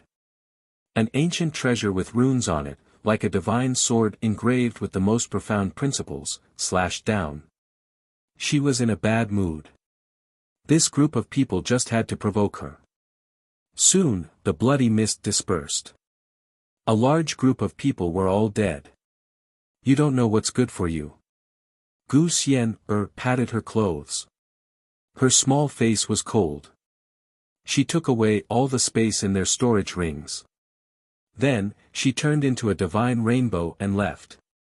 Since leaving the Peach Village in the abandoned land of immortals, she had encountered many similar situations in the inner area. Killing people and robbing them was very familiar to her. However, because she was always bullied by Gu Chang'e in the mountain gate, she acted like a silly girl. In fact, she was very smart. However, soon after Gu Xian left, a large group of people appeared. The leading woman was wearing a colorful feather robe. She had blue hair and scales on her forehead. Her expression was arrogant. After seeing the bloody mist, her eyes were extremely cold. Her face was extremely ugly and full of anger. I've always been the one killing others. Who is it? Who dares to kill my brother? Seventh Princess, there are ferocious beasts here. They witnessed everything. You can search their souls. Among her followers, someone noticed the traces of the ferocious beasts not far away and said. Hearing this, the blue-haired woman did not hesitate. Her figure moved, extremely powerful. She directly grabbed those ferocious beasts. Ignoring their roars, she directly searched their souls to see what had happened here. Damn it, it was a little girl in cyan who killed them. I will make her pay the price she deserves. I didn't expect that just because I was a little late, my brother would be cruelly killed. Soon, the blue-haired woman's eyes were frighteningly cold. She was full of anger. She stared at the scene in front of her, trembling with anger. In the scene, from beginning to end, her brother only opened his mouth to ask a few questions. He did not do anything. In the end, the little girl in cyan was extremely ruthless. She directly attacked and killed everyone. My brother has many protective items on him, but he died at the hands of such a little girl. Her identity is not simple. But my ocean palace came from hundreds of millions of miles away. How can I suffer a loss here? Spread the news, I want to hunt that little girl in cyan. The blue-haired woman's voice was cold and angry. She directly ordered to hunt that little girl in cyan. Hearing this, her followers were even more frightened. When the ocean palace was angry, it could cause a huge earthquake. Next to the boundless heavens in the inner area of the upper realm, the Endless Sea clan in the Endless Sea was ruled by the Ocean Palace. In the vast sea of the upper realm, one could see the Ocean Palace. Even the major immortal forces and supreme orthodoxy had to give them face. Moreover, there were many affiliated sea clans in the Ocean Palace. Many of them were closely related to the 10,000 ancient clans. The Ocean Palace was definitely a force that was a headache for many orthodoxies. The followers' faces were all a little pale. Now, this girl had offended the seventh princess of the Ocean Palace. Her brother could only be considered as someone from her mother's side. However, as long as the blood of the Ocean Palace flowed in his veins, he was a member of the Ocean Palace. But now, he was killed here. How could she not be angry?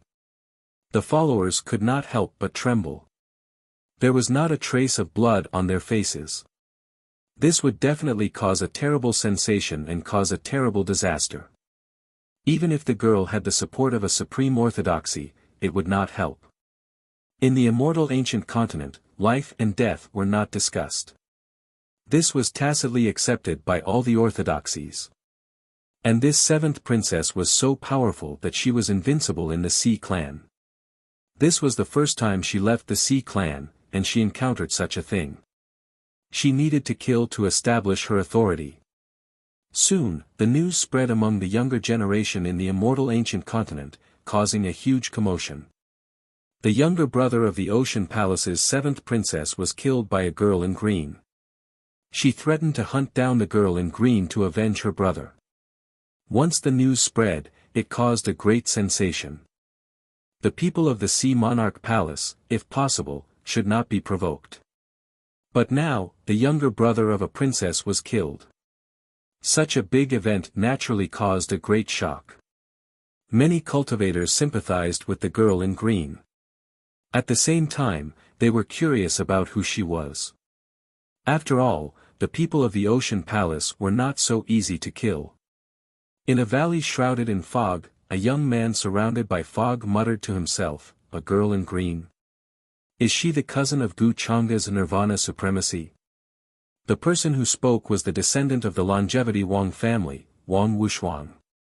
He came here alone, and no one knew how he got the news. Interesting. If the people of the Ocean Palace fight with Gu Changa, I can reap the benefits. After saying that, golden runes appeared on his body. He went straight through the fog. In another direction, in a mountain range, a sharp golden light flashed. A golden-winged rock spread its wings and swept across the sky. Its whole body was golden. It killed a true immortal realm ferocious beast and tore it in half. Its body fell from the sky. It is said that Gu Changa has a conflict with his Nirvana sovereign cousin. If that girl in green is his cousin, I don't know if he will intervene when the time comes. The Ocean Palace is not so easy to deal with. The golden-winged rock landed and turned into a tall man. It was the descendant of the golden-winged rock clan, Peng Fei. He frowned and couldn't help but mutter to himself. Similar scenes were playing out at the border of the immortal ancient continent. There were many young people who came here. Some came here first. Some came later and fell behind the crowd. But they were also powerful. They were all young supremacies. Because the territory of their forces was too far away from the immeasurable heaven, it would take a lot of time to cross. During the period when the immortal ancient continent opened, some people encountered the natives here, and there were conflicts and killings. But for the natives here, it was also an experience for the younger generation. It was a rare opportunity. Are they all the natives here? On a low-lying plain, there was a patch of unknown tall golden plants swaying in the wind, as if it was a golden grassland. Gu Changa raised his eyebrows and asked. In front of him, a group of creatures whose appearances and decorations were different from those of the outside world knelt on the ground in fear. Their legs were broken and blood flowed out. They couldn't withstand the terrifying aura that Gu Changa emitted when he raised his hand. A small group of them were blown into a bloody mist by Gu Changa's aura, and their bodies and souls were destroyed. When he passed by this place, he was suddenly attacked by this group of creatures. A few of his followers died. Where are you from? Gu Changa asked with his spiritual will. Standing in front of him was a dark-skinned man in a beast robe. He wasn't very old and his ability was in the middle stage of the immortal emperor realm. But now, his divine soul was about to be crushed. He was terrified and couldn't even lift his head. Under Gu Changa's aura, they were even smaller than ants. The few young men and women behind him were dressed in extraordinary clothes. They used secret treasures to protect their bodies. But now, they were also terrified and their divine souls were trembling. The young man in front of them looked about the same age as them. But how could he be so terrifying? He was even more terrifying than a young great emperor. Tell me, where is your gathering place? Maybe I'll let you go. Gu Changa knew that he could understand his spiritual will, so he asked casually. Then, he grabbed the dark-skinned man in front of him and lifted him up like a chicken. Master, there is news from other places. Miss Yen seems to have offended people from the Ocean Palace. But whether it was Miss Yen or not, we're not sure. At this time, Gu Changa's Yiksha-like follower came over and reported to Gu Changa. They had the means to gather information from everywhere and naturally heard about this matter. Now, it was a hot topic among the younger generation. Ocean Palace? Gu Changa frowned. Hearing this, he thought for a while and then said casually, "Don't worry about her. She won't die. In any case, she was the daughter of fortune. The Ocean Palace was just here to give Gu Xian her experience. Of course, with her current ability, she might be at a disadvantage." Gu Changa did not intend to be her nanny. Although the little girl looked down on everything and was cold and arrogant, as the daughter of fortune, she had a lot of opportunities. Naturally, she could turn misfortunes into blessings and turn danger into safety. Although there was an element of calculation, Gu Changa was also sure that Gu Xian would be fine. At most, she would be a little injured and then run for her life. However, Gu Changa considered that he had finished his work and could use this matter to his advantage. After all, since the last time he played the trick of injuring himself, he had ignored Gu Xian for a while. It was about time to see her. As for the Ocean Palace, who was it? She was Gu Xian's personal punching bag. Was she someone they could bully? If you don't want to die, lead the way. Gu Changa came back to his senses and said to the group of creatures in front of him with a calm expression. Now they were still of some use and could lead the way. Gu Changa was too lazy to search their souls directly. He was afraid that they could not withstand it and their spirits would explode. The indigenous people in the immortal ancient continent were a mix of various ancient races. Their strength was obviously much stronger than that of the outside world. Gu Changa also felt this. But it had no effect on him. Now Gu Changa was not even afraid of the existence of the Saint Realm, let alone the younger generation. "Sir, we will lead the way." The leader of the creatures was frightened and hurriedly replied. They felt horror from this young man. This kind of strength was already comparable to the elders in their tribe. It was simply too scary. Their attacks just now were all blocked by him and directly annihilated. But they did not know why this young man wanted to go to their gathering place. After all, it was in the depths of the continent. There were many experts. Soon, after leaving this area, they went straight to the east. Along the way, Gu Changa saw many grand buildings. They were incomparably ancient and had been abandoned.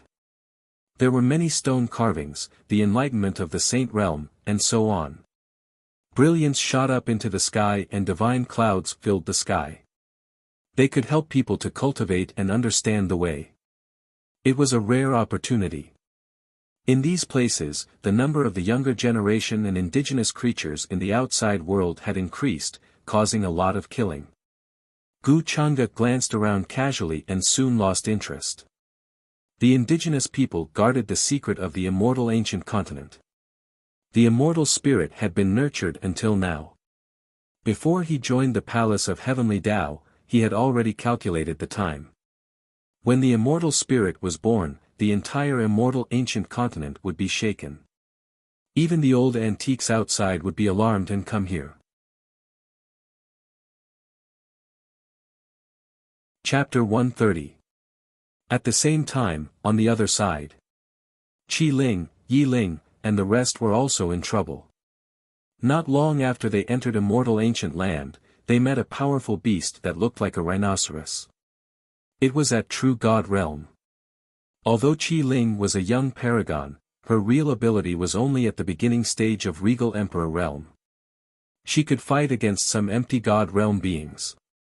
Once she met a True God Realm being, it would be difficult for her.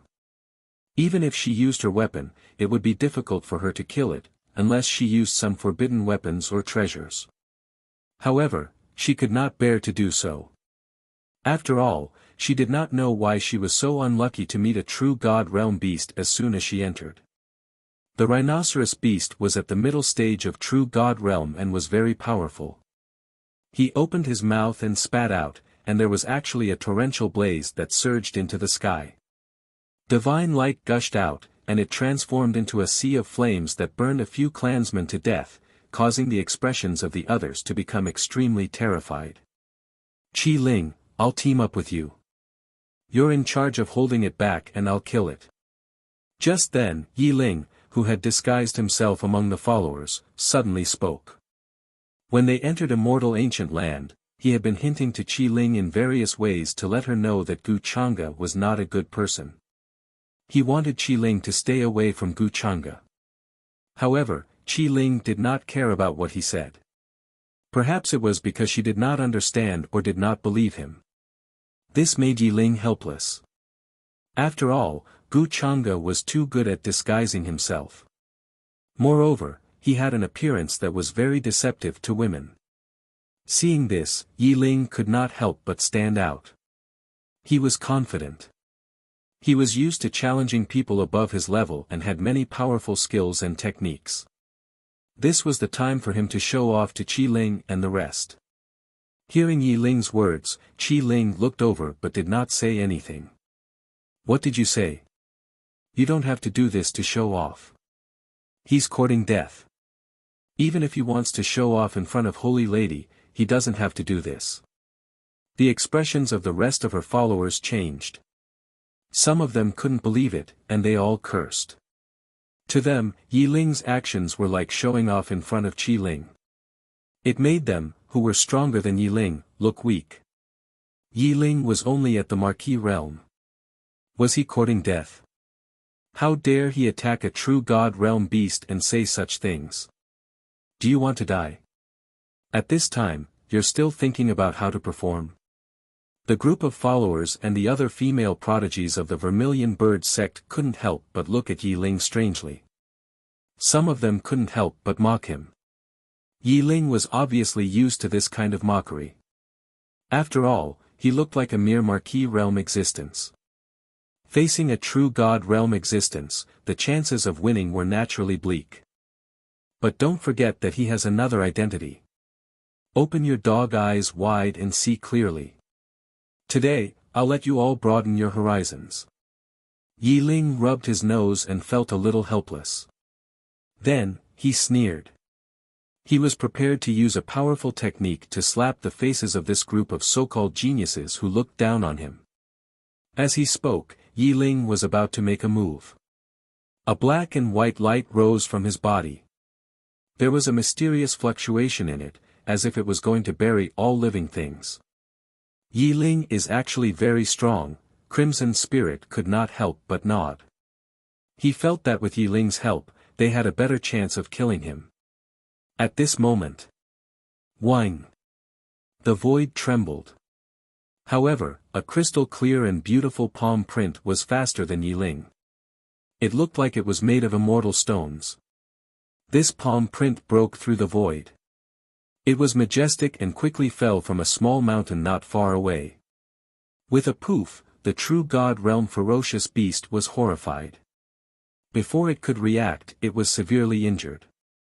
Its body cracked open and blood spurted out. Its hard scales could not block at all. They were torn apart like paper. Hiss! This scene immediately caused the group of people to suck in a breath of cold air as they looked at the small mountain not far away. A group of powerful geniuses appeared there. They were all wearing golden armor and riding various powerful ferocious beasts. They were like knights. The leader was a beautiful woman in a robe and black hair. Her eyes were cold and filled with indifference. It was as if an empress had descended to the world. It's her. Yu Mingkong. The crown princess of the unparalleled celestial dynasty. The expressions of the Vermilion Bird tribe changed. They could not help but be shocked. The true God realm ferocious beast that Crimson Spirit could not deal with was seriously injured by this future empress with just one palm. She was too powerful. It was terrifying. So powerful. She is at least a mid-stage Emperor realm cultivator. Otherwise, she would not have such ability. Crimson Spirit could not help but be shocked. She had just broken through to the Emperor realm. If she had broken through to the mid-stage Emperor realm, she would not have been able to do this. It could be seen that Yu Mingkong was indeed much more powerful than her, even though they were both young supremes. After all, the young supreme beings were divided into upper, middle, and lower levels. Crimson Spirit was only in the middle level, but Yu Mingkong was obviously in the upper level or even higher. Yu Mingkong. Yi Ling was also stunned. Then, a look of amazement flashed across his eyes. No matter when he saw this world-renowned genius, he couldn't help but be stunned. She was really too beautiful. Her face was like a painting, so beautiful that it shook one's soul. It was like the most perfect masterpiece of the heavens. Especially that peerless aura of looking down on the world. He could not help but be moved. Gu Chang'e is really lucky. Damn it, Yi Ling did not expect that just as he was about to attack, Yu Mingkong would beat him to it and severely injure the beast. At that moment, his heart was filled with envy and jealousy. He even felt indignant. He felt that Yu Mingkong's plan to kill him was entirely Gu Chang'e's arrangement. Naturally, Gu Chang'e was also the one to blame for this. However, Yi Ling was not worried. He was very good at hiding. Yu Mingkong could not recognize him. After all, even Gu Chang'e did not recognize him previously. Thank you for your help, Crown Princess Mingkong. The young prodigies of the Vermilion Bird tribe reacted and thanked Yu Mingkong. Crimson Spirit also had a complicated expression. She cupped her hands and said, "Thank you for your help, Crown Princess Mingkong." She knew that Yu Mingkong might have helped because of Gu Chang'e. And it was very likely that it was not a friendly gesture, but a demonstration of force. A declaration of sovereignty. Yu Mingkong had seen how Crimson Spirit and Gu Chang'e chatted in front of Wuxiang Peak that day. She might have helped today, so it was very likely that she was demonstrating her power. This made Crimson Spirit smile bitterly in her heart. She did not know how to explain. It had to be said that women understood women. She clearly guessed that this was the reason why Yu Mingkong had helped. On the mountain peak, Yu Mingkong glanced at Crimson Spirit with a cold expression and did not say a word. Then, she turned around and left with her followers, heading deeper into the forest. If Crimson Spirit was not here, she would not have interfered.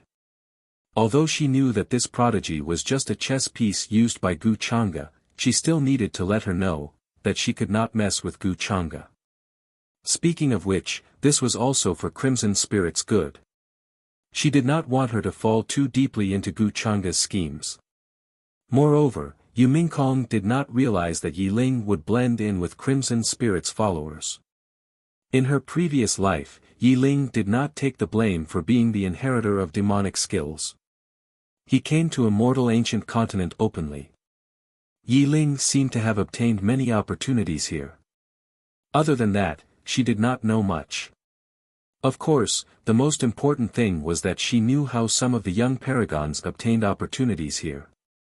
She knew where they were and where they were. Yu Mingkong was confident that this trip to Immortal Ancient Continent would help her to break through to the virtual god realm quickly. If she could obtain the immortal essence, it would not be impossible for her to become a divine sage. This was because the immortal essence was the source of immortals. Even paragons would be shocked by it. According to the time in my previous life, Immortal Ancient Continent will be in turmoil soon. Some of the ancestral tombs of the indigenous people will be destroyed. In my previous life, I did not think too much about it. However, I think Gu Chang'e must have snuck over there secretly. He has the devouring immortal demon skill. There are many corpses of immortal ancient experts buried in the ancestral tombs. As long as their corpses have not decayed and there is some source left, Gu Chang'e will be able to absorb it. This is his natural breeding ground. When he leaves Immortal Ancient Continent, I wonder how high his cultivation will be, not to mention that Gu Chang'e is still keeping an eye on the immortal essence that is about to be born. Yu Mingkong rubbed her forehead. She felt helpless and discouraged. Even if she knew all this, she could not stop this from happening. Gu Chang'e was too terrifying. No matter whether it was his strength or his methods, they were flawless and impeccable. As a person who had been reborn, even if she could guess what Gu Chang'e was going to do, she could not stop him. However, she could not stop him. What was the use? Although Gu Chang'e said a few days ago that he could not bear to kill her, for Yu Mingkong, who knew Gu Chang'e's temperament so well, the credibility of his words was obviously only temporary. Although she had slept much better these days than before. However, it was not easy to keep her life when she was with Gu Chang'e. Of course, the main reason was that Gu Chang'e had left too much of a shadow in her previous life. In fact, Gu Chang'e's ruthlessness had not changed at all. Now, he did not kill her and even treated her well because she was useful and valuable to Gu Chang'e. Therefore, Yu Mingkong still had to think of various ways to make herself stronger. Xian Er's path has not changed much. She has offended the Ocean Palace. Although she will be hunted down, she will be more scared than in danger. Instead, she will have a breakthrough in battle. Yu Mingkong's expression did not change, but she had various ideas in her mind. Then, she led a large number of followers to the nearest opportunity point. She remembered that in her previous life, a young supreme martial artist found a corner of the emperor-level array pattern here. At this time, Yi Ling, who was looking at Yu Mingkong from afar, sensed the fluctuations of a battle not far away. He suddenly frowned. He turned his head to look, and his expression changed. He saw that there was a figure in a red dress who was being attacked and was approaching in his direction. That is Yin Mei. Oh no, she is in danger. Seeing this, Yi Ling's figure moved. Without hesitation, his figure turned into a divine rainbow and swept quickly in that direction. For him, Yin Mei was not only Bai Lai's fiancée, but also an advantageous witness to prove that he did not kill Bai Lai. Seeing this, Qi Ling frowned, but did not care about Yi Ling. After all, he was only mixed in with her followers. In fact, Yi Ling did not listen to her orders. She did not care, but the rest of her followers were dissatisfied. They were extremely unhappy with Yi Ling. This guy actually ran away on his own. As a follower, he did not listen to Qi Ling's orders. I felt that this guy was very unfamiliar. Did he mix in? At this time, someone was puzzled and could not help but suspect. Don't tell me he is a hidden inheritor of demonic arts who sneaked in and mixed in with us. Another person could not help but say. Many people shuddered when they heard this. Recently, inheritors of demonic arts had caused a lot of commotion, and people were anxious. They increasingly felt that Yi Ling was very suspicious. At this time, Qi Ling was helpless and could only find a random reason to explain. However, she was still a little dissatisfied with Yi Ling's behavior. She helped him out of kindness, but he did not seem to have any self-awareness and took it for granted. It seems that Yi Ling really can't compare to Brother Chang'e. Qi Ling shook her head. Although she did not say it, she could not help but feel a little disappointed in Yi Ling. On the other side, Yi Ling watched as Yin Mei fought with a young supreme being who was shining with divine light. Mountains collapsed, and sand and stones were blown away. All kinds of treasure light surged like a torrential rain. Runes erupted, drowning all sides. However, Yin Mei seemed to be at a disadvantage. Her face was haggard, and there was blood at the corner of her mouth. Her followers were also entangled with a ferocious beast and could not go forward to help her. Yin Mei is in danger. I have to help her. Yi Ling did not hesitate. He had experienced such an old-fashioned hero rescuing a beauty and was almost used to it. Now that he did it, he was naturally very familiar with it. He took out a red short sword. Chi! A terrifying sound rang out. This short sword turned into a ray of red light and pierced through the sky like a rainbow. It burst through the clouds and attacked the young supreme being. Who is it? The young supreme being was shining with divine light. There were flames burning all over his body. He was clearly a powerful figure. He sensed the extraordinariness of this short sword and used a divine ability to knock it away. He glanced at Yi Ling, who was attacking behind him, and could not help but frown. Moreover, he did not know why, but he felt that the Yin Mei in front of him seemed to be showing weakness. She did not use any powerful techniques. Seeing that another person was attacking, he simply gave up. He did not want this sword grass and turned into a divine rainbow to leave. A strange look flashed in Yin Mei's eyes, but she did not show it on her face. She said with some gratitude and curiosity, "Thank you for helping me. According to Gu Changa's instructions, this handsome man in front of her should be Yi Ling in disguise." After all, only this kind of person who was devoted to a woman would not care about the risk of being exposed and directly come to rescue the beauty. This made Yin Mei mock him in her heart. Hearing Yin Mei's words, Yi Ling was actually a little hesitant at this time. This was because once he chose to reveal his true identity, what if Yin Mei had malicious intentions towards him? Then he would be in danger. However, after thinking about it and considering what Yin Mei had done before, he still chose to believe in Yin Mei's character. He said frankly, "Yin Mei, I am Yi Ling." "What?" Hearing that, Yin Mei's beautiful eyes immediately widened. She was shocked and in disbelief. Then, she hurriedly said, "Do you want to die? How dare you come here and expose your identity? Why are you so stupid?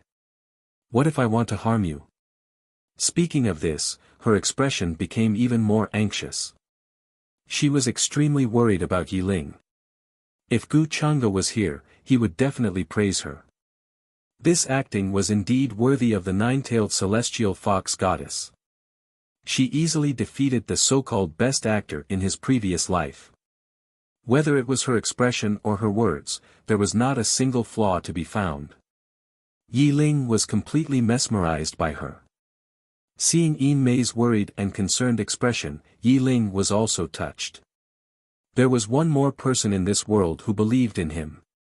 Indeed, he did not misjudge Yin Mei's character. At that moment, Yi Ling lowered his voice and said to Yin Mei, "Don't worry. My concealment technique is very good. No one can discover me." Hearing that, Yin Mei also calmed down. However, she still looked a little worried. "You are too bold. How dare you come here? Don't you know that many cultivators are looking for you? Anyway, I was wrongly accused. I will find a way to clear my name. Moreover, there is something I want in the immortal ancient land," Yi Ling replied. Hearing that, Yin Mei nodded. "Yin Mei, don't you suspect that I killed Brother Bai Lai?" At that moment, Yi Ling could not help but ask. He was a little curious. Yin Mei shook her head. Then, she looked directly into Yi Ling's eyes and said, "I never suspected you. Although Bai Lai was very angry after you left that night, he was not so angry that he wanted to kill you. He would not disregard the brotherhood between you for so many years. Moreover, I believe in your character. You would not do such a thing." Her tone was very firm. There was not the slightest bit of doubt. After hearing that, Yi Ling did not expect Yin Mei to trust him so much. This made him very touched. He nodded and said, "Don't worry. I will clear my name. Also, you have to be careful of Gu Changa. I suspect that he is the one who framed me." After all, Yin Mei had already offended Gu Changa. Hence, Yi Ling told the truth directly. He wanted Yin Mei to be on guard against Gu Changa in the Palace of Heavenly Immortals. "What? Senior Brother Gu?" Hearing this, Yin Maiden's expression was one of utter shock, followed by a look of fear and disbelief. However, she thought to herself, "Master is right. Yi Ling is smart. He has already suspected him. Unfortunately, this guy is still too stupid." She shook her head secretly. Very soon, Yi Ling successfully appeared in front of Yin Mei's followers as her bold friend. Qi Ling and the rest, who had just arrived, were shocked but could not say anything. At that moment, because of Yi Ling, Qi Ling and Yin Mei also decided to work together for the time being. The group headed towards the depths of the mainland. Yi Ling had a smile on his face. He gradually displayed some powerful techniques and convinced the group. In particular, his luck was really good. He actually encountered many rare divine medicines and other things. Even some of the divine weapons buried in the ground were found by him. Old Tortoise, if we follow the direction you said, can we really find the enlightenment platform of the reincarnation ancient lord? Yi Ling asked Old Tortoise in the pendant. He was very confident. Now, he was the backbone of the group. Don't worry. The Lord left it specially for you. Also, there are many good things left for you at the enlightenment platform. Old Tortoise said to Yi Ling. Hearing that, Yi Ling was even more excited. Yin Mei was paying attention to his every move. She was very careful to leave traces for Gu Chang'e. She was worried that Gu Chang'e would not be able to find this place when the time came. After all, the immortal ancient mainland was too big. Hence, just in case, she still made many preparations. And all this was not noticed by anyone. Looking at the excited Yi Ling, Yin Mei's eyes flashed with mockery. She could not help but laugh in her heart. Not only did you take the blame for Master, but now you're helping Master find opportunities. It's been hard on you. Chapter 131. Time flew by. In the blink of an eye, a few days had passed. In a vast area in the east of the immortal ancient continent. Boom! A mountain range that looked like an earth dragon suddenly exploded as it was hit by a terrifying attack. A forbidden weapon that looked like a Tian Luo umbrella appeared in the sky. Thousands of rays of divine light fell from it and turned the mountain peak below into fine powder. Catch her, don't let her get away. A large group of sea creatures shouted as they chased after her. A slender figure dashed out from the crowd. She turned into a divine rainbow and was even faster. She seemed to have some kind of secret technique that increased her speed by many times. These people are really persistent. Why are there so many sea creatures involved? Gu Xian frowned and looked tired. She looked back and took out a long black knife. Runes surrounded it, and the knife chi was boundless. It pierced through the air and killed all the sea creatures that were chasing after her. She had been hunted for the past few days, and this was the third group of people today. If it were not for her sensitive senses, she would have been seriously injured by that forbidden weapon. That girl in green is still being hunted, it's too bad. She has offended the sea creatures. At least in this area, no one dares to help her. I heard that her surname is Gu, and she is related to the young master of the Gu family. I don't know if it's true. Even if they are related, I heard that she has some conflicts with the young master of the Gu family. Such a beautiful girl, what a pity, even the disciples of the Tao Heaven Immortal Palace saw her, but they did not dare to help her. A large group of cultivators noticed this scene and were extremely shocked. However, they only dared to watch from afar. Over the past few days, this was a common occurrence in this area. The news had spread far and wide, and many cultivators came to join in the fun.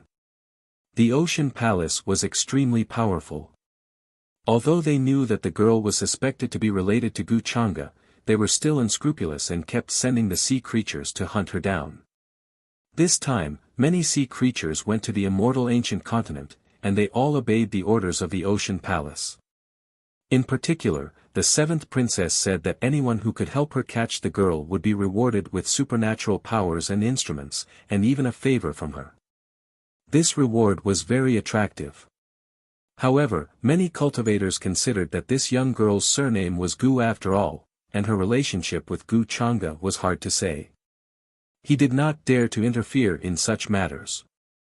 Thus, they could only watch the show from afar. Damn it, why are there so many of them? Gu Xian's expression was as cold as ice. It was not easy to get rid of one group of people, but before he could rest, he encountered another group of people. The void trembled. Boundless divine symbols rippled outwards. It was also a forbidden artifact that possessed great power. The mountain peak in front of her suddenly exploded. She was also affected by the shockwave. Her blood and chi roiled, and there was a sweet taste in her throat. She was injured by the shockwave. Even though Gu Xian had an amazing physique, he was still very tired after being hunted for so many days and not being able to find a chance to rest. This made her angry and aggrieved, but there was no other way. The oceanic race were like maggots in one's bones. He couldn't get rid of them no matter how hard he tried. There were even a few young supreme martial artists among them. Facing their combined attacks, Gu Xian had no other choice but to escape. Actually, she still had some tricks up her sleeve. That was to use the artifacts that her masters had given her. However, this was only a battle between peers. She did not want to waste them in such a place. Furthermore, this could be considered a training experience. However, now, Gu Xian regretted killing that youth. She had indeed formed a huge grudge. His gaze had indeed made her very angry. Her killing intent had soared. It's all Gu Changa's fault. If he didn't make me feel bad, I wouldn't have killed that person. Anyway, it's his fault. I'll settle the score with him. Gu Xian put the blame on Gu Changa's head again. Furthermore, didn't he say that he would not allow others to bully her?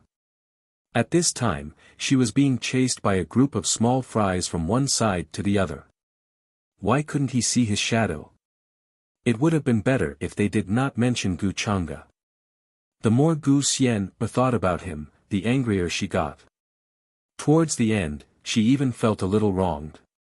In fact, she also knew that it was her own wishful thinking. After all, Gu Changa no longer cared about her. Why would he care whether she lived or died?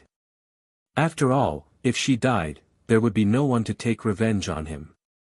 Gu Changa should naturally be happy. The Ocean Palace was chasing her.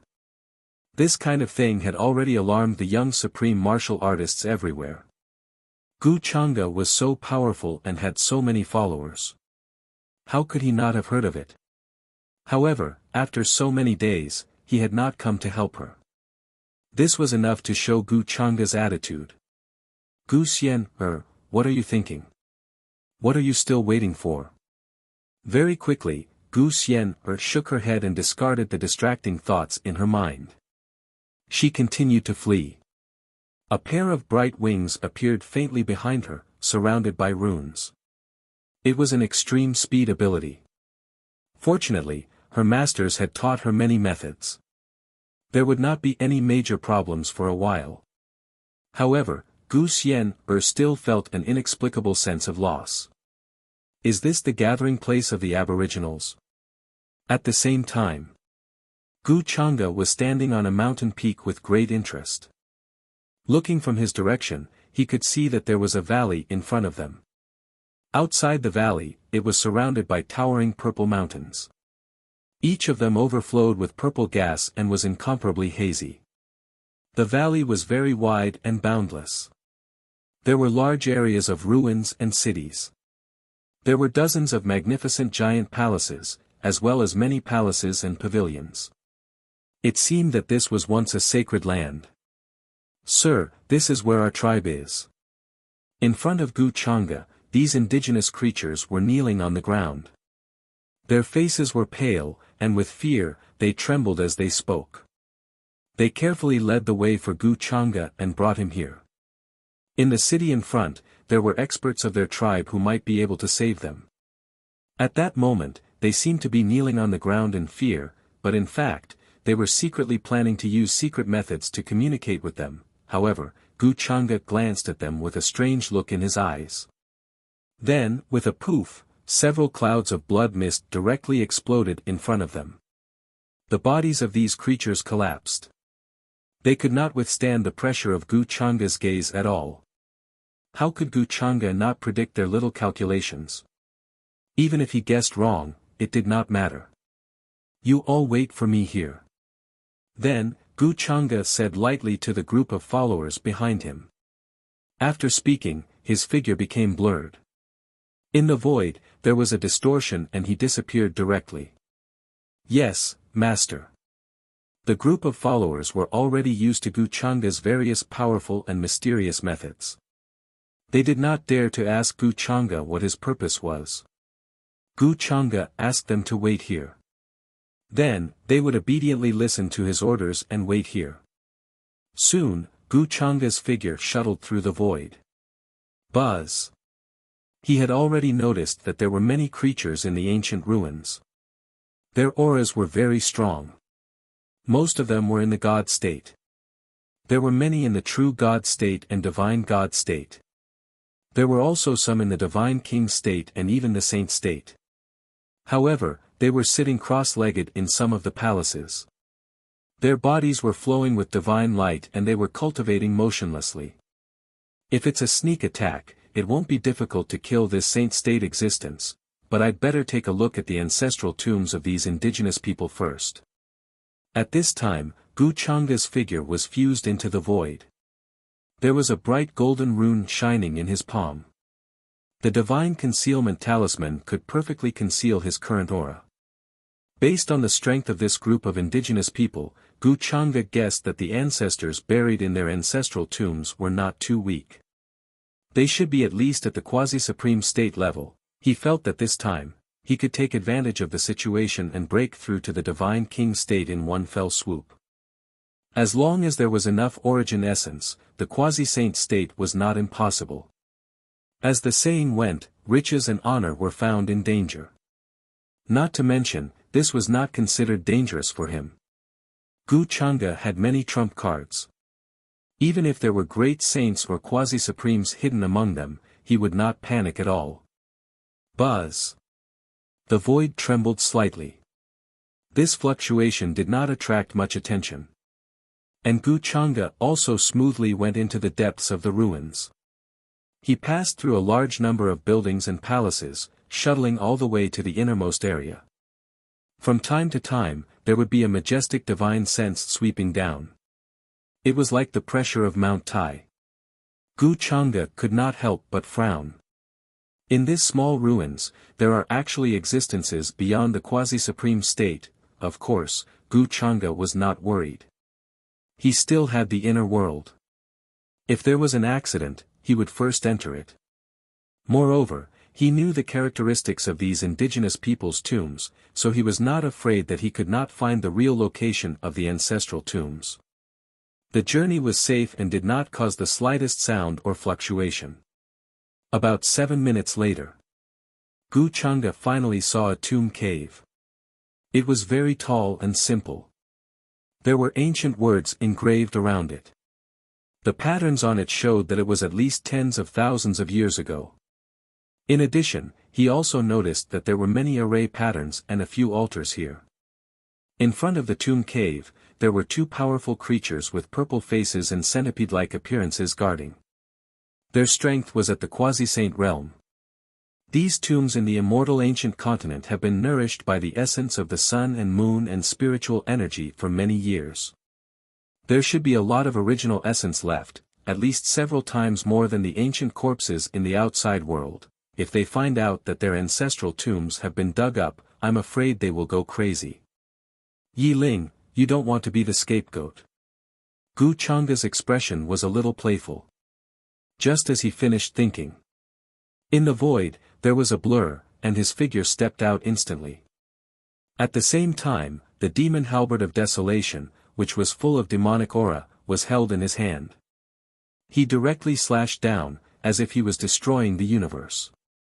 Who is it? The two creatures in front of him were extremely shocked, but they had not yet reacted. There was a dazzling black light in front of them. Poof! Their hard scales suddenly exploded, and blood splattered everywhere. One of them was swept by Gu Chang'e's halberd, and his body was directly pierced through in midair. The body of the quasi-saint realm was like a piece of paper, and could not withstand the demon halberd of desolation at all. Who are you? Asking for flowers, the other creature was also stunned. It did not expect that such a young man would appear in the ancestral tomb.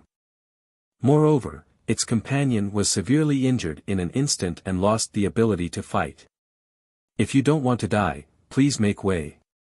Gu Chang'e casually smiled, and did not have the slightest self-awareness of a sneak attack. The other creature was furious. It understood the meaning in Gu Chang'e's mind. The majestic might of the quasi-saint was about to soar, but the black light broke through again. With a poof, its arm was directly cut open, and black blood splattered everywhere. Gu Chang'e looked casual. It did not take him much effort to deal with them. Soon, he avoided the array patterns in front of him and entered the ancestral tomb. Boom! An ancient and decaying aura immediately rushed towards him. Gu Chang'e swept the demon halberd of desolation, and broke all the coffins in front of him. With a series of thuds, corpses rolled out one after another. It seems that the harvest is not bad. Gu Chang'e was a little satisfied. In his words, these were high-grade corpses. The corpses in front of him contained rich essence. There were men, women, old, and young, and they wore different clothes. They belonged to different dynasties and periods, but they were all very far away from the present. This was a group of incomparably ancient dead people. When they were alive, the weakest was at the great saint realm. Now, they looked incomparably strange. There was an old Taoist in a tattered feathered robe, and there was a rotten aura, as if he had just been dug out of a grave. There was also an ancient emperor, wearing a broken purple gold crown, as if he had just climbed out of the ground. There was also a heavenly lady in a heavenly silkworm robe, but her robe was tattered, as if she had been eaten by demon beasts. There was also a monk in a kasaya. His skin was dry, but it seemed to be cast in gold. There were also creatures of the 10,000 ancient races. They were very tall, but their wings were cracked and dry. As Gu Chang'e attacked them, black runes of the great Tao appeared in his palm, turning into rules like order. These corpses began to float up and down. Wisps of sunlight like green light emerged from these corpses, like essence, but also like starlight, magnificent and magical. Gu Chang'e sat there cross-legged, and a door vaguely appeared behind him. Wisps of black light fell, turning into a pitch-black treasure bottle of the great Tao, and all the light was swallowed by it. He was refining and absorbing these, and the aura on his body was constantly rising. Pitch-black vortexes appeared from between the cells, strange and mysterious. Time passed, and it had been 3 days since Gu Chang'e entered the ancestral tomb of this small relic. At this moment, in a vast mountain range, there was some blood at the corner of Gu Xian's mouth, and he looked forward with a cold expression. A vast expanse of white fog rolled in from all directions, enveloping an area of several tens of thousands of miles. There were runes flashing in it, and the aura of array patterns pervaded, extremely powerful. This group of sea race had been lying in ambush here for a long time. Numerous sea tribe ferocious beasts appeared everywhere. Their bodies were extremely huge and terrifying, and the runes on their bodies were blazing like small mountains. In order to hunt her down, the 7th princess of the Ocean Palace sent many sea race geniuses. She would not rest until she avenged her brother's death. And during this period, Gu Xian killed many of the sea race people she sent, making her lose face, and this made the 7th princess even angrier. Now she set up a sea race formation to firmly surround the area where Gu Xian was, in order to capture her. This place was shrouded in white fog, as if they had come to the sea. Lightning flashed, thunder roared, and a storm raged. It was extremely terrifying, and all kinds of runes intertwined, brilliant and brilliant. At the same time, it also attracted a large number of cultivators in this area, who all watched from afar with different expressions. The 7th princess of the Ocean Palace is ruthless. She sent so many people to hunt down this young girl, and now even the sea race formation has been activated. Even a true god will find it difficult to escape. But the enmity of killing my brother is not to be borne under the heavens. Who can you blame? It is said that when the crown prince of the unparalleled celestial dynasty rushed over, he was held back by another young female supreme being. The two are fighting, and I am afraid it will be difficult for them to come over for a while. Many cultivators were talking about it. Suddenly, a loud sound came from the horizon. A shocking aura came, and the world seemed to be in a riot, and the sound of horse hooves came. It was hair-raising, as if thousands of soldiers and horses were galloping over. Golden spears filled the sky, and the sound of killing shook the world. A golden warhorse was galloping in the sky. There were golden flames on the horse's hooves. A blue-haired woman sat on it. She was wearing golden armor and holding a spear in her right hand. Her expression was cold and disdainful. She stared at Gu Xian in the mountain range in front of her, whose face was cold and pale, and sneered. "Little girl, where are you going to run today?" Many of the nearby sea race saw this and said respectfully, "Welcome, seventh princess." All the cultivators who were watching from afar also changed their expressions. Hiss. This seventh princess of the Ocean Palace has such a powerful aura. She has broken through to the peak of the Emperor realm. No wonder she is so bold. She is simply invincible. They were all shocked. This seventh princess's strength was really terrifying. It was not without reason that she dared to command a group of sea race prodigies and young supreme beings. 1000. Chapter 132. Wine. In the dimly lit ancestral tomb. Ancient and incomplete corpses floated up and down, as if they had crawled out of their graves and were devouring the essence of the sun and moon. Such a scene was very frightening. If someone came here at this time, they would definitely be shocked. Strands of green light fell continuously, like a waterfall. A great Tao treasure vase floated in the middle, receiving the light and then turned into black great Tao runes, falling into the body of the young man below. His hair danced and his robes fluttered. Under the shroud of light, it was bright and mysterious, deep and terrifying. Gu Chang'e was sitting there cross-legged. At this time, his skin was like immortal jade, shining and translucent, and there was an indescribable terrifying demonic nature. One by one, vortexes appeared behind Gu Chang'e. Every hole contained multicolored light. There seemed to be many gods and demons sitting cross-legged, chanting and emitting a grand sound of the world. Wine. At the same time, Gu Chang'e's aura was rising continuously, all kinds of refined energy seemed to be opening a gate for his body. In the void, there were many strange and bewitching flowers rooted there. They had immortal intent, but they were even more sinister. Pop, pop, pop, these flowers were blooming, spewing out rich essence qi, which was absorbed by Gu Chang'e's mouth and nose. This was the power of the primordial spirit that had been refined by a secret technique, containing the comprehension and understanding of the primordial spirit level. Wine. In the sea of consciousness. The innate God consciousness was growing stronger, becoming brighter and more solid, like divine gold that had been refined, faintly shining. Finally, the terrifying aura here dissipated. Gu Chang'e's true realm had broken through to the peak of the heavenly God realm. He opened his eyes, and then the divinity and essence of the ancient corpses in front of him disappeared, falling to the ground, looking more and more shriveled. Gu Chang'e looked a little regretful.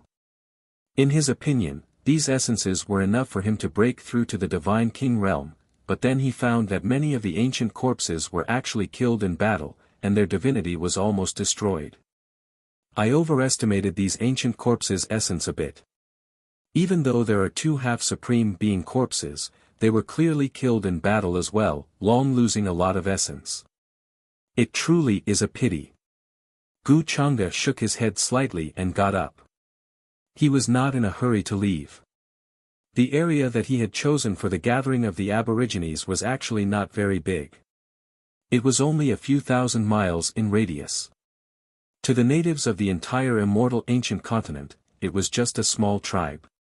Gu Chang'e was not at all worried that this matter would be linked to him. For the time being, no one would notice that something was wrong with their ancestral tomb. After all, who would come to see if the ancestral grave had been dug up for no reason? At that time, even if they were discovered, who would be able to confirm when it really happened? After all, he was not the only one of the younger generation wandering around the area where the Aborigines gathered. And Guchanga's ultimate goal had always been the Great Mausoleum, those places where immortal corpses might be buried. This kind of small mausoleum was just a matter of convenience to accumulate some experience in digging up ancestral graves. At that time, if they were discovered, he would have at least dug up a few mausoleums.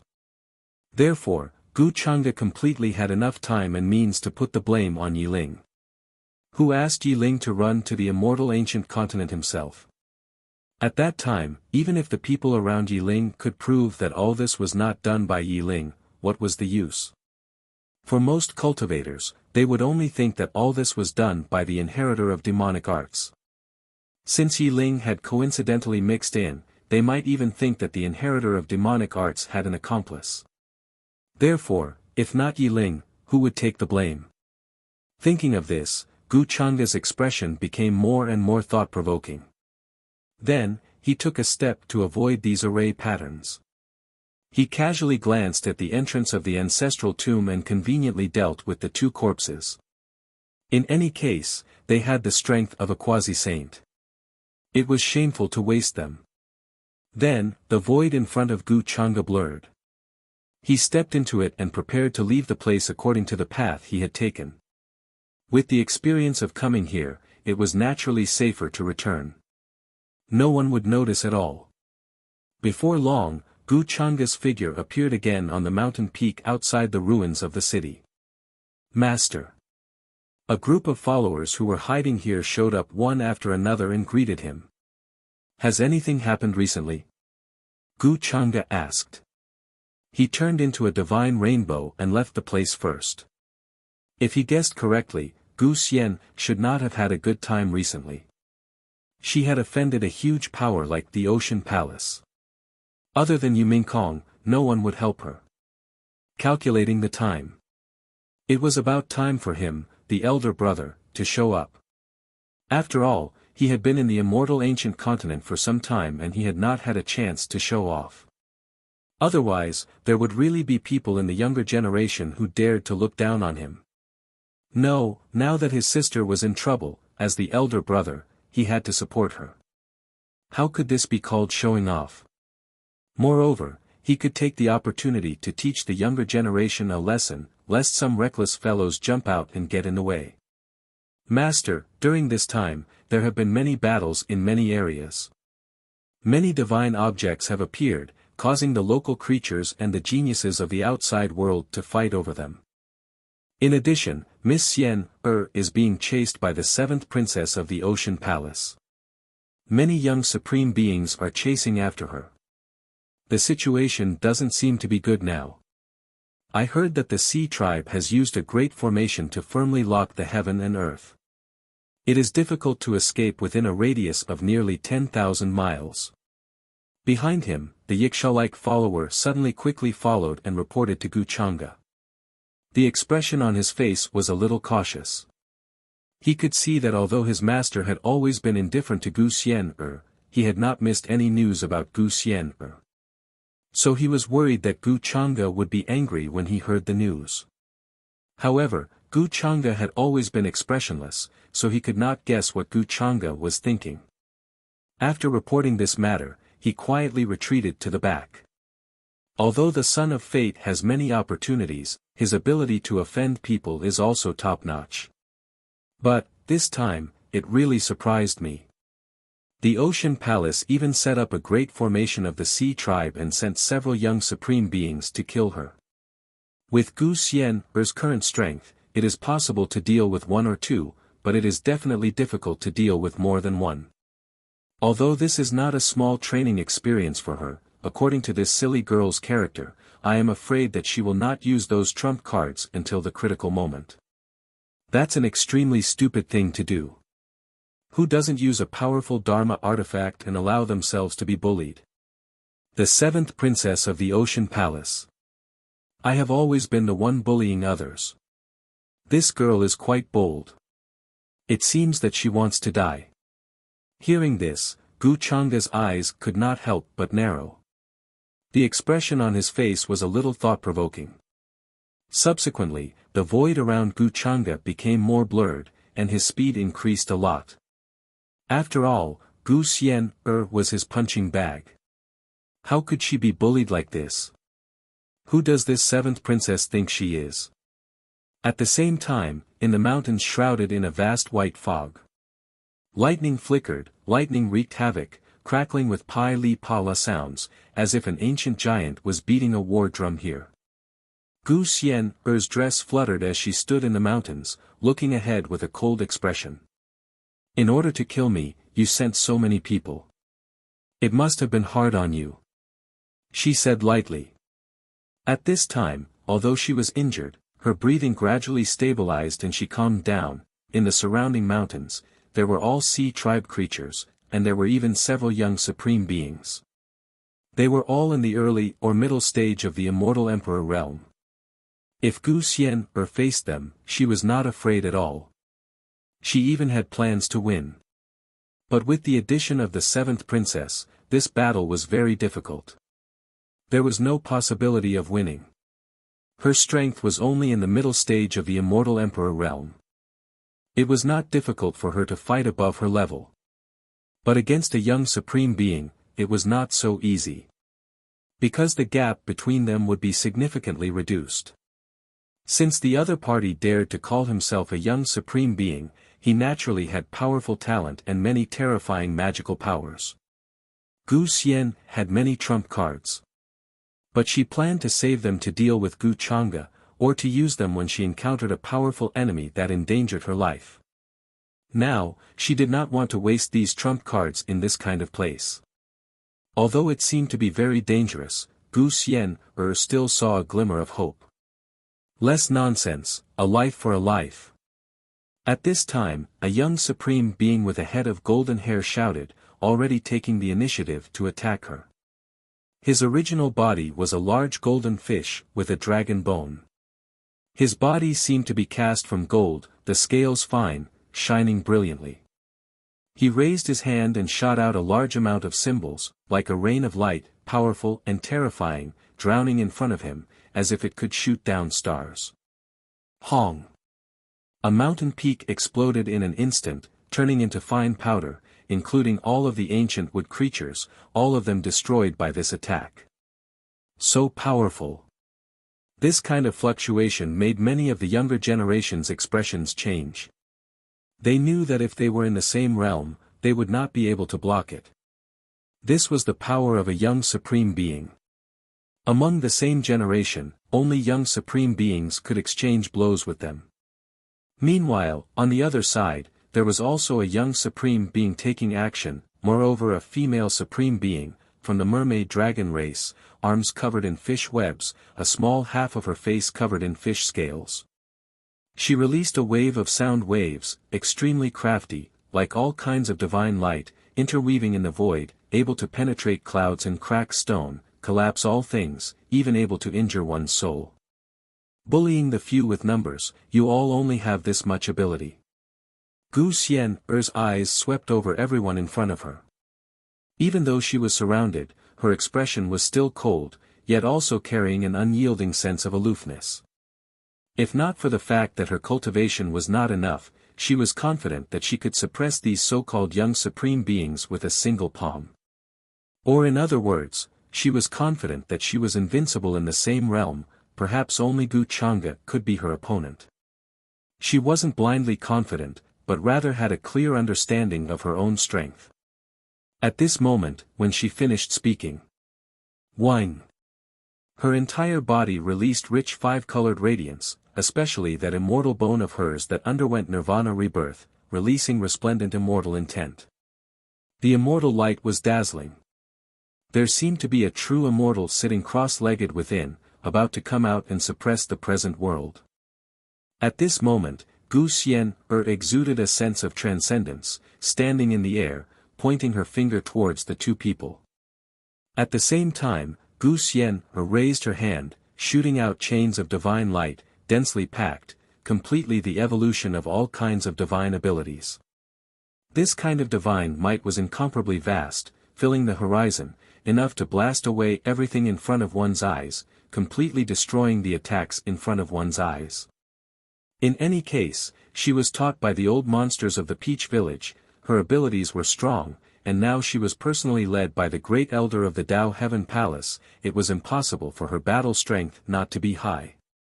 Immediately, it was as if an immortal bell rang in the void.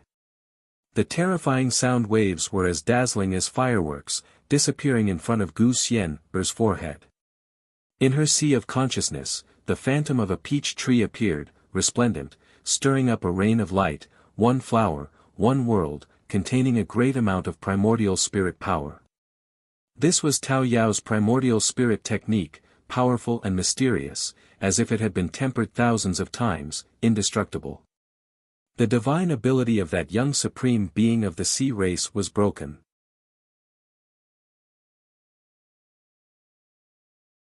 Chapter 133. Boom! Gu Xian's eyes were cold. Wings of light appeared on his back as he quickly approached. His jade-like white hands clenched into fists. His chi and blood were astonishing as he directly punched down. Faint golden chi and blood pierced through everything. He was simply like an unparalleled ferocious beast. What? The young female supreme being from the mermaid dragon clan was somewhat shocked. She did not expect Gu Xian to suddenly appear in front of her. This speed was too frightening. It was as if he had completely disappeared into thin air. Pooh! She quickly activated her divine ability to resist. The fish web on her arms turned into sharp heavenly blades that could cut through everything. She wanted to resist Gu Xian's punch. However, in the next moment, the sound of bones cracking was suddenly heard. Accompanied by a scream, she flew backwards. Her expression was filled with deep shock and disbelief. The arms that she used to resist were shattered by Gu Xian's punch. The small fist landed on her body, almost causing half of her body to explode. This scene caused many of the cultivators in the distance to involuntarily suck in a breath of cold air. Although this green-robed girl looked very frail, her strength was simply too shocking. This is a bit tricky. The young supreme being who attacked frowned and could not help but take a few steps back. His cultivation was stronger than Gu Xian's, but he did not gain any advantage in this attack. This shocked him and gave him a sense of frustration. As a young supreme being, and in existence at the upper middle level, he was actually not a match for a young girl in green. The young female supreme being who attacked together with him was even pierced through, blood spurting out. Gu Xian forced the two of them back with one attack, but his expression was not good at all. Instead, it became more serious. This was because the white fog was too dense, as if it was endless. It contained the ancient formation runes that the sea race had set up, covering the sky in all directions. For the sea race, this area became more suitable for them to battle. What trash! In the air, a blue figure riding a golden warhorse was charging over. She stood proudly in the sky, her eyes cold and disdainful. Seeing this scene, she spoke coldly. Her aura was too strong. Although the figure did not look tall, it was more shocking than the sea race that stood in the sky like a small mountain. In her hand, there was a long spear with a golden light revolving 21 times. Her aura was terrifying, and there was no doubt that she was a peak-titled Emperor Realm martial artist. The seventh princess did not personally join the battle. She was like a hunter, sitting upright in the sky. Her eyes were cold and mocking, waiting to witness a great game of cat and mouse. Take her down. The seventh princess ordered again. She still didn't make a move. If she didn't torment the other party like this, she wouldn't be able to quell the pain of her brother's death. If she didn't kill the girl in front of her, the hatred of her younger brother's murder would be unquenchable. Damn it, how dare you destroy my body! That fish dragon clan young female supreme being was incomparably furious, but also felt a bit of lingering fear. Her body almost exploded, but then it healed in the distance, wishing to reconstruct her body. She had underestimated Gu Xian's strength. She did not expect it to be like this. She was no match for him in terms of physical strength. Therefore, he suffered a huge loss. Very quickly, she charged towards Gu Xian with an ugly expression. At the same time, the other young supreme being also revealed his true body, crushing over murderously. His fish body rumbled through the horizon, releasing terrifying world-shaking sounds. In an instant, that place was filled with densely packed radiance. There were tens of thousands of them, all of them turning into blue symbols. They turned into streaks of lightning and rain mist, surrounding Gu Xian. A great battle erupted. Berserk energy spilled out crazily, as if stars were exploding one after another. Under this type of fluctuation, many of the younger generation couldn't bear it. They could only stay far away. Fighting one against two, and even having the advantage, this green-clothed girl's strength is just too great. No wonder she could kill wave after wave of ocean race people. What a pity, she offended someone she shouldn't have. This made many of the nearby younger generation feel endlessly shocked. However, there were also some who felt pity. Naturally, there were also those who rejoiced in her misfortune. Finally, under the joint attacks of the two young supreme beings and the attacks of the other ocean race people, Gu Xian's face turned pale. With a wah sound, she spat out a mouthful of blood. Her slender body was like a kite with its string cut, directly falling towards the mountain range behind her. Kill! She's injured, this is our chance. A group of ocean race powerhouses were overjoyed. Even the two young supreme beings' eyes shone brightly. They used their strongest techniques, preparing to take down Gu Xian. Rumble. In an instant, this place was drowned in radiance that filled the sky. Under such radiance, all the cultivators couldn't help but close their eyes, feeling incomparably glaring. Now's the time, however, at this moment, seeing this group of people charging towards her, Gu Xian, who was flying backwards, suddenly had a hint of success in her eyes. She instantly stopped in her tracks.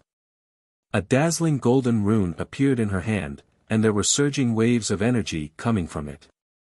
That was a dazzling sword radiance, terrifying murderous intent. Although it wasn't a trump card, it was a talisman treasure that she had obtained when she was ambushing others. It contained the power of a true immortal. Now that it suddenly erupted, it immediately caused the expressions of the ocean race people in front of her to change. Many people directly collapsed, their bodies splitting apart. What a cunning little girl, I can't let you live. Suddenly, the seventh princess on the golden warhorse snorted coldly. Her eyes were like lightning, staring at the golden sword talisman in Gu Xian's hand. Chi! She waved her hand, and the golden spear cut through the sky, tearing the sky, and piercing through the void. Puff! Gu Xian's expression changed dramatically. She hurriedly protected herself with a top-grade defensive celestial device, but her body was also severely shaken. She turned pale and lost all color. Even the golden sword talisman in her hand that was about to be activated exploded in an instant. Hiss! That was just a casual attack. So powerful, she can definitely kill a true immortal. Facing the attack of the seventh princess of the Ocean Palace, everyone in the distance was shocked. Those who couldn't stand it even trembled and almost fainted. As the absolute overlord of the endless sea, the Ocean Palace ruled over many ocean races. This seventh princess was known to be invincible. Before this, they had never seen her appear. Seeing it today, all the cultivators were truly shocked. Invincible was not just a saying. Looking at all the young supreme beings, who had broken through to the peak of the Emperor realm at this age. And a casual attack contained the battle strength of a true immortal. Even the young master of the Gu family, who was known to be a true immortal, was not so strong, right? As a young supreme being, she was already the best of her generation, and this seventh princess of the Ocean Palace was obviously the best of the best. The slender girl in green in front of her was definitely no match for her. And before this, the girl in green was besieged and hunted by many ocean races, and her cultivation was no longer at its peak. This was obviously unfair to her. And among the many young people, no one came forward to help. She was alone facing the seventh princess, who had many followers. How could she fight? It was simply bullying.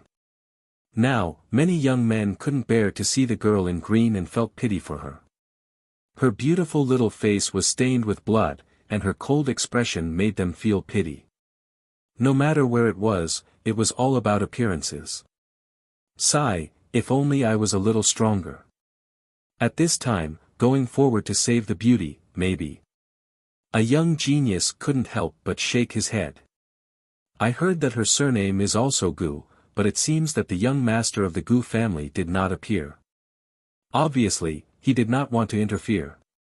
This girl in green is said to have a very complicated relationship with the young master of the Gu family. There seems to be enmity, but also no enmity, so many disciples of the Palace of Heavenly Immortals did not dare to help. Yes, if this angered the young master of the Gu family, it would be bad luck for both sides. Around the mountain, many cultivators were discussing in low voices. They had different opinions about this matter, and they were all very emotional. The girl in green was not weak. She just lacked the time to grow, otherwise she would be able to face the seventh princess of the Ocean Palace. This made everyone feel pity. At such a young age, you are cunning and cruel. You can't be allowed to live. The seventh princess of the Ocean Palace sat on the golden warhorse, the golden spear returned to her hand, and said coldly, pointing at Gu Xian. Her group of followers, including the two young supreme beings, returned with ashamed looks on their faces. Just now, they almost fell into her trap. If the seventh princess had not suddenly intervened, they would have been seriously injured here. Thinking of this, they looked at Gu Xian with a gloomy look. Today, in front of so many people, they tried to capture a girl whose cultivation was far below theirs. Not only did they fail, but they were also seriously injured and even killed. This made them lose face, and there was a very sullen anger in their hearts. They wanted to fight with Gu Xian hundreds of times and kill him. Oh, can't be allowed to live. I don't see you as a good person, you are just bullying others. At this time, Gu Xian also flew up from below, her voice was very calm. She stood in the air, barefoot, her hair and sleeves fluttering. She was like the most perfect fairy created by the heavens, with a kind of fairy and the rhythm of the great Tao. She was young, but her face was beautiful, like a peerless fairy flower, standing in the void. The discussions of many cultivators around fell into her ears. At this time, she was unusually calm. Although there was a trace of blood at the corner of her mouth, she was not afraid at all. She remembered the words of her masters, and all kinds of thoughts flashed through her mind, but she calmed down. If there was no other way, she would have to use those extremely precious magic tools. When she thought of the possibility of doing so, she, who had always been a little money grubber, felt pain in her heart. This debt, Gu Xian calculated and inexplicably blamed on Gu Chang'e. Bullying others with power? That's interesting.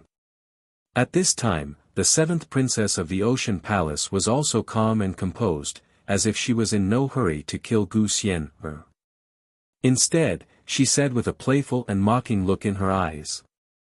If it weren't for the fact that my cultivation is higher than yours, what are you? Gu Xian said lightly. Because my cultivation is higher than yours, I will kill you. Is there a problem with that? Hearing this, the seventh princess of the Ocean Palace could not help but laugh coldly, as if she had heard the biggest joke in the world. No problem. Don't let my cultivation surpass yours one day. Gu Xian looked at her calmly. You have no chance. Today, no one can save you. When you killed my brother, did you think about this, little girl? Hearing this, the seventh princess's eyes were cold, and she remembered the scene she saw when she was searching for the ferocious beast's soul. Her brother was cruelly killed by this little girl in front of her. His body collapsed, and in the midst of his screams, even his primordial spirit was obliterated. This method could be called ruthless. He deserved to die. Gu Xian said lightly. Before, she was a little regretful and impulsive because of this matter, but now she was very calm. A sister like this, and a brother like that, sooner or later, they would be killed by others. You are courting death. Hearing this, the seventh princess's face turned cold, and her eyes were even colder. On her indifferent body, it seemed very dark, and even a little twisted. Those who were familiar with her knew how much she doted on her brother. Originally, she wanted to bring him to the immortal ancient continent to seek opportunities, but she did not expect that he would be killed when she was not careful. This made the seventh princess furious. She would not let Gu Xian die so easily. She wanted to torture her. You have chased after me for so long. Now that I am standing here, do you dare to kill me? At this time, Gu Xian's eyes had a hint of mockery, and she asked in return. I know your surname is Gu, and I know you are the disciple of the great elder of the Tao Heaven Immortal Palace. But so what? If I want to kill you, who can stop me? The seventh princess laughed coldly, looking at Gu Xian as if she was looking at an idiot. She could not understand how she could be so calm at this time. Could it be that she had other reasons? She was the seventh princess of the Ocean Palace, and it was easy for her to kill her. A life for a life, and in the immortal ancient continent's training, it was a matter of course. If you kill me, my brother, Gu Chang'e, will not let you go. You will die more miserably than me. At this time, Gu Xian was calmer, and she decided to use Gu Chang'e's name. At the same time, she wanted to draw some hatred to Gu Chang'e. If things did not work out, she would use a secret treasure to break open the space and leave. Anyway, she would not feel guilty for tricking Gu Chang'e. Moreover, she knew that Gu Chang'e would not care about her. At this time, she did not have any expectations. Gu Chang'e, you are talking about him? The seventh princess did not expect Gu Xian to say such things at this time. She could not help but laugh. Don't think that I don't know about the deep hatred between you and Gu Chang'e. Would he care about your life or death? Even if Gu Chang'e appears, so what? Do you think that I will be afraid of him? I want to see how much of the so-called genuine immortal's talent is real. The seventh princess's eyes were cold. From her words, she had seen through Gu Xian completely. If she did not want to make her despair slowly, she would not have said so much nonsense. Gu Xian heard this and laughed. Then she said lightly, you are just an outsider. Where did you get the confidence to talk about my relationship with Gu Chang'e? If you dare to touch me, you will definitely be killed by my good brother. If you don't believe me, you can try. He is only delayed because of one thing. Otherwise, he would have come here long ago. She could not help but praise herself for being quick-witted.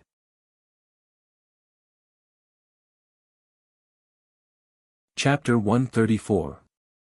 Gu Xian said it so casually. Especially when coupled with this indifferent and calm expression, he seemed to be quite serious about it. Of course, only Gu Xian knew the truth. She couldn't help but shake her head, a little disappointed. She also hoped that the truth was as she said. But, she had tricked Gu Chang'e, it would be strange if he cared about her. And she didn't even know where Gu Chang'e was now. The immortal ancient continent was so big, he might be fighting for opportunities somewhere. Her own life was completely unimportant to him. Thinking of this, Gu Xian became even colder. Instead, she looked at the other party with a seventh princess, you're finished, look. You're really looking for death. If Gu Chang'e knows that you're chasing me like this, all of you here will be dead. No one will be able to escape. You think you're very strong. You're just a peak immortal emperor. You can bully me. But in front of my brother, you're less than an ant. He can kill you with one slap. Gu Xianer was still speaking calmly. Her words sounded like she was stating a fact, but also like she was telling everyone how strong Gu Chang'e was. At the same time, she was showing how much she admired and worshipped Gu Chang'e as his younger sister. But in reality, she was just thinking about when to use the forbidden weapon to break through the seal and sneak away. At the same time, she would draw Gu Chang'e's hatred towards her. If the seventh princess vented her anger on Gu Chang'e, she wouldn't feel guilty. She knew that Gu Chang'e was very strong. It wouldn't be a problem for him to deal with the seventh princess. Of course, it was definitely not as exaggerated as she said. And when these words were said, it instantly caused a huge commotion. Many young geniuses' expressions changed slightly. They were a little shocked. Especially some disciples from the Palace of Heavenly Immortals. When they were in the Palace of Heavenly Immortals, Gu Xianer and Gu Chang'e's relationship was indeed very complicated. They really couldn't figure it out. Could it be that it's really like what we saw back then? They're brothers and sisters. Some disciples couldn't help but feel a strange feeling in their hearts. Gu Xianer spoke so casually and naturally that it was hard to doubt the authenticity of her words. Like an ant. When the time comes, I really want to meet him. The seventh princess had originally planned to torture Gu Xianer, but at this moment, she no longer thought about it. Her gaze was extremely cold and filled with anger. She, who had been invincible since she was a child, was actually belittled by Gu Xianer as an ant. She couldn't stand this and wished for nothing more than to slap this little girl who had a big mouth but was still acting so calm and composed. Since you want to die today, I'll fulfill your wish. The seventh princess wanted to kill. She urged the golden warhorse under her feet to charge towards Gu Xianer. Boom! The golden warhorse once again stepped into the sky and headed in the direction of Gu Xianer. This momentum overflowed into the heavens, as if a great army was galloping forward. Golden spears were striking down, terrifying to the extreme. The clouds were split open, and the sea race's great formation enveloped the area. Amidst the thick white fog, symbols flickered, and a great path to the heavens was carved out. The golden flames blossomed. At this moment, everyone could see the scene clearly. The golden light was resplendent, stretching across the horizon. The seventh princess was simply like an unrivaled female war god. Her aura was vast, and with a sweep of the long spear in her hand, it could make the heavens collapse and earth rend as it swept down. Boom!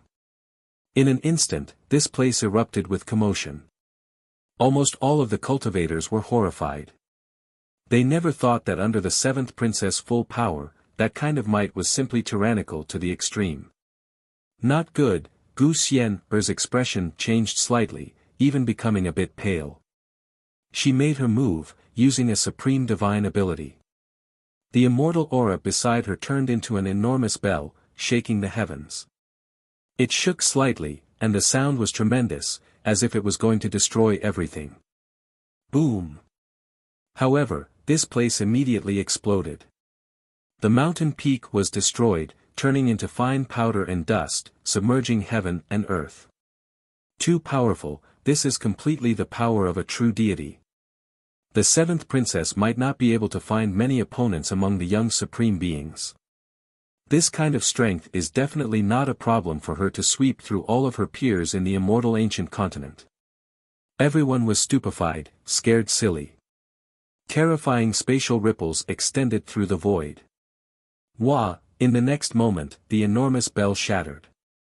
Gu Xianer's figure flew out like a kite with a broken string, scattering a stream of blood in the air. Her secret technique was very powerful, but the seventh princess' strength was too much greater than hers. This was already not a category she could match, especially when the seventh princess' attack was filled with anger. It could destroy mountains and split the earth. Die! The seventh princess sat upright on her mount, looking down at her with a cold smile. Radiance circulated on her long spear, containing exceptional sharpness. "There's no other way," Gu Xian's face paled, her blood and qi roiling. She tasted something sweet in her throat, blood gushing out. She never thought that the seventh princess would suddenly attack her. To directly attack like this, she was simply deranged. Boom! At this time, the seventh princess made her move again. Looking at Gu Xian, her eyes overflowed with killing intent. She coldly said, "Go to hell. Such a disaster, I simply cannot let you live." Hazy golden radiance appeared on her long spear, symbols resplendent, metallic killing intent surging out, blasting towards Gu Xian. Boom boom boom. A large mountain range was turned into fine powder under this attack. Many cultivators in the distance were affected and spat out mouthfuls of blood. Gu Xian's face was even paler. Just as she was about to use her trump card, her eyes suddenly widened, and she was stunned. She seemed to be in a daze, somewhat in disbelief. She muttered, "Gu Chang'e, how is it possible?" When she regained her senses, she could not help but open her eyes. She felt that the scene in front of her was too unbelievable, like a dream. Suddenly, in the sky in front of her, the void became blurry, and the figure of a young man in white walked out. His gaze was cold and calm. Then, a terrifying gust of wind swept out, the golden light turned into waves that seemed to want to rush into the sky. Boom! In between heaven and earth, a golden palm appeared, incomparably solid, and slapped down, like the palm of heaven of a deity. Huge and full of power, it was daunting and difficult to resist. This was the evolution of a sorcery. It was like the palm of the celestial arch. Although it changed, it was actually the embodiment of the rules and order. This was the longevity Gu family's famous theurgy, the palm of heaven. With a bang, it was as if heaven and earth had collapsed. The golden spear trembled, the terrifying rebound force seemed to be able to destroy the universe, containing endless power. Immediately, the golden war horse let out a tragic cry. Puff! In the void, blood bloomed, incomparably bright. How is this possible? The seventh princess's arm shook violently. The terrifying power almost made her entire arm explode. The pain made her face contort. If it were not for her talent rune bone shining and protecting her, half of her body would have exploded. This made the seventh princess's expression change drastically. She was even a little shocked and a little in disbelief. As a result, her scalp was slightly numb. Boom! The giant golden palm fell, the golden light rolling, cratered the ground, collapsed the mountains, and smoke and dust rose into the sky. Many onlooking cultivators were hit by the palm. They did not have time to escape and were instantly turned into minced meat. "How dare you touch my things?" His casual voice resounded between heaven and earth, but all of a sudden, it caused all directions to become deathly silent. All the cultivators stared blankly at the figure that walked out of the void, and they could not help but feel fear and shock. Many people felt a chill run down their backs and their scalps go numb. Greetings, successor. Around the mountain peak, many disciples of the Palace of Heavenly Immortals' expression changed drastically. They hurriedly saluted, frightened by this shocking scene. They naturally recognized the young man who suddenly attacked. He was the successor of the Palace of Heavenly Immortals. Gu Chang'e. The seventh princess of the Ocean Palace, who was at the peak of the Emperor realm, was seriously injured by this palm, and her war horse exploded. Her right arm was dripping with blood, and her face was extremely pale, losing all color. This was too shocking. Especially when compared to the domineering indifference from when he was sitting high up in the sky, overlooking everything with murderous intent and wanting to kill Gu Xian. It formed a strong contrast, causing the hearts of all the cultivators to beat violently. In an instant, she was knocked down from the clouds and was covered by a palm. Just as Gu Xian said, she did not have the slightest bit of resistance and was not a match at all. This made them unable to help but be shocked. Just how strong was Gu Chang'e? Could it really be like what Gu Xian said? The expressions of the sea creatures also changed drastically. They surrounded the seventh princess from all directions, protecting her in the middle, and stared at Gu Chang'e vigilantly. Under the situation where the sea tribe's array sealed off the world, he could still appear here silently. This was already unimaginably strong. Not to mention the scene just now, it made their minds buzz and blank, and they could not react for a while. The invincible seventh princess had never been in such a difficult situation before. Especially in the hands of someone of the same generation, this was simply unbelievable. Gu Chang'e was too strong.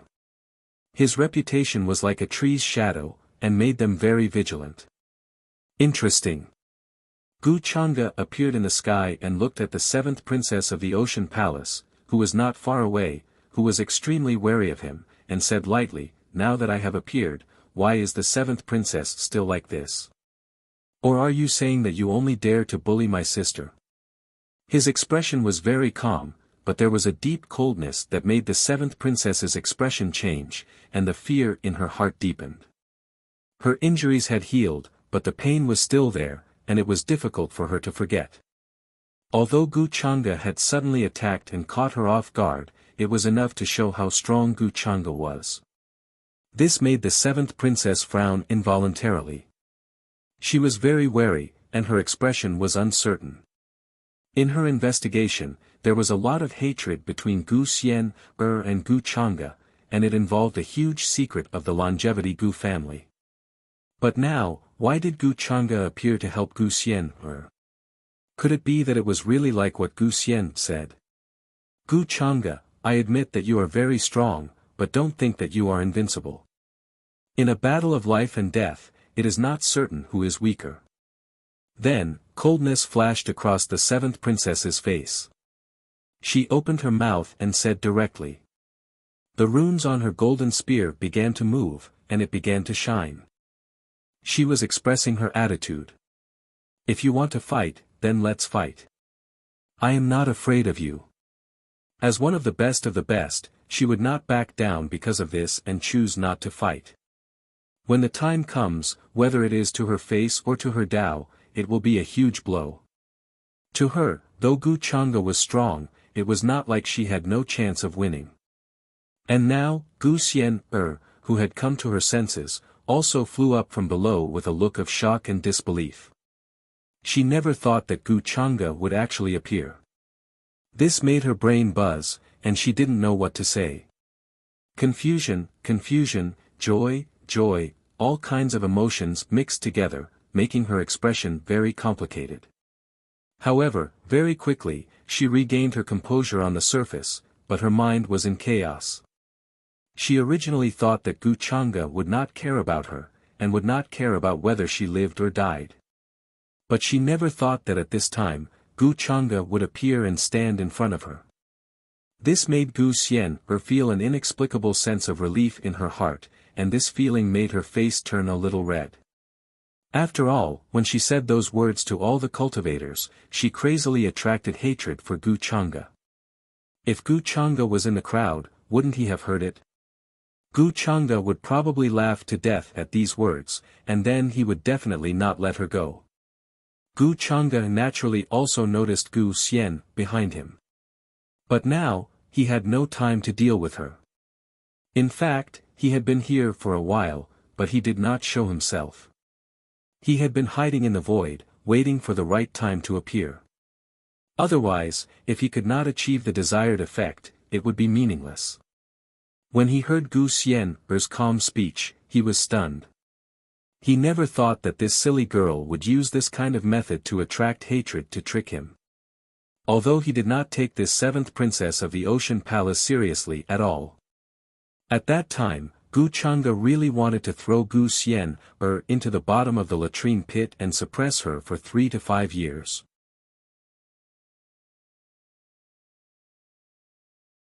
Chapter 135. Are you okay with your injuries? Gu Chang'e asked casually, asking Gu Xian behind him. His expression did not seem to be very concerned. But at this time, Gu Xian's mind was really in a mess. Hearing this, she just gave a soft hum. What do you mean? Gu Chang'e raised his eyebrows slightly. He naturally knew that Gu Xian was not seriously injured, at most a little injured. But at this time, even if she was not injured, she would be injured. When Gu Xian heard Gu Chang'e's words, she was not stupid. Her voice was cold, but a little low and aggrieved. The injuries are very serious. Many of my bones are broken, and my internal organs are displaced. If you didn't come, I would probably die here today, alone, with no one to collect my body. Speaking of this, her face had a sad and tearful expression, which would make anyone who heard it cry. Many of the young men nearby couldn't help but feel a sense of pity for her.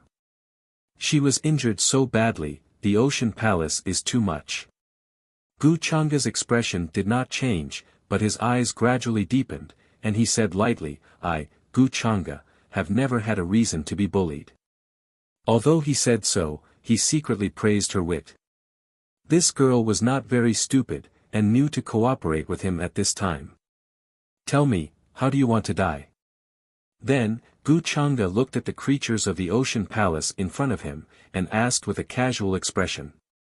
All the cultivators heard this and could not help but shudder. At this time, they were frightened. How do you want to die? This sentence came from Gu Chang'e's mouth, but it was so natural, containing an endless bloody breath. They already had a hunch that there would be a bloody storm here in a while. Hearing this, the faces of the creatures of the Ocean Palace could not help but change, and they turned slightly pale. The two young supreme warriors who had attacked Gu Xian before turned pale, a little frightened, and could not help but take a few steps back. After all, this was Gu Chang'e. Just now, his attack had severely injured the seventh princess, and even her mount had been shattered by the aftershock. His strength was ridiculously strong. Before this, they had never heard that Gu Chang'e would stand up for Gu Xian. Even the seventh princess did not expect such a thing. Gu Chang'e, don't go too far. If you insist on supporting Gu Xian, then 587. At this time, the seventh princess said with a slightly gloomy expression. However, before she could finish her words, she was interrupted by Gu Chang'e. His expression was a little playful as he said, the Ocean Palace hurt my sister, and now they blame me for backing her up. What kind of logic is this? Also, seventh princess, you haven't answered my question yet. Then I'll ask you again, how do you want to die? The seventh princess was enraged by Gu Chang'e's aggressive attitude, and her expression was very ugly. She could not help but say, Gu Chang'e, stop acting like you've taken advantage of us. You're a famous young supreme warrior with the potential of a genuine immortal, but you've gone too far. Do you really think the Ocean Palace is easy to bully? In her opinion, no matter how strong Gu Chang'e was, he was only one person now. Even if he gathered the nearby disciples of the heavenly immortal palace, he could not be a match for the Ocean Palace. It was very likely that both sides would suffer, and the other young supreme warriors would take advantage of the situation. Therefore, at this time, she actually did not want to confront Gu Chang'e directly. She would find a way to avenge her brother sooner or later. However, Gu Chang'e did not mention this at all, nor did he ask why she wanted to kill Gu Xian. Instead, he asked her how she wanted to die. He even repeated it twice. This kind of contemptuous, casual, indifferent, arrogant attitude made the seventh princess angry. She could not bear it. After all, she was the seventh princess of the Ocean Palace. She ruled over many heaven's prides and young supreme warriors of the Sea clan. In terms of status, she was not inferior to Gu Chang'e. And most importantly, Gu Chang'e was too confident and had an attitude that said he could defeat them. As a fellow supreme warrior, how could she stand such humiliating treatment? Going too far. Hearing this, Gu Chang'e could not help but laugh, and then the expression on his face turned cold. So what if I'm bullying you? Hearing this, Gu Xian, who was behind him, could not help but tremble. She gently lowered her head. Previously, when the people of the Ocean Palace were chasing her, the seventh princess also had such an overbearing attitude.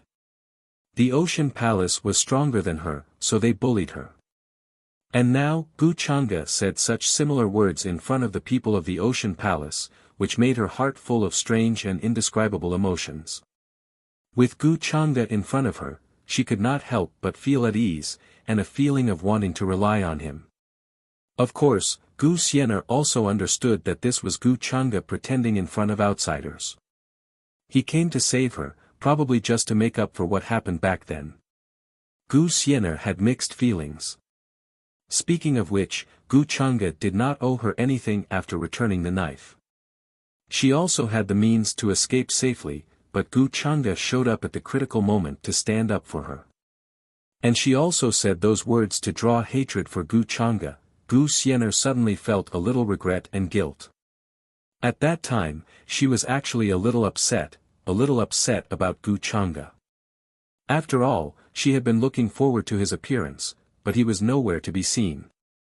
Gu Chang'e, since you want to say so, how do you want to settle the matter of your sister killing my brother? Hearing this, the seventh princess said coldly with a heavy expression, gritting her teeth. She did not intend to feign civility with Gu Chang'e anymore. She gripped the golden spear tightly, and wisps of brilliance appeared on it, and a metallic aura circulated. Gu Chang'e's words clearly showed that he did not give any face at all, and had a completely unrelenting attitude. Then how do you want to settle it? Go down and accompany him?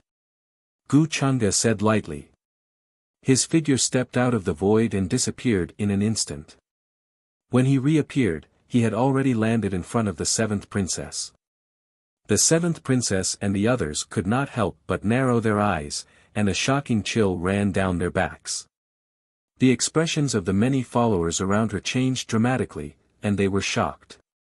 They did not feel the slightest fluctuation of space at all, and Gu Chang'e had already arrived in front of them. What kind of amazing extreme speed was this? Could it be so close yet worlds apart, or shrinking the earth into an inch? In the next moment, before they could react, they felt a terrifying aura suddenly erupt from the void in front of them, as if a dazzling sun was pressing down on them. It's his honor that Xian killed him. If you dare to touch Xian then you can go and accompany your brother. Boom! As Gu Chang'e's understated words fell, a dazzling sword light flashed. Dazzling sword chi suddenly appeared in the void. Clanging sounds rang out and even sparks flew out. The terrifying sharp chi was simply like a celestial sword that could destroy the world. He put his fingers together like a sword, and a terrifying sword light bloomed continuously between his fingers.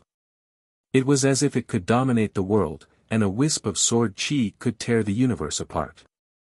Although the endless celestial art was a supreme offensive secret technique of the primordial spirit type, Gu Chang'e could also display great power when he used it with his current means.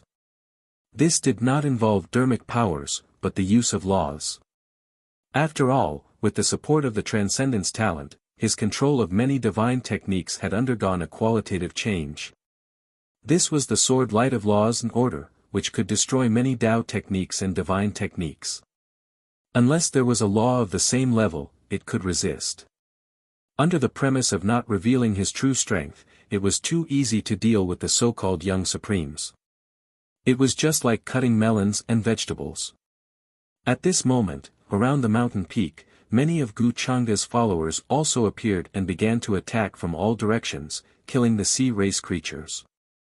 A chaotic battle broke out. Chi! Gu Chang'e stepped forward as if he was taking a stroll in the park, his expression casual and natural. His sword fingers fell flat, and the void in front of him became blurry, making clanging sounds. It was as if an immortal sword was really unsheathed, and strands of sword chi fell like a large galaxy. Pfft! No, blood splattered everywhere in the void. The young supreme being whose original body was a golden fish turned pale with fear. He looked desperate and regretful, and wanted to beg for mercy. His whole body was cold, and even his primordial spirit was trembling. At this moment, he was enveloped by a terrifying killing intent. He wanted to resist, so he took out his strongest Dharma artifact, and all his Dharma power surged into it. This Dharma artifact was overflowing with divine light, and when it came down, it could destroy all existences in the void God realm. However, it was useless. A ray of sword light, like a divine chain reflecting the laws, pierced through his forehead. The protective light that appeared on his primordial spirit was instantly destroyed, and directly turned into powder. If resistance is useful, then why do I need to have overwhelming strength? Gu Chang'e looked calm. The realm he displayed was still the strength of the Emperor realm, but the moves he used had obviously surpassed this level. Of course, he did not display too shocking. It was enough to control the power to kill a true immortal realm existence. This is Gu Chang'e's true strength. Gu Xian was stunned by this scene. She had always wanted to surpass Gu Chang'e and have other goals.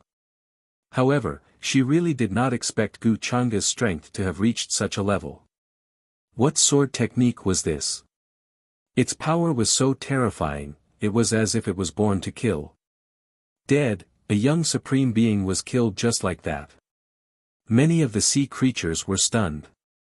When they reacted, they became extremely frightened. After all, this young supreme being in front of them was an existence in the middle stage of the Emperor realm. However, in the hands of Gu Chang'e, he was killed in an instant, and even his primordial spirit was destroyed. This kind of means really frightened them. As a young supreme being, he had many life-saving methods, but he did not even have the chance to use them before he was killed by Gu Chang'e. What did this mean? It meant that Gu Chang'e's current strength had actually exceeded the level that they could resist at present. With such a terrifying sword technique in hand, who would dare to approach easily? The sword chi that fell was boundless, as if it could drown everything. It's actually a sword technique that can borrow the power of rules. At this moment, the seventh princess of the Ocean Palace could not help but be shocked. The power of rules was something that only saints could come into contact with, but now it was displayed in the hands of Gu Chang'e. This made her feel cold all over, and her primordial spirit trembled slightly. Young supreme beings had many trump cards, but she really did not expect that Gu Chang'e still had such an incredible means hidden. In her opinion, Gu Chang'e had definitely mastered an incomparably terrifying sword technique.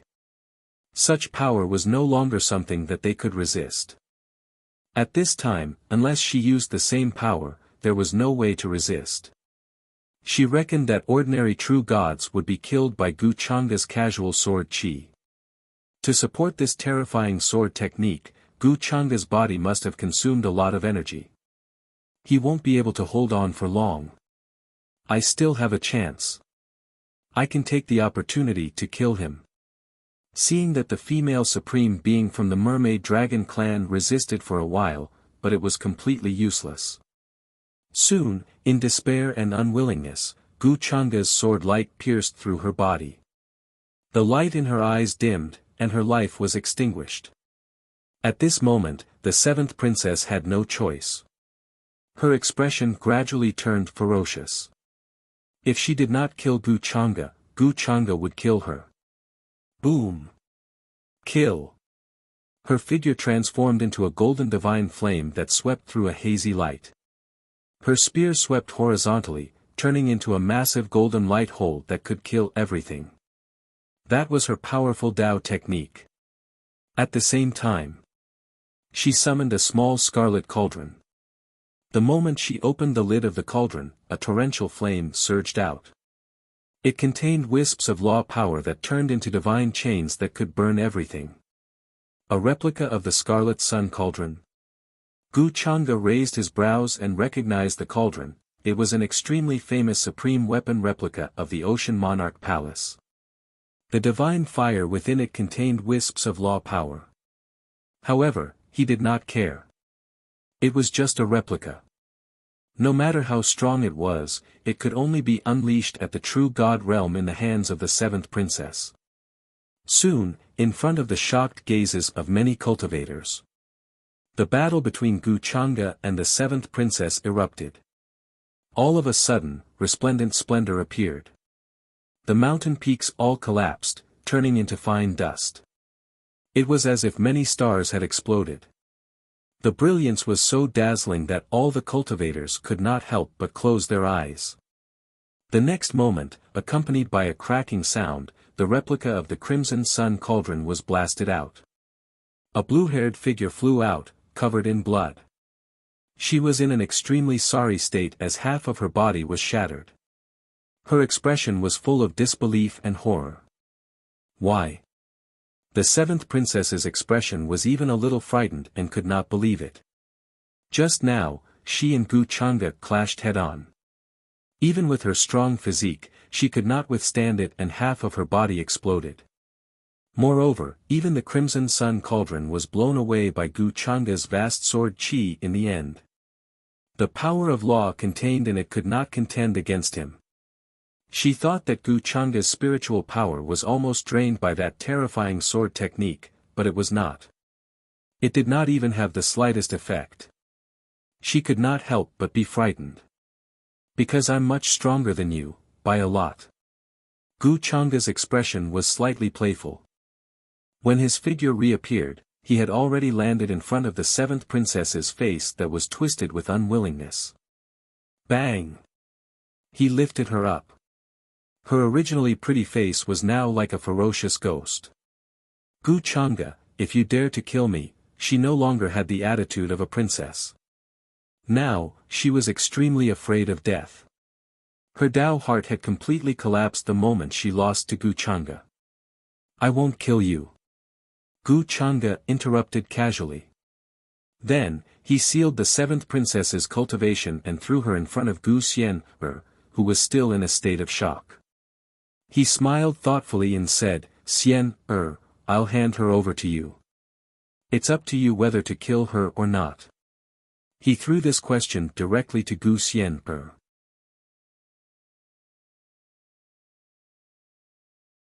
Chapter 136. Bang! The seventh princess' hair was disheveled, and her body was covered in blood.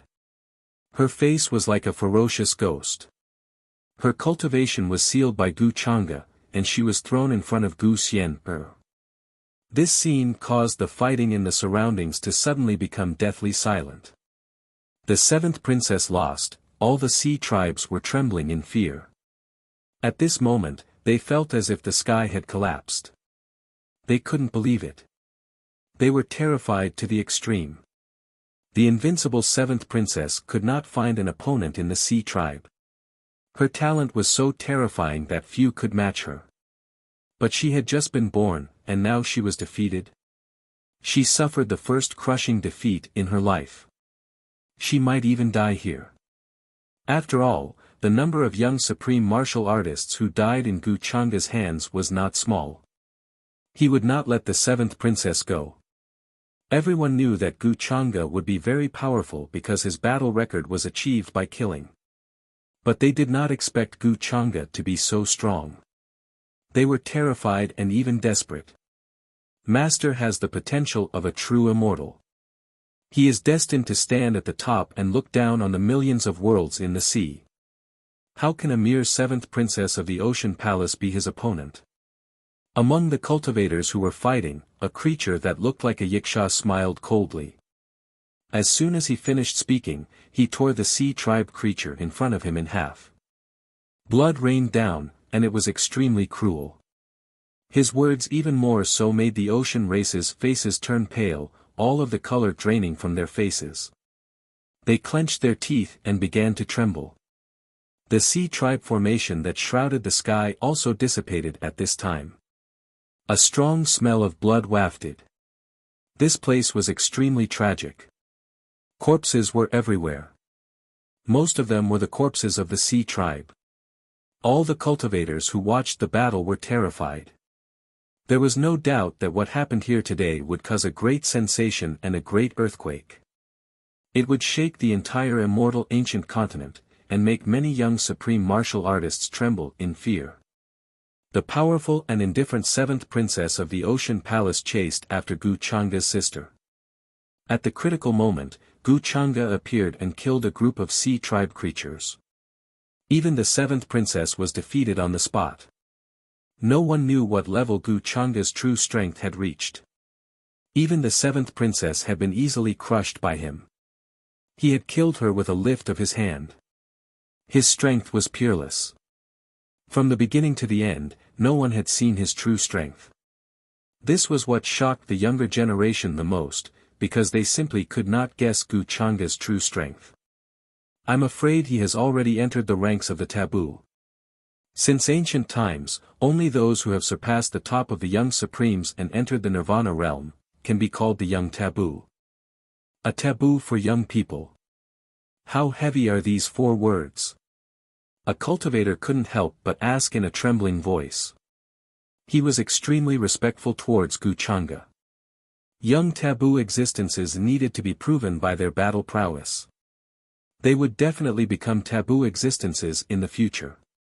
Among the many supreme Taoist orthodoxies in the upper realm, there might only be one such person every few 100,000 years or even 1,000,000 years.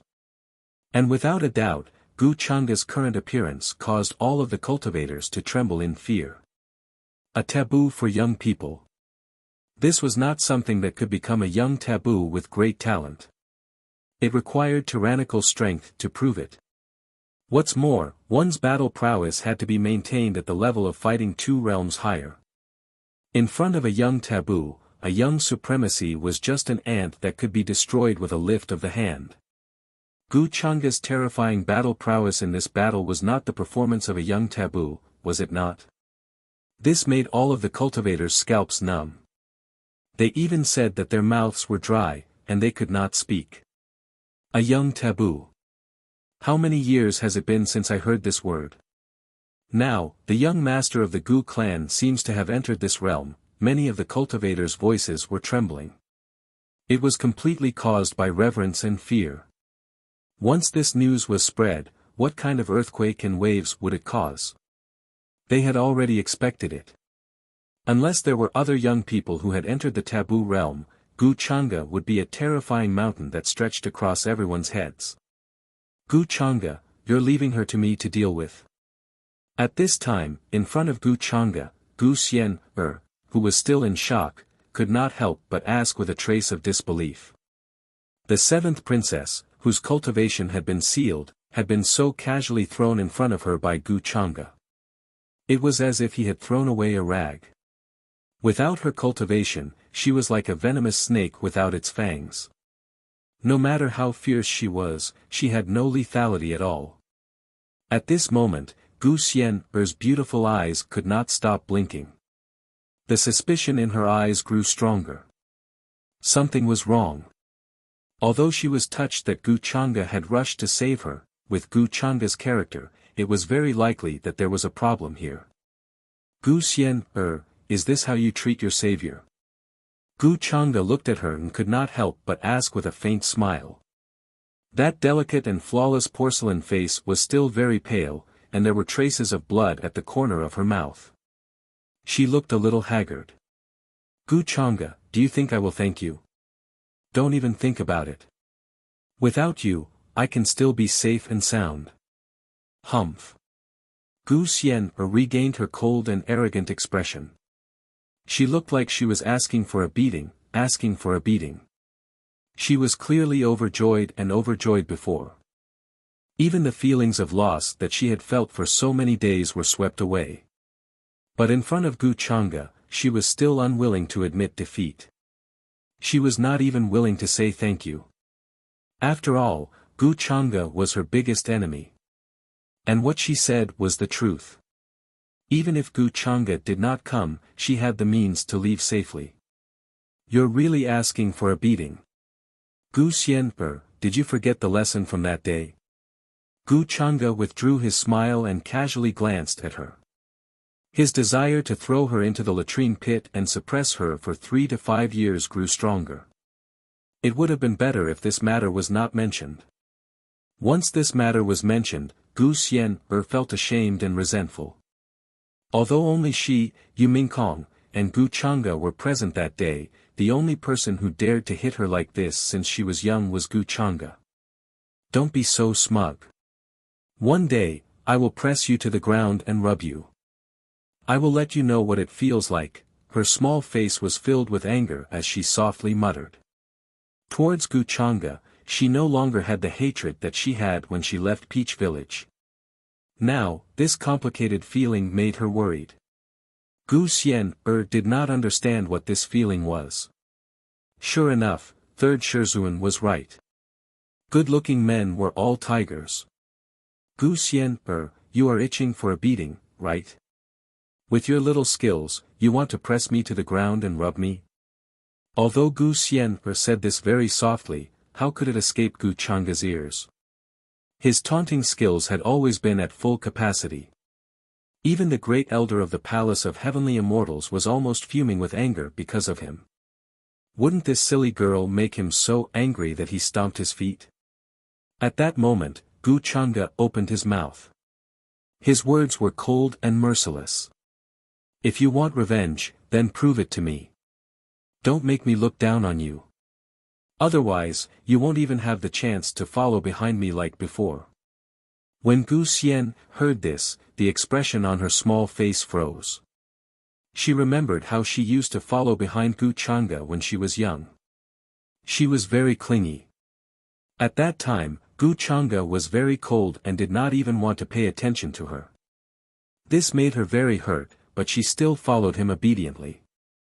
When she thought of this, Gu Xian fell silent. If she had heard this before she left Peach Village, she would have been furious and filled with murderous intent. But now, she did not feel much hatred. On the contrary, she was very calm. So calm that she found it hard to believe. Combined with some of Gu Chang'e's actions, there was definitely some secret in the past that no one knew. Back then, all the members of the Gu family liked her very much. But Gu Chang'e was cold and distant. Now that Gu Xian thought about it, she felt that it was very strange. Could it be that Gu Chang'e did it on purpose? It was just so that he could be more ruthless when he dug out her Dao bone. So why did he do it at that time? He did not kill her directly, but left her with a chance to live. Now, he was acting like he was deliberately provoking her so that she would hate him. It had to be said that Gu Xian's imagination was very shocking. She was analyzing all kinds of things. Back at the Wushang Peak of the Palace of Heavenly Immortals, Gu Chang'e had almost lost his life because of that strike. He was clearly very strong, so he could easily dodge and block it. After that, Gu Chang'e's actions were cold and distant. He saw her as if she was a stranger. But, why did he appear to save her when she was in danger? Wasn't this contradictory? Gu Chang'e, don't think that you can hide this from me forever. I will find out what happened back then I will take my revenge and defeat you fair and square. At this time, Gu Xian stared unblinkingly at Gu Chang'e. She was certain that he was hiding some unknown secret. Gu Xian, you think too much. Hearing this, Gu Chang'e only glanced at her indifferently. However, seeing Gu Chang'e's expression, Gu Xian was even more certain that Gu Chang'e was right. Gu Chang'e's expression was natural, but he couldn't help but laugh in his heart. He could guess Gu Xian's thoughts. After all, everything was within his expectations and plans. At this time, the system notification sounded in his mind. Ding! The daughter of luck, Gu Xian's attitude has changed. Luck points increase by 1,000. Fate points increase by 50. Asking for fresh flowers, this made Gu Chang'e's smile become somewhat thought-provoking. She was still a silly girl. Just a little trick, and she was confused and disoriented. He really didn't know how her teachers could rest assured that she would come out to take revenge. Gu Chang'e, what should we do with her? Gu Xian then looked at the flustered Princess Qi in front of her and asked. She wanted to listen to Gu Chang'e's opinion. She thought that she had thought it through. Her opinion of Gu Chang'e had changed a lot. When she spoke, there was no longer a strong sense of hostility. What should you call me? Hearing this, Gu Chang'e glanced at her. He was usually very accommodating to Gu Xian, but he also had a bottom line. He wasn't to the point where he would let Gu Xian ride on his head and shit and pee. This was the time to let her know the order of seniority. But now, what made Gu Chang'e a little surprised was that Gu Xian's luck points were still increasing even though she was being hunted down. Could it be that this arrogant and supercilious guy actually had a rare talent? Maybe his sudden appearance interrupted Gu Xian's good opportunity to break through. Gu Chang'e naturally had the intention to nurture Gu Xian. But from the current situation, it was best to let her develop on her own. It wasn't a bad thing to have more training. Of course, bullying her was also an interesting thing to do. She was obviously very angry, but she put on a helpless expression. Gu Chang'e was considering whether to arrange some opportunities for her in the future. For example, to put the blame on her. Help her create some enemies or something.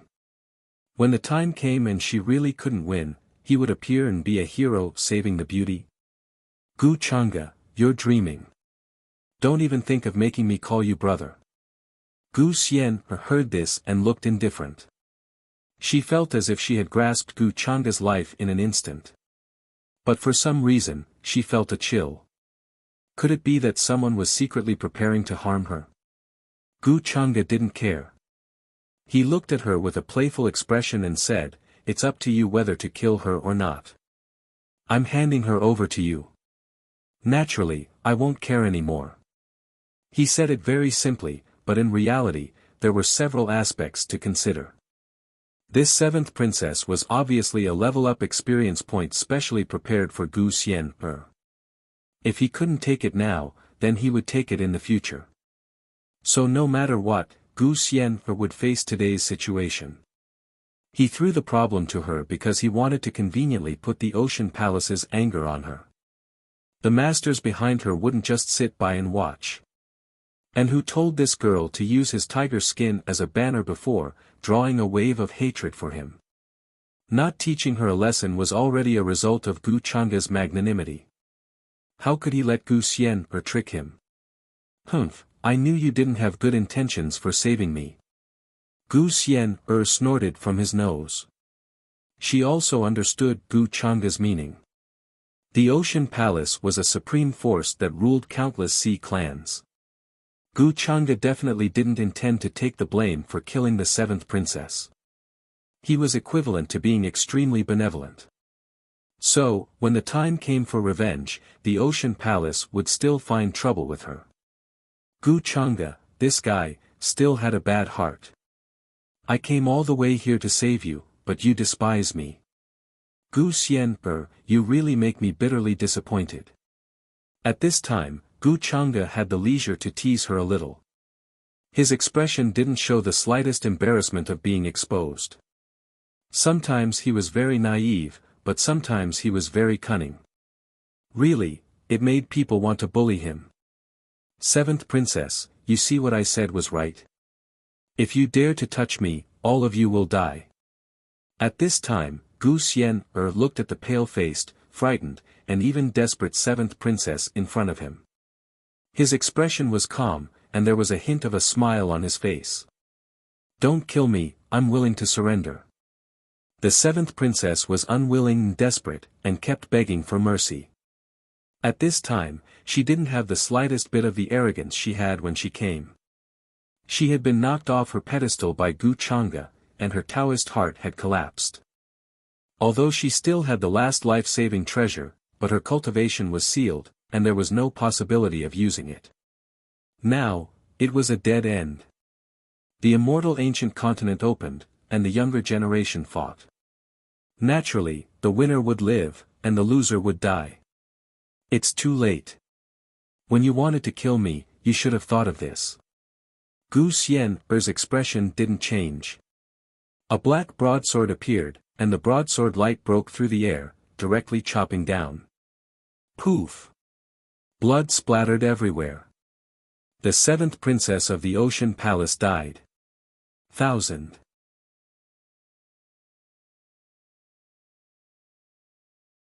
Chapter 137. Poof! Blood splattered everywhere.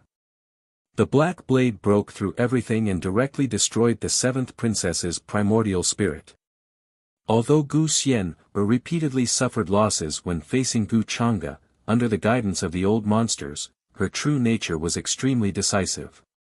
At this time, there was no need to show mercy. The Ocean Palace was so against her, and the seventh princess had been chasing her for so long. How could she not kill her? Soon, the seventh princess died. Her body turned into a huge golden sea fish. Her body was filled with bits of divine will. There were many black and white stripes. It looked like she had the blood of the Kunpeng. Fortunately, she's not in human form. Otherwise, I wouldn't be able to eat her. Then, Gu Xian looked calm and composed. In front of Gu Chang'e, she directly used the black blade to dissect and cut the meat on the spot. She was familiar with this kind of thing. It was obvious that this was not the first time she had done this. After the seventh princess died, she turned into a huge body. In her eyes, she was a piece of good food and material. Gu Chang'e looked at her with interest. He did not interrupt.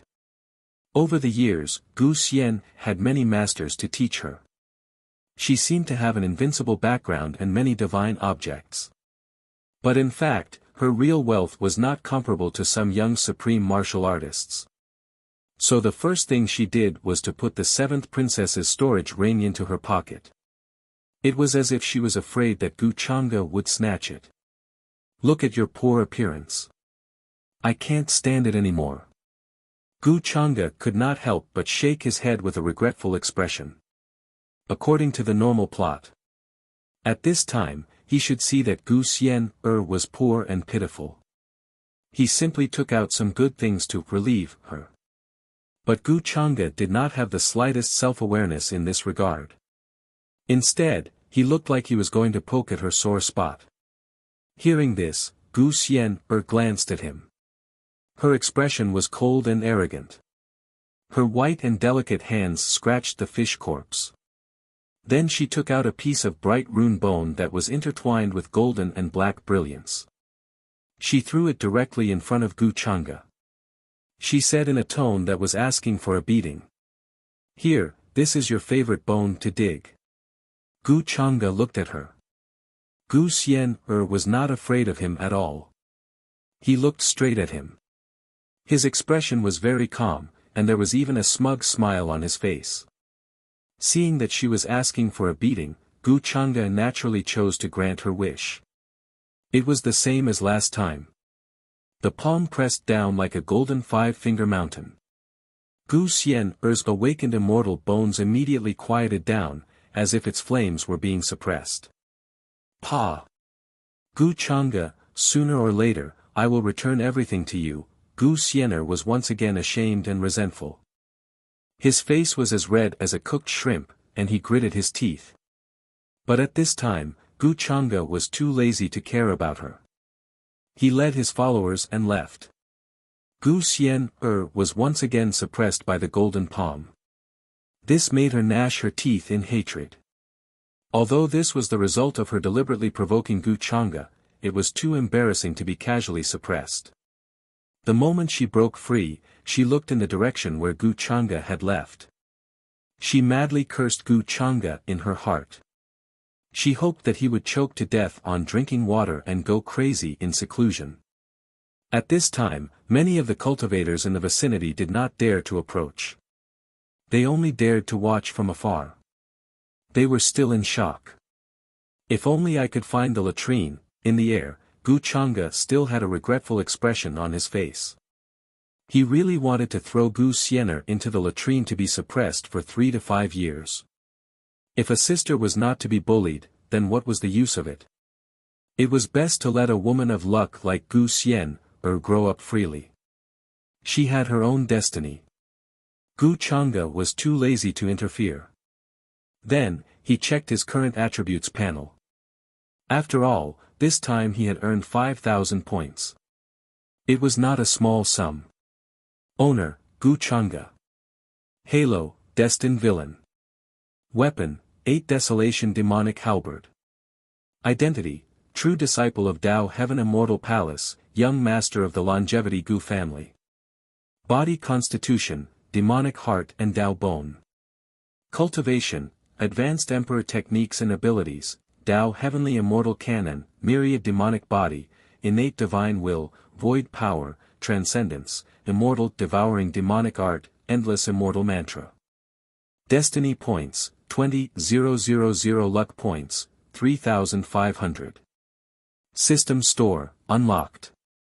Inventory, boundary breaking talisman X1, restriction breaking talisman X1, luck plunder card X3. I haven't added points in a long time. My cultivation is indeed a little low now. Gu Chang'e glanced at the progress of his Tao Heaven Immortal manuscript. He did not want to waste time on cultivation, so this time he wanted to save time. His cultivation broke through a big realm in one go.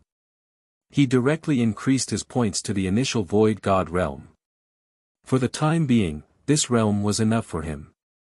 The Tao Heaven Immortal manuscript had also reached the 9th level. In Gu Chang'e's mind, there were many more secret skills and skills of the 9th level of the Tao Heaven Immortal manuscript. With the support of his transcendence talent, there was another qualitative leap. Next, Yi Ling, the scapegoat, should give me a surprise. Thinking of another matter, Gu Chang'e could not help but reveal a strange expression. He sensed the aura that Yin Mei had deliberately left for him and chased after it. Soon, the news of the 7th princess of the Ocean Palace being defeated by Gu Chang'e and then killed spread like a hurricane. It caused a strong sensation in various areas of the immortal ancient continent, causing a scene like an earthquake. All the younger generation who heard the news were shocked. Their eyes widened, and they stood rooted to the ground. Many people felt cold all over. In broad daylight, it was as if their skulls had been removed. Even their divine souls could not help but feel cold. After understanding the cause and effect, many cultivators fell into shock and silence. The cause of the matter was that the younger brother of the 7th princess of the Ocean Palace had taken a fancy to a girl in Siam. He had bad intentions and was killed by her. In order to avenge her younger brother's death, the 7th princess of the Ocean Palace sent a large number of sea creatures and even several young supreme beings to hunt down the girl in Siam. The true identity of the girl in Siam was related to the current successor of the Tao Heaven Immortal Palace, Gu Chang'e. The hunt lasted for several days. In the end, the Ocean Palace set up a sea tribe formation to seal off the world and stop the girl in Siam. Just when everyone thought that this was a massacre without any surprises, Li Yundong suddenly changed his mind. But the accident happened. Gu Chang'e appeared and killed several young supreme beings with strong means. Even the 7th princess, who used many powerful skills, was defeated in one move and her Taoist heart collapsed. In the end, the 7th princess died here. The creatures and cultivators of the Ocean Palace were all annihilated. The scene was tragic. Blood drifted and spread for thousands of miles. In this battle, the strength that Gu Chang'e displayed shocked everyone. The Forbidden Youth. When these 4 words spread, it was like a meteorite falling into the deep sea, setting off stormy waves. Even the young supreme beings who believed that they were invincible gasped and couldn't help but change their expressions. Although the cultivation base that Gu Chang'e showed was at the late stage of the Emperor realm, even the 7th princess of the Ocean Palace, who was known to be invincible and whose cultivation base had broken through to the peak of the Emperor realm, was defeated in an instant. This result caused a terrible wave. Many people guessed that Gu Chang'e's true cultivation base was definitely not at the late stage of the Emperor realm. After all, no one saw his real trump card. The 7th princess of the Ocean Palace was definitely at the top of the young supreme beings. Especially her cultivation base, which had broken through to the peak of the Emperor realm. Looking at the younger generation, how many people had reached this stage? But in front of Gu Chang'e, she had no resistance at all and was defeated in an instant. At that time, Gu Chang'e was suspected to have mastered an extremely terrifying sword technique that contained absolute offensive sharpness. Many young supreme beings were directly killed by a wisp of sword chi. This matter also sent chills down the backs of many young supreme beings in the immortal ancient continent. They asked themselves if they had the slightest resistance against such means. Vaguely, Gu Chang'e, who was a mountain above their heads, became heavier. Everyone was pressured to the point that they couldn't breathe. The forbidden youth. Brother Gu's strength is simply terrifying. It's embarrassing to be compared with him. Outside an ancient cave residence that was spewing out immortal fog, a young man surrounded by 4 spirits and a divine halo heard the news. He couldn't help but shake his head and smile bitterly. Shock appeared on his face. It was Yi Langtian. During this period, he had just broken through to the middle stage of the Emperor realm. Now, facing the 7th princess of the Ocean Palace, he was not very confident that he could win. But Gu Chang'e could easily kill her. There was no need to say more about the gap between them. In the younger generation, except for the real Emperor's son or those ancient freaks who have been sealed for a long time, I'm afraid no one is Brother Gu's match. Yi Langtian couldn't help but sigh. It was not that his cultivation heart was unstable and he was afraid of Gu Chang'e. It was because he knew very well that this gap was obviously not something that cultivation and talent could make up for. It was not unacceptable to recognize the reality and know the gap between them. Similar scenes were happening all over the place. There were many young people who came to the immortal ancient continent.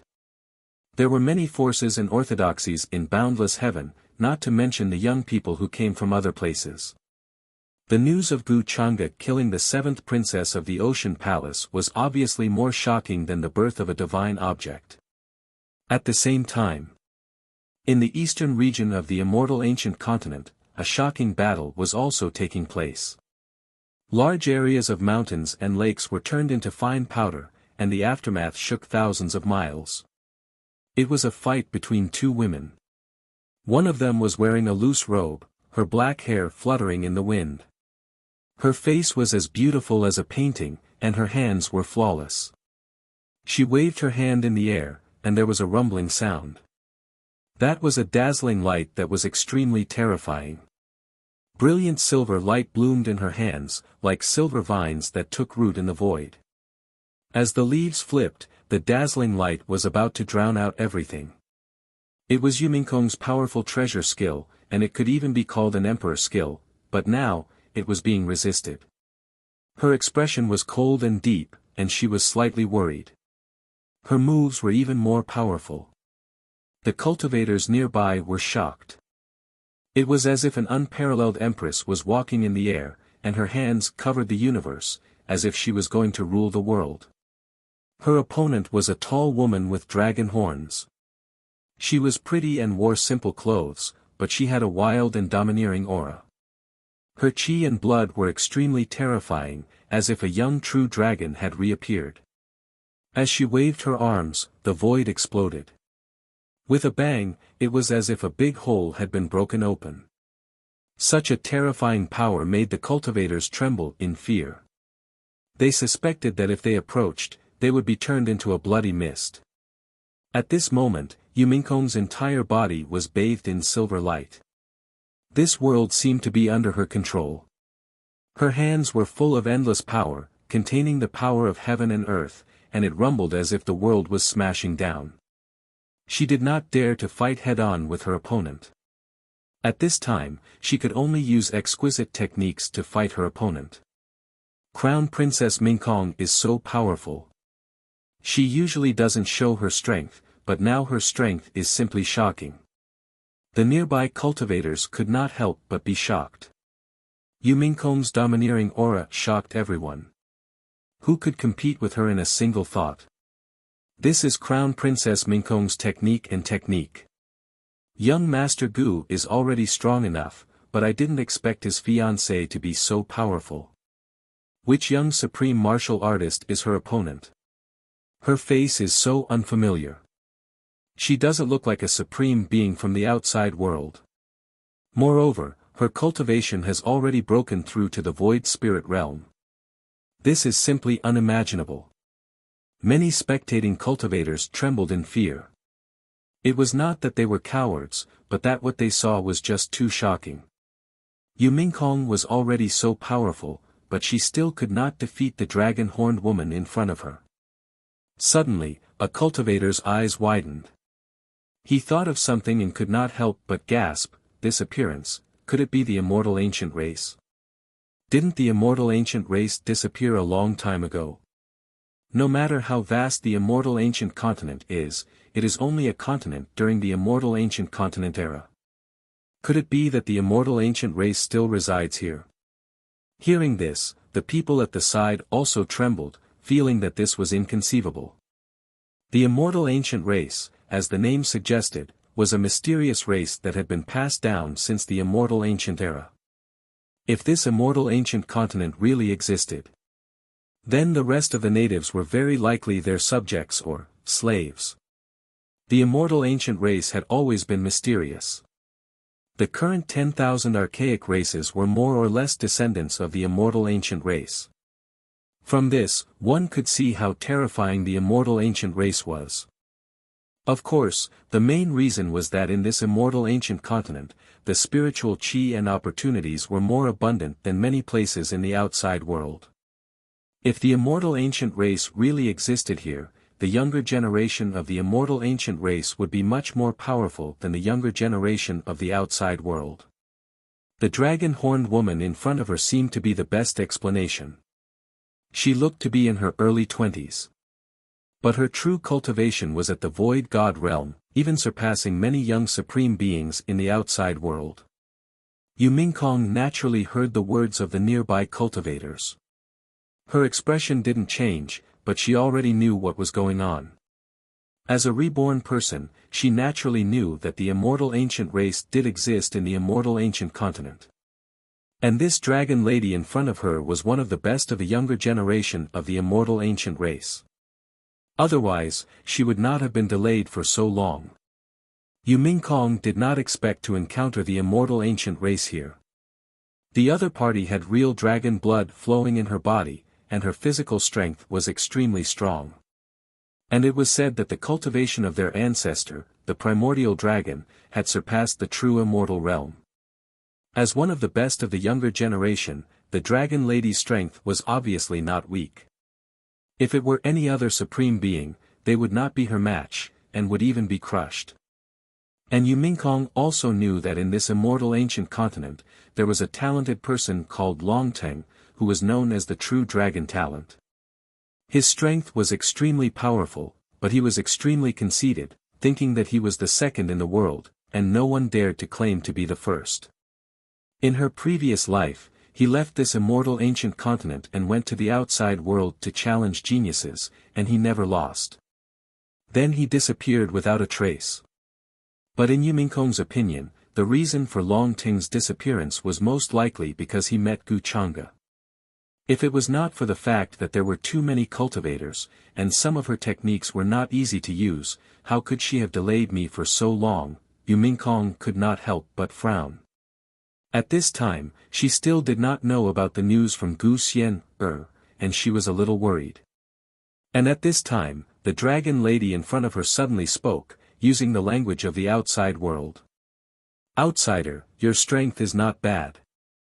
If you and I were in the same realm, I might not be your opponent.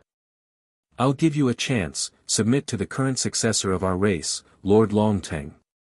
He will appreciate a woman like you.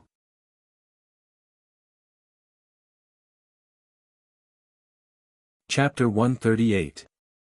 Lord Longteng. Hearing the name, Yu Mingkong's cold eyes moved slightly, confirming the identity of the dragon girl in front of her. However, she still did not think much of it. The Longteng she knew had a terrifying reputation in her previous life.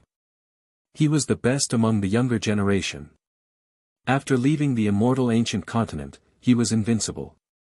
Even some ancient freaks who broke the seal could not defeat him. However, he disappeared in the end, as if he had disappeared from the world. It was a strange case. Many cultivators felt that it was a pity. They felt that with Longteng's talent, it was not impossible for him to fight for the highest position in the future. However, he disappeared without a trace, which made people sigh. Many people felt that Longteng had entered some forbidden death zone, space crack, or world plane by mistake and was trapped or killed since then. However, in this life, Yumingkong felt that there was a high possibility that Longteng was killed by Gu Chang'e. She still remembered that on a certain day in her previous life, Longteng was one of the names that Gu Chang'e softly muttered. Gu Chang'e had the immortal devouring demonic skill. How could he not be after Longteng's true dragon origin? According to his character, he would definitely not let Longteng go. Buzz! Yumingkong's thoughts flew back. With a cold expression, she slapped down. The white jade palm print was sparkling and translucent. The Emperor technique was extremely powerful. On the surface, she showed that she was only in the middle stage of the immortal Emperor realm. However, the power that erupted had reached the level of the true immortal realm. Many cultivators nearby were shocked. It had to be said that if the Dragon Girl and Yumingkong were in the same realm, Yumingkong would definitely not be her match. The Dragon Girl's expression changed slightly. She relied on her strength and strong physical body to fight with Yumingkong. However, she was at a disadvantage. She used a powerful body technique. Radiance flowed and resisted the attack. Her figure kept retreating in the void. Lord Longteng asked me to gather many geniuses from the outside world. If you are willing to follow Lord Yu, he will be very happy. Only Lord Longteng is qualified to have a woman like you. While fighting, Dragoness continued to guide Yumingkong patiently. A proud daughter of heaven like Yumingkong was extremely rare even in their immortal ancient remnant clan. It could even be said that he wouldn't see it for hundreds of thousands of years. The dragon race was lustful, and Longteng had a perverted hobby for beauties of all races. Therefore, Long Nu was planning to capture the many proud daughters of heaven in the outside world this time and ask for credit in front of Lord Longteng. She happened to see Yumingkong. As a woman, she found it hard to look away. She was a little moved. As a man, who could bear it? At that moment, she wanted to take down Yumingkong, but she didn't expect her to be so difficult to deal with. After fighting for half a day, she was still in a state of anxiety. Yumingkong's strength and beauty shocked her, and even made her envious. Dragoness also wanted to persuade Yumingkong. Using the language of the outside world that she was familiar with, she persuaded her. After all, Lord Longteng's talent could be said to be the most terrifying in their clan in a million years. He surpassed his peers and was simply invincible. The elders in the clan even called him Lord Longteng. In the future, he could fight for the title of True Dragon. True Dragon, that was a great existence that surpassed True Immortal. Dragoness revered Longteng to the extreme in her heart. It was a pity that her appearance couldn't enter Longteng's eyes. Pray that this sentence, "Don't let my fiancé hear it," at this time, thinking of Longteng's experience in her previous life, Yumingkong couldn't help but shake her head slightly. Her originally cold expression couldn't help but flash with a hint of mockery. In front of Gu Chang'e, what did these so-called young supreme beings or ancient freaks count for? They didn't even have the qualifications to jump around. Fiancé. Dragoness heard this and her expression changed drastically. She then said fiercely, "It seems that your fiancé is dead meat. No woman can escape from Lord Longteng's desire." Yumingkong didn't care and was calm. She was only considering if she should reveal some tricks and kill this detestable dragoness. However, she didn't choose to do so. A mere dragoness was not worth it. Dragoness might have other tricks up her sleeve. At this time, Dragoness also knew that it would be difficult to take down Yumingkong, so she prepared to leave. She needed to report this matter to Lord Longteng. The immortal ancient remnant clan ruled over many indigenous people in the immortal ancient continent. They already knew that there were young geniuses from the outside world coming in to train. The appearance of the immortal treasure was actually a hidden glory of an immortal item of the immortal ancient remnant clan. This was also their plan to attract many orthodoxies from the outside world to gather here. The immortal ancient continent had been closed for a long time. The younger generation of their generation should also go out and explore the world to broaden their horizons and show the might of the immortal ancient remnant clan. Long Teng was the leader of the younger generation of the immortal ancient remnant clan. Dragonessa's strength couldn't even make it into the top 10. However, this also allowed her to look down on the young supremes of the outside world. After all, the spiritual energy and cultivation resources in the immortal ancient continent were more abundant than many orthodoxies in the outside world. Not to mention, there were many hidden opportunities here. For example, the supreme being stone inscriptions, the remains of boundary emperors, there were countless of them. This made the younger generation of the immortal ancient continent much stronger than the outside world. She even felt that Lord Longting didn't need to do anything himself to take down the younger generation in front of her. Longting, how long can he live in this life? Yu Mingkong watched Dragoness leave and didn't chase after her. Her expression was calm and deep. Most importantly, she knew that Dragoness was dead meat. However, will Gu Changa think that I'm deliberately attracting hatred for him? Yu Mingkong narrowed her eyes. At this time, she was guessing Gu Changa's thoughts based on his temperament. He probably won't care about Longteng. At most, he'll see him as a prey. Although she had let down her guard against Gu Changa, she didn't really trust Gu Changa. Once bitten, twice shy. Yu Mingkong had her own thoughts. She knew that although her relationship with Gu Changa seemed to be much closer now, Gu Changa would reveal the forbidden devil technique, care about her opinion, give her artifacts, and even say things that moved her. However, all of this, in the end, it was because she was more useful to Gu Changa now. Yu Mingkong was very clear-headed. She wasn't completely confused by Gu Changa's current appearance. Of course, she hoped that she was just thinking too much. Everything she did in this life was to misunderstand Gu Changa. She also wanted to be a good wife by Gu Changa's side. She wanted to give birth to children for him, help him rule the world, look down on all races, and stand at the peak of the great Tao. Of course, this was on the premise that there weren't any vixens who came looking for death. Gu Changa belonged to her alone. Xian Er's matter. Soon, Yu Mingkong remembered something important. Her expression changed slightly. She was a little worried. She rushed towards the place where Gu Xian was being chased. Many of her followers followed behind. It was a shocking sight. During this time, Yu Mingkong relied on her foresight to obtain many opportunities in advance. She even obtained an Emperor Dao inheritance. She was also planning to find an opportunity to break through to the Void God realm. On the surface, her cultivation level was at the Immortal Emperor realm. It was just to confuse others. It could be said that she had learned this from Gu Changsheng. Boom! Streaks of divine rainbows crushed the sky. Not long after, Yu Mingkong led a large number of practitioners and rushed to the area where Gu Xian was in the Ocean Palace. Along the way, she didn't see any practitioners. This made her a little puzzled. With Gu Changa's temperament, it was very likely that he wouldn't care about Gu Xian's life or death.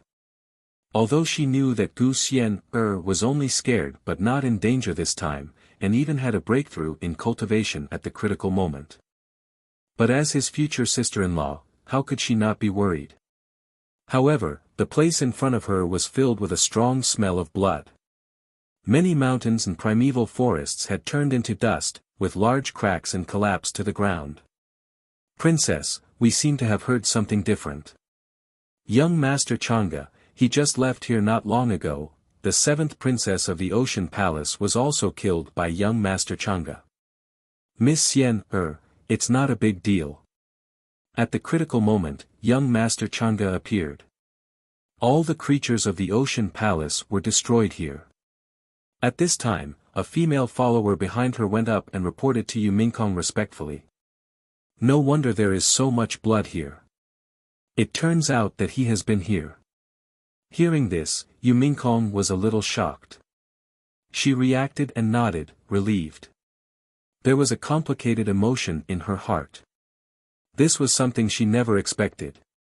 Gu Chang'e would appear to save Gu Xian'er. Even the seventh princess of the Ocean Palace was killed here. If she remembered correctly, the seventh princess of the Ocean Palace was finally killed by Gu Xian'er, and even suffered the revenge of the Ocean Palace. In this life, the seventh princess of the Ocean Palace died so quickly. Even Gu Xian'er didn't encounter danger and had a breakthrough in cultivation. The differences between these trajectories were too great. Could it be that I really misunderstood Chang'e? What is his plan? Yu Mingkong rubbed her eyebrows. To be honest, at this moment, her thoughts were shaken.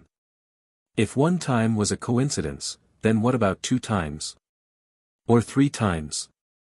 Was it because of her experience in the previous life that she was too prejudiced against Gu Chang'e in this life? Prejudiced by first impressions, thinking that he had a different purpose. At this time, Yu Mingkong was doubting whether what she had experienced in the previous life was real or fake. If it was fake, then why did it feel so real? Every day and night, every expression and mood, everything was vivid in her mind. If it was real, then did it mean that this life was also an anomaly? Well, this matter will be clear sooner or later.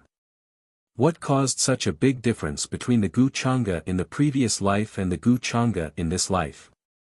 His attitude towards Xian'er is indeed very different. After what happened in the immortal ancient land, it seems that I have to find the right time to go to the longevity Gu family and ask Uncle Gu. Yu Mingkong then left the place. She was not willing to come to the immortal ancient land with only an empty god realm cultivation level. She had bigger ambitions.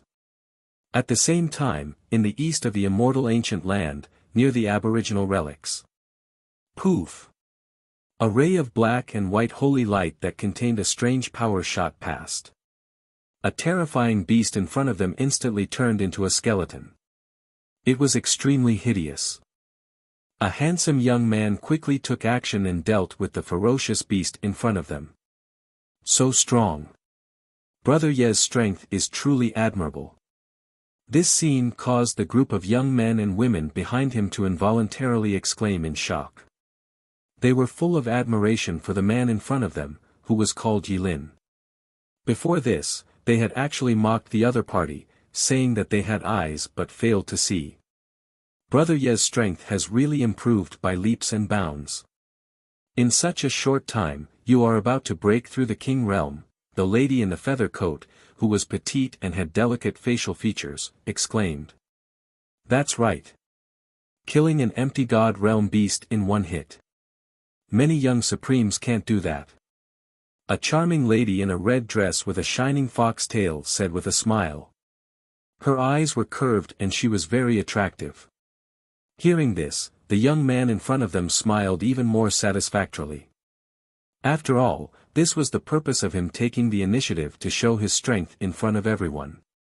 What was the point of not showing off? If not showing off, how could he capture the heart of a beauty? All along the way, they saw majestic mountains and lush ancient forests. They covered the sky and were as thick as dozens of people hugging each other. The branches were intertwined. This place was even more shrouded in celestial fog. Clouds were rising and rosy. It was full of vitality and celestial intent. Many powerful auras were hidden in the mountains and relics. Magical powers were intertwined and dazzling. There were auras of battles everywhere. Some ancient artifacts appeared and shone brightly. Some ancient herbs emitted a medicinal fragrance that spread for thousands of miles. Many cultivators were fighting for them. Even many heaven god realm beasts appeared. When they attacked, terrifying waves of energy shot up into the sky and shook the heavens. This was a chaotic battle. Whether it was the cultivators from the outside world or the powerful native creatures, they were all fighting. However, under Yi Ling's lead, they gained a lot of things. They even turned misfortune into blessings and arrived here without encountering any danger. Old Turtle 587, do you think the thing that the reincarnation ancient heavenly lord left for me is really here? Why would it be in the native area? With my current strength, wouldn't I be courting death if I went? At this time, Yi Ling looked at the outline of the city in the distance. It was a bit difficult. He was asking the old ghost in his pendant. Where else do you think it would be? Yi Ling, the heavenly lord is a figure from the immortal ancient era and is skilled in the power of time. The thing that he left for you has naturally been calculated. There are many powerhouses ahead, but you are the successor of the heavenly lord. Why don't you have the courage? The old turtle in the pendant looked resentful. Hearing this, Yi Ling was slightly relieved. After all, the old turtle was sometimes very reliable and would not cheat him. However, at this time, he could not let others know about the thing that involved the reincarnation ancient heavenly lord. Yi Ling would not take the initiative to expose this secret. Otherwise, when the time came, he would definitely become a fat piece of meat that would alarm many powerhouses to snatch.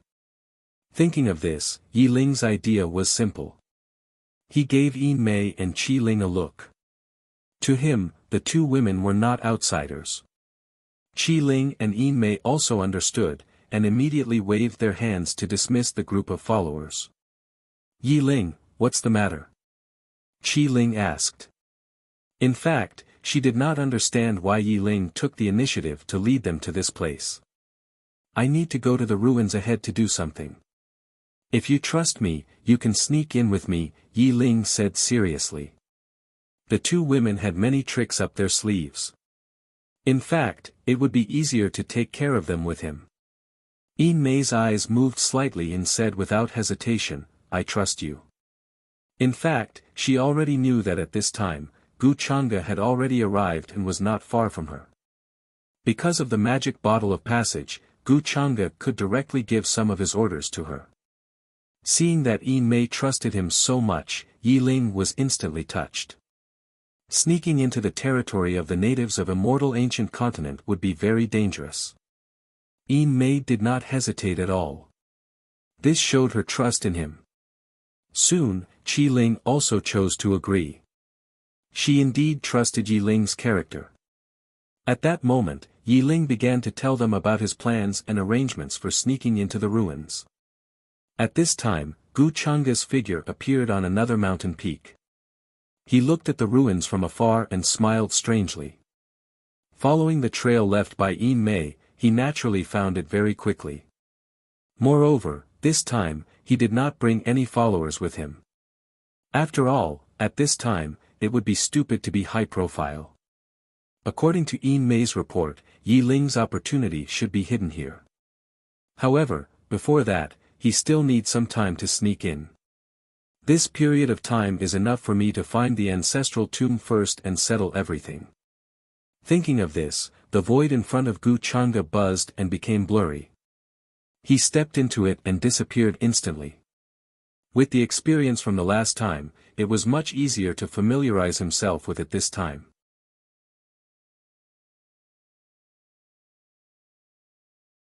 Chapter 139. Gu Chang'e's plan was very simple. He was going to explore all the ancestral tombs in the ruins. He would have no problem breaking through to the Divine King realm. He even felt that when he left the immortal ancient continent, it would be easy for him to condense the consciousness of the Holy Land and become a quasi-sage. With the help of the Transcendence talent, his control of the rules and order would reach a deeper level. It would be easy for him to control the rules and use the power of heaven and earth. Of course, before that, he would have to explore all the ancestral tombs in the ruins of the immortal ancient continent. After all, this place was different from the outside world. Even if he was discovered, he had someone to take the blame for him. If this happened in the outside world, there would be an uproar. If Gu Chang'e wanted to continue developing in secret, it would be very troublesome. Although on the surface, he had Yi Ling to take the blame for him, in the end, he had to be prepared. I'm afraid this trip to the immortal ancient continent will give me some experience in robbing tombs, Wuxia muttered casually. Soon, a divine concealment talisman appeared in his hand. A hazy brilliance shrouded him and the talismans intertwined. His entire body was hidden in the void. He quickly entered it and headed for the relic in front of him. Although he had only done this once, he was already very familiar with it, maybe it was because of his talent. Then, he avoided many areas with strong auras. Wuxia walked in the void. Along the way, many palaces and pavilions were old and dilapidated. He also reached the depths. It was a place shrouded in fog. It was like gray starlight flowing here. Many mountains of different sizes stood in the middle. They were greenish-brown and filled with various colors of light. Suddenly, the void trembled. Poof! Along with two drum-like sounds, blood splattered everywhere. The eyes of the two creatures in charge of guarding the mausoleum suddenly widened. They were filled with fear and shock as they felt a chill between their eyebrows. Then, the brilliance in their eyes disappeared. A bloody hole appeared between their eyebrows, penetrating from the front to the back. A ray of sword light flashed and their primordial spirits were broken. They died instantly. Wuxia retracted his finger and walked out of the void with a natural expression.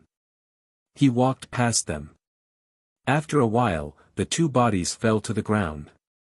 With his current strength, he could easily get rid of these two beings who were only in the quasi-saint realm. With his void talent, he could easily get close without making a sound. After devouring the White Tiger clan's gunmetal innate skill, it transformed the power of law of the endless immortal art into a peerless offensive sword chi. Even a true sage would be frightened by such an attack.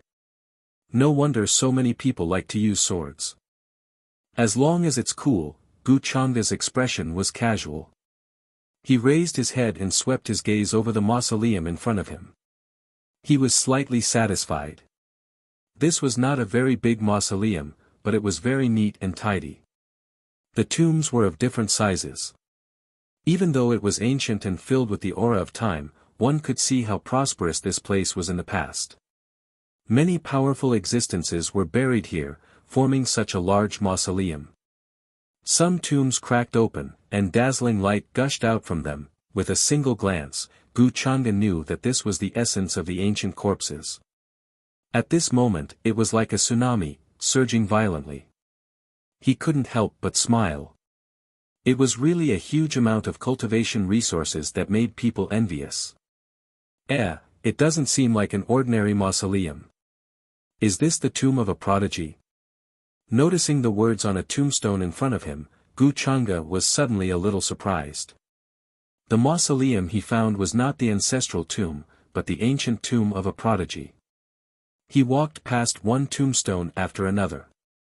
He could even feel the powerful aura and monstrous battle intent left behind by the prodigies. He had to admit that even he could feel the strength of this group of people in the past. There are so many good things in the immortal ancient continent. Those who can be called prodigies are all extraordinary. It must be even more so during Immortal Elder's time. Wuxia felt an unyielding battle intent on a tombstone. It seemed to be able to pierce through the heavens. 100 Taboo Battle Body, Chen Ke, Divine Dragon King Yuan Su, Sky Tyrant Divine Blood. Walking past the tombstones, Wuxia recognized some ancient handwriting among them. Of course, he was not curious about this group of prodigies. They were already dead, and could not achieve the highest. What was the use of a battle intent that could pierce the heavens? They still had to die. In Wuxia's eyes, these were all cultivation resources for him. Buzz. Soon, he sat there cross-legged. A black light appeared behind him, turning into a pitch-black Great Tao treasure bottle. Under the dusky sky, the sun, moon, and stars dimmed. Then, a corner of the dark clouds seemed to split open. Countless rays of the sun, moon, and stars fell from there, illuminating the ground below and enveloping Wuxia. His skin seemed to be made of supreme immortal jade, sparkling and translucent. One could even see the bones flowing with black light. However, there was also a will of indestructibility when the world was destroyed, and immortality when the myriad worlds collapsed. The tombstones cracked open, and the corpses of the ancient prodigies were laid out one after another. There were both men and women. All of them had prominent horns, different shapes, different robes, and different dynasties. They displayed powerful talents and rushed to the horizon. They floated under the starlight. The great Tao treasure bottle swallowed everything, refining all the energy into Gu Changa's body.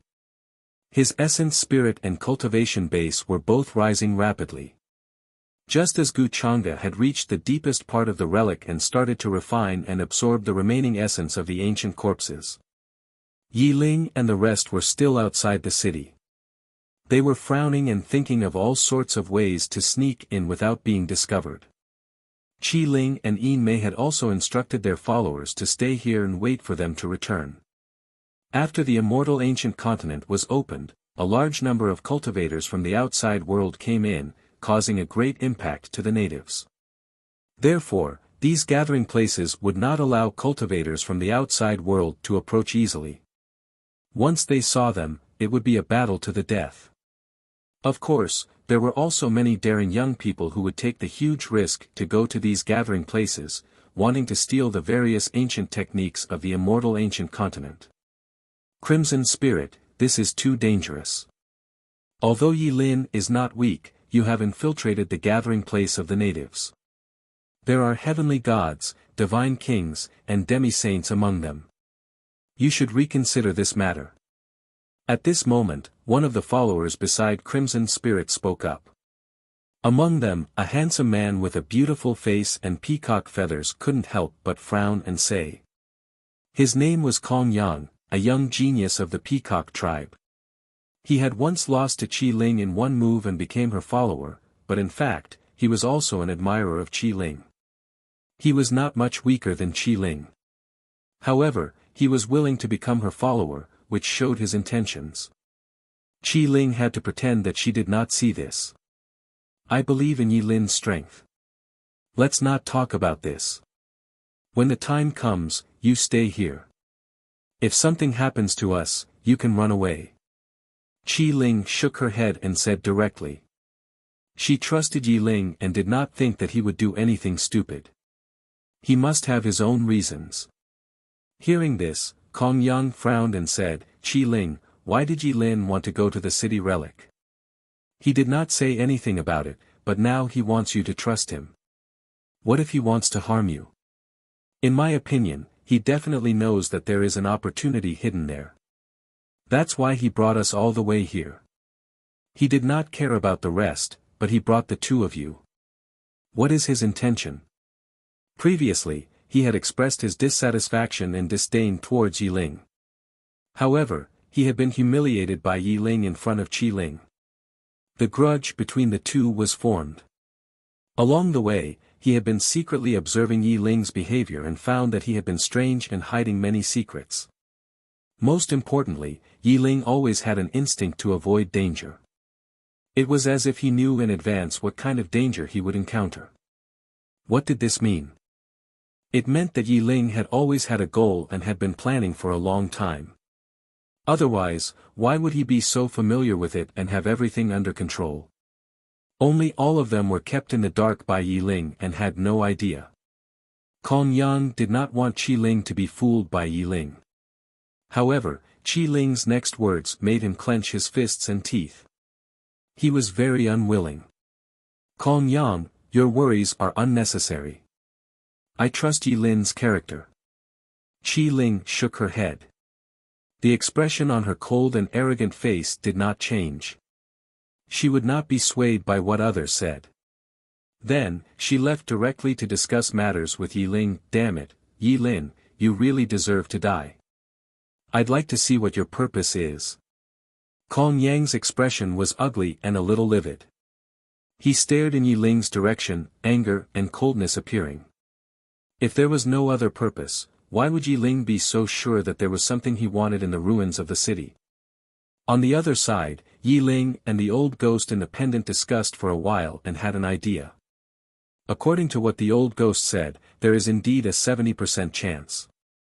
I didn't expect the power of reincarnation to be involved in such a mysterious thing. It can be used as a pathfinder. Yi Ling was overjoyed. The old tortoise in his pendant had a strange expression at the moment and muttered to himself in his heart. Forget it. The heavenly venerable one left behind the enlightenment platform for many reasons. Moreover, the guardians should still be here. If the process goes smoothly, they should choose to submit to Yi Ling, but if it doesn't, it'll be a little bad. The old tortoise did not know much, but it knew that this was a test for Yi Ling by the ancient heavenly venerable of reincarnation. If he could pass this test, he would obtain an extremely powerful support. Yi Ling, let's go. At this moment, a charming voice sounded. Yin Mei also walked over, her steps light and graceful, like a lotus. She had already instructed a group of followers. She had a charming smile on her face, and her eyes were curved, looking extremely bright and beautiful. Yi Ling was stunned for a moment, but he quickly reacted and chuckled. When Qi Ling saw this scene, she could not help but frown. Speaking of which, Yin Mei was the fiancée of Yi Ling's late brother, Bai Lai. Now, Yi Ling had such an attitude towards Yin Mei. She did not say anything, but she could not help but shake her head in her heart. Compared to when she first met Yi Ling, the current Yi Ling gave her an indescribable feeling. Did Bai Lai's death have anything to do with Yi Ling? At this moment, she suddenly fell into deep confusion. Could it be that Bai Lai was murdered by Yi Ling and Yin Mei together? Otherwise, why would the two of them secretly flirt with each other along the way? In her opinion, Yi Ling did seem to have a different kind of feeling towards Yin Mei. Otherwise, he would not have risked exposing himself to save her when he saw her in danger. Most importantly, Yi Ling did not care or respect his sworn brother, Bai Lai, who had always thought highly of him and helped him a lot in his cultivation.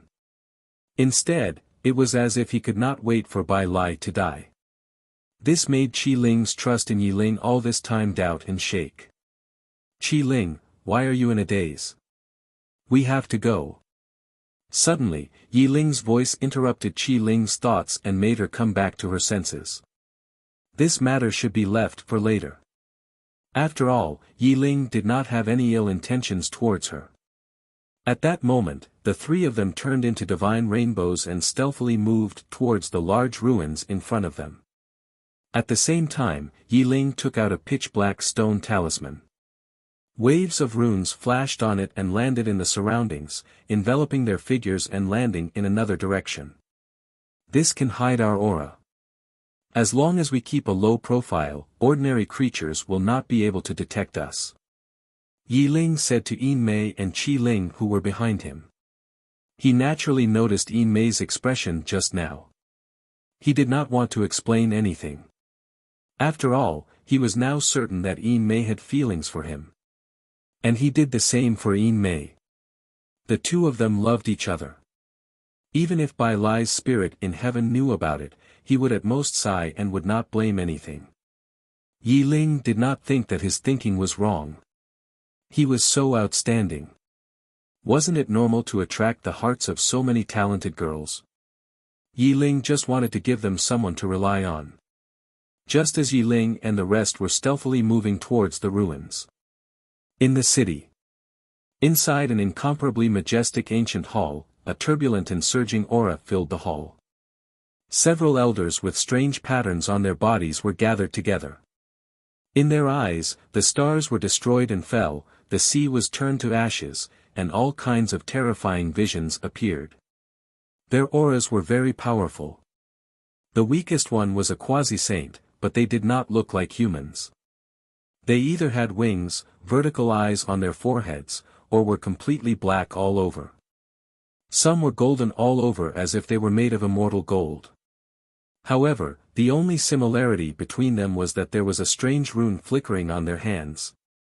If one looked closely, they would find that the rune was fluctuating up and down. It was extremely mysterious.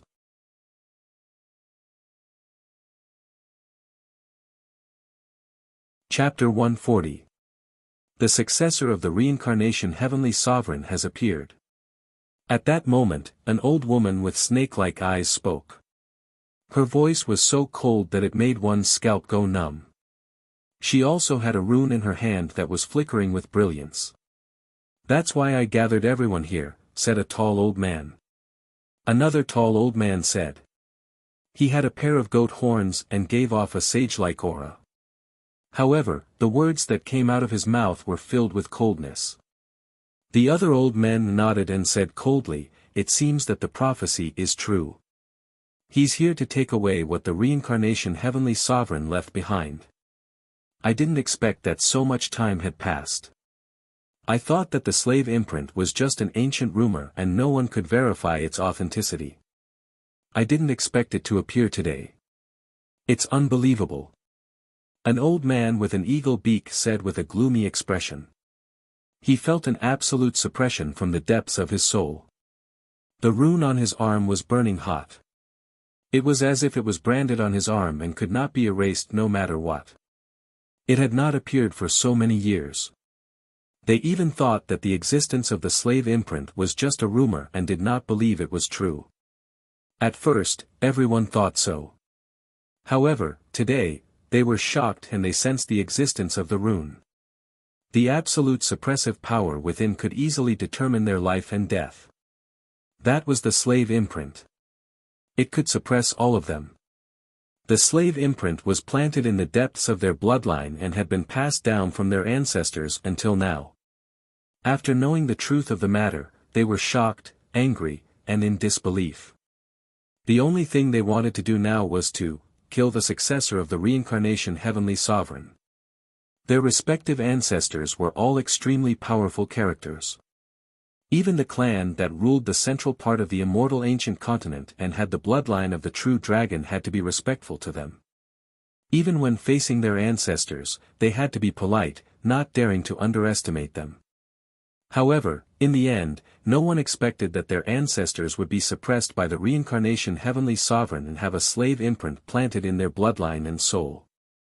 They would protect what he left for his successor for generations. Now that the successor of the reincarnation heavenly sovereign had appeared and approached, they immediately became vigilant. After all, no one would be willing to suddenly submit to a stranger whom they had never even met before, take him as their master, and give everything to him. Who would be willing to do such a thing? Unless he was an idiot. Therefore, they had all rushed over to discuss how to resolve this matter. No matter what method they used, the successor of the ancient celestial reincarnation had to die in the end. The reincarnation heavenly sovereign's Tao comprehension stone has been in the hands of our families for many years. Who would be willing to give it up? There is even a rumor that the reincarnation heavenly sovereign's cave abode may be hidden nearby, and it contains many of the reincarnation heavenly sovereign's treasures and secrets. Perhaps the key to this cave abode lies with that successor. 590 The elders' faces revealed radiance as they discussed among themselves, discussing how to seize this cave dwelling. The reincarnation heavenly sovereign's relic naturally belonged to them. A descendant that suddenly appeared out of nowhere, what was that? How dare they covet their treasures? The descendant of the reincarnation heavenly sovereign should be from the outside world. He shouldn't be too old. According to the agreement of the old antiques, the strength of the younger generation should be at most empty God realm. That is to say, the successor of the reincarnation heavenly sovereign is only that strong. As long as he dares to come here, he will not be able to return and he will be buried here. At this point, the elders could not help but smile coldly. They had already predicted the outcome. Due to the slave seal, it might be difficult for them to take action. However, they could still send others to take action. When the time came, they would set up a trap and wait for the successor to come to their deaths. After all, over the years, they had quite a number of affiliated clans. Finding some heavenly god realm or divine king realm existences was a piece of cake for them. Keep a close eye on those unfamiliar faces, especially those from the outside world. It is better to kill the wrong person than to let him go. The elders then started to give out orders. As the orders were passed down, the entire ruins were put under martial law. Only by killing the successor of the reincarnation heavenly sovereign would they have a chance to regain their freedom. Boom! Very soon, the clouds shot up into the sky and terrifying auras surged out in all directions. Many powerful auras appeared in the sky and started to patrol the surroundings for any suspicious figures. At this moment, a large number of local living beings gathered in the area near the ruins. They had been instructed by the elders to set up a trap and capture someone. What's going on? Have we been discovered? Yi Ling, who was leading Crimson Spirit and Yin Mei stealthily near the ruins, suddenly had a drastic change in expression. He felt several powerful auras pass by above his head. Powerful divine senses swept in all directions, as if they wanted to crush everything. This made him fearful. If not for his courage and experience, he would have been able to remain calm. At this moment, he would probably have retreated. Why are there so many experts suddenly appearing? Are they looking for something? Crimson Spirit frowned.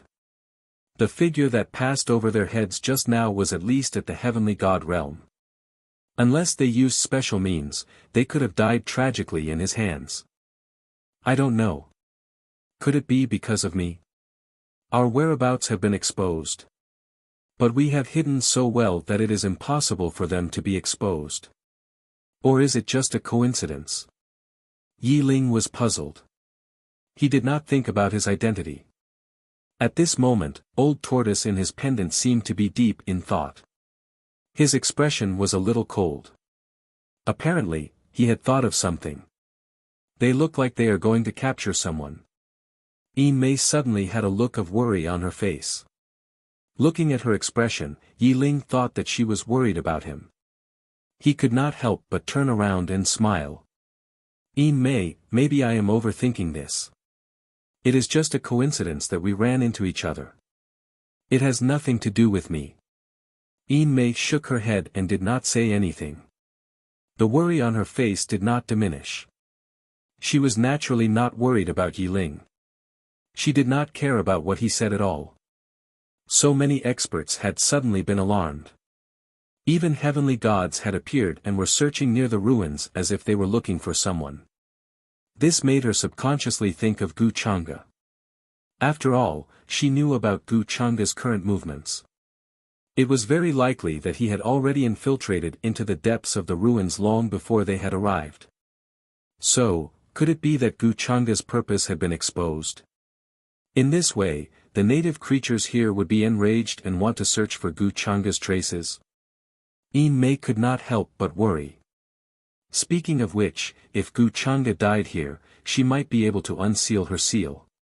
She should be happy. But why was she so worried about Gu Chang'e? Moreover, according to Gu Chang'e's instructions, she was to secretly sow discord between Yi Ling and Qi Ling. At the critical moment when Yi Ling infiltrated here, she was to accidentally surprise him and attract the other experts. Such an order was tantamount to playing with her life. It was the kind of order that could cause her to lose her life if she was not careful. After all, when she attracted the experts and exposed their tracks, she would also be in an extremely dangerous situation. However, since it was Gu Chang'e's order, she could not do anything about it. Why should she worry about such a cold and heartless person? Little Yi, listen carefully. These guys are definitely coming for you. At this moment, Old Tortoise's voice suddenly sounded from Yi Ling's pendant. This made Yi Ling's expression stiffen. Coming for him? What did that mean? Yi Ling's mind was a little confused. The Heavenly Lord left you good things, but he also left you a test. There are guardians guarding the Heavenly Lord's remains. If you can't pass the test, you won't be able to obtain these things. Moreover, he may fall here. Old Tortoise explained. Hearing this, Yi Ling's head hurt and he could not help but curse. Why didn't you say this earlier? Why did you have to tell me now? Aren't you harming me? The Heavenly Lord too. Couldn't he have left a good opportunity? Why did he have to make such a messy test? Of course, he was only complaining. He was not that shameless. After all, he had already obtained the inheritance of the ancient heavenly lord of Samsara and many opportunities. At this time, he was in a difficult position and could only bite the bullet and go. At this time, Yin Mei also noticed the change in Yi Ling's expression and her heart skipped a beat. It seems that these people are coming for him, she heaved a sigh of relief. Soon, the three of them continued on their way. Compared to the last time, they were more careful and stealthy, constantly avoiding the figures in the sky. Yi Ling knew that the ancient heavenly lord of Samsara had left the enlightenment platform for him was made of reincarnation stone and was extremely mysterious. The reincarnation stone contained the laws of time and reincarnation, and the power of time was the strongest attribute on par with space. Yi Ling was naturally very tempted. Now, your only way is to rely on the heavenly lord's inheritance to find the cave abode he left for you. There is a way to subdue the enlightenment platform. Old Tortoise began to speak to Yi Ling from the pendant, guiding him to break out of the situation. Otherwise, with Yi Ling's current strength, it was impossible to contend with the guardians. Yi Ling had to think of a way to obtain the guardians' recognition. This was his only chance in this test. Even Old Tortoise did not know that the so-called guardian's bloodline was actually subdued by the ancient heavenly lord of Samsara's slave seal. They were not willing to submit. Hearing this, Yi Ling gritted his teeth and a surge of determination surged in his heart. I must get these. Otherwise, how can I seek revenge on Gu Chang'e? He is the true inheritor of the demonic arts. Thinking of the face of Gu Chang'e, his great enemy, endless strength and confidence surged in his heart. After leaving the mausoleum, Gu Chang'e's figure was still hidden in the void and did not really appear. Thanks to the corpses of the ancient prodigies, his cultivation had been greatly improved, and he had even obtained some rare origin source. Middle stage Divine King Realm. Gu Chang'e felt that if she were to face a true sage, she would have the power to fight head-on. If it was a sneak attack, it would not be difficult to kill a sage cultivator. This was only Gu Chang'e's minimum estimate. Although a sage's every move contained the power to collapse stars, it was unbelievably powerful. That was because they controlled the power of the rules. To cultivators below the sage realm, it was absolutely suppressive and difficult to contend against. Even the most talented young primes would find it hard to contend against a true demi-saint when they were divine kings. A true mortal could kill a sage because they had controlled some kind of power that surpassed their current realm in advance. Currently, his apparent cultivation was at the early stage of the void god realm. This was already an unattainable height for the younger generation. Therefore, Gu Chang'e did not intend to continue breaking through. Going too far was as bad as falling short. Everything had a limit. If the cultivation he revealed was too unbelievable, it would definitely draw the attention of those old geezers. They had lived for too long and had seen all kinds of monsters. Given Gu Chang'e's talent, reaching the early stage of the void god realm at such a young age was a reasonable thing. He didn't want to draw unnecessary trouble to himself. After all, he was very different from the others. He walked the path of immortal and demonic cultivation. On the surface, the Tao Heavenly Immortal Canon was to mislead others. When the time came, even if someone investigated his origin source, it would be difficult to discover anything unusual. This was because he was indeed cultivating the orthodox Tao Heavenly Immortal Canon. And the secret immortal devouring demonic art was his foundation. Apart from himself, who knew his true strength? Enemies? Enemies who had seen his true strength were all dead. Speaking of which, according to the route provided by Yin Mei, it won't be a problem for me to find Yi Ling. However, the entire ruins are now alarmed. Could it be that Yi Ling's traces have been discovered? Soon, Gu Chang'e, who was traveling through the void, frowned. He felt that he might have overestimated Yi Ling's ability. Had his whereabouts been discovered so quickly? If he died here, how could he continue to take the blame for him? No, these creatures are searching aimlessly. In fact, they don't know what they are looking for. However, Gu Chang'e soon noticed something strange. He narrowed his eyes. Speaking of which, not many people knew that Yi Ling was the successor of the ancient heavenly lord of Samsara. Apart from him and Yu Mingkong, who else could it be? No matter how stupid Yi Ling was, he knew that this kind of thing could not be exposed. These ruins contain the things that the ancient heavenly lord of Samsara left for Yi Ling. However, according to the usual pattern, there would usually be a test or something. Could this be a test for Yi Ling? Gu Chang'e quickly thought of the key point. He did not know if his guess was right. Buzz. The void trembled, and some ripples spread out. Gu Chang'e noticed that a heavenly deity realm creature was currently searching around him. Immediately, he stepped forward in the void and traveled quickly. At this time, even a saint would find it difficult to detect the fluctuations. Gu Chang'e could not help but click his tongue. As expected, the void talent was tyrannical.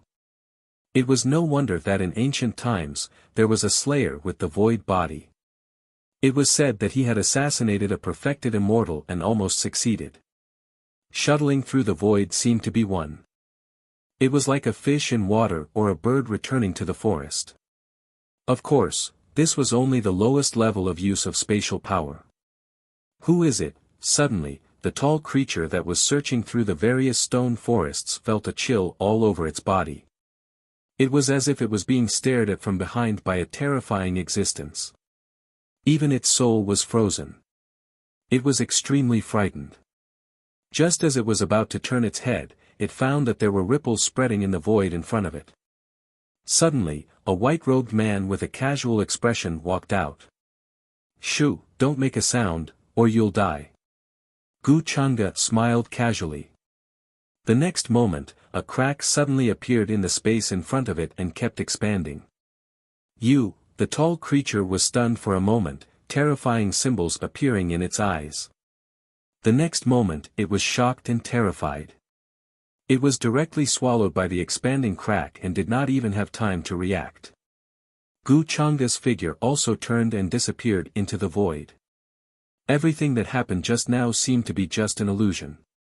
No one noticed that a heavenly deity realm existence had suddenly vanished from the world without a trace. It was like a stone thrown into the deep sea. There was no sound in an instant. Where is this? Who are you? Buzz. On the peak of a mountain in the inner world. The tall figure was thrown to the ground by Gu Chang'e. It looked at Gu Chang'e in horror and kept shouting as if it had encountered the most terrifying existence. As a heavenly god who looked down on true gods, he could wipe out a city with a raise of his hand. However, before it could react, it disappeared. When it reappeared, it was already in another space. This made it terrified and shocked. What kind of terrifying technique was this? Even a saint could not use it. Even the power of heaven and earth could not be used like this. Could it be the space domain? It felt cold all over. This young man in front of it who was obviously from the outside world was too terrifying. Gu Chang'e was naturally worried that it would attract the attention of other creatures if it was too loud. That was why he brought it to the inner world. After all, as his strength increased, the upper limit of the inner world would naturally increase as well. It was not a problem to accommodate a heavenly god at all. "I want to know a few things," Gu Chang'e said casually. "What things?" "If I know, I'll definitely tell you," the tall creature hurriedly said in horror. In this place, it could not sense any other aura. It was like an ant under the gaze of the heavenly axiom, humble and insignificant. "No need, I'm used to doing it myself." As Gu Chang'e said, he directly chose to search its soul. A jet-black radiance appeared on his palm. Like millions of black threads, he immediately covered this creature's forehead. So it was an order from the elders. I didn't expect such an interesting thing to be hidden. Slave seal, celestial venerable cave abode. This treasure-seeking mouse has never disappointed me. A moment later, Gu Chang'e ended its pain and there was a faint expression on his face.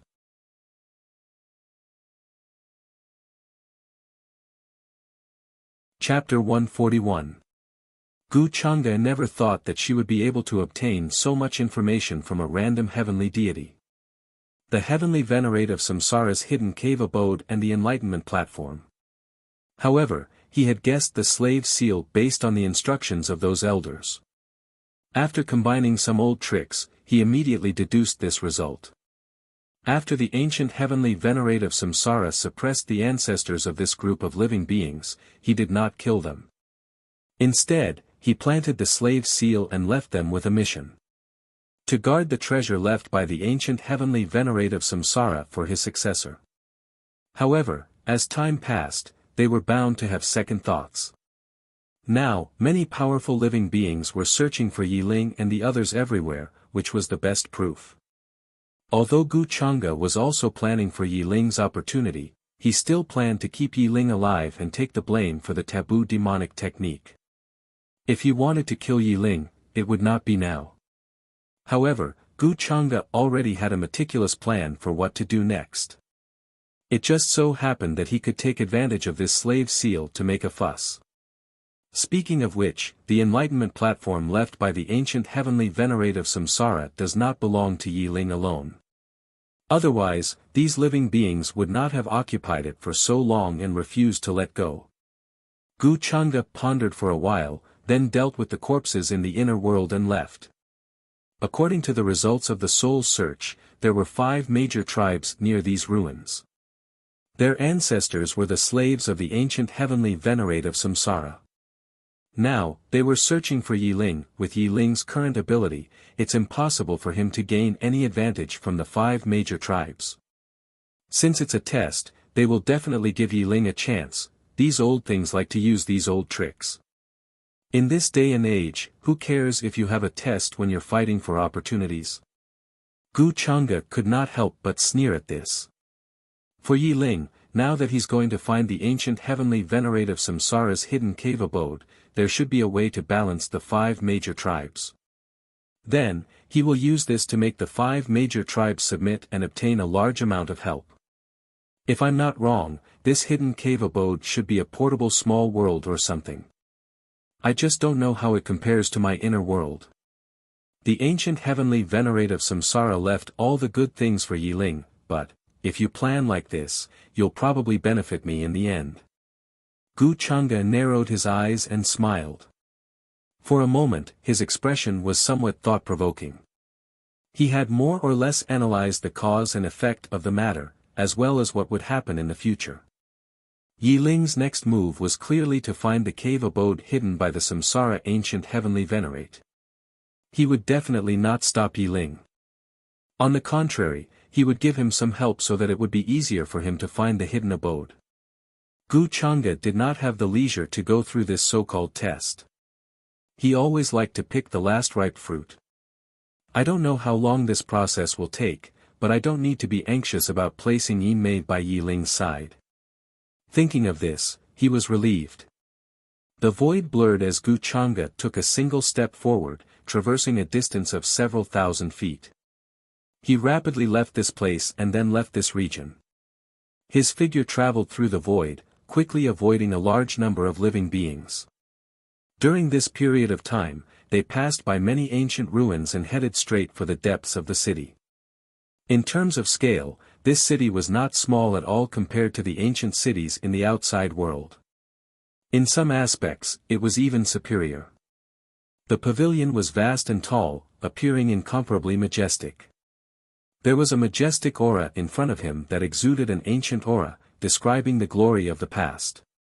According to the memories of that heavenly god realm living being, among the 5 clans, the Grand Elder of the Black Sky Eagle clan is in charge.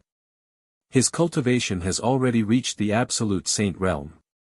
In the void blurred, Gu Chang'e's figure was faintly discernible. He swept his gaze over below with a calm expression. There were many living beings here, and there were also many guards. Many places were also engraved with extremely powerful formation patterns that were vast and mighty. If activated, they could easily kill existences below the god realm. In addition, there were many void god realm commanders patrolling everywhere. The Black Sky Eagle clan's Grand Elder should be hidden in the depths. His cultivation has surpassed the absolute saint realm, and it's even possible that he has reached the quasi-supreme realm. If I choose to fight head-on, it might cause a lot of trouble. It's very likely that my identity will be exposed. Gu Chang'e's gaze was somewhat thoughtful. Naturally, he had a plan and was very confident. At this time, unlike the outside world, it was difficult for him to casually use his terrifying background to crush others. Although it was convenient and fast to suppress others with power, it also depended on the time. Now that the Enlightenment platform is controlled by the Black Sky Eagle clan, it seems that I have to start from the Black Sky Eagle clan and do something. Soon, he thought of this. The void blurred. Gu Chang'e walked with his hands behind his back. His figure flashed and directly left this place. He was heading toward an extremely lively pavilion with living beings coming and going. There were 3 words written in immortal ancient characters, Drunken Immortal Pavilion. According to the memories of that heavenly god realm existence, he could choose to target the weakness of the Black Sky Eagle clan's Grand Elder from here. At this time, on the top floor of the Drunken Immortal Pavilion, in a dazzling private room surrounded by immortal mist, a few young creatures were talking. Their appearances did not look like humans. They were shrouded in precious light, and their clothes were extraordinary. The youth at the very center was surrounded by several people. In his arms was a foreign race girl whose appearance wasn't bad. He was dressed in embroidered clothes, his face pale, looking extremely frivolous. He had a pair of pitch-black wings that flowed with dark light, as if he was a giant eagle spreading its wings. Right now, these people were currently conversing in immortal ancient language.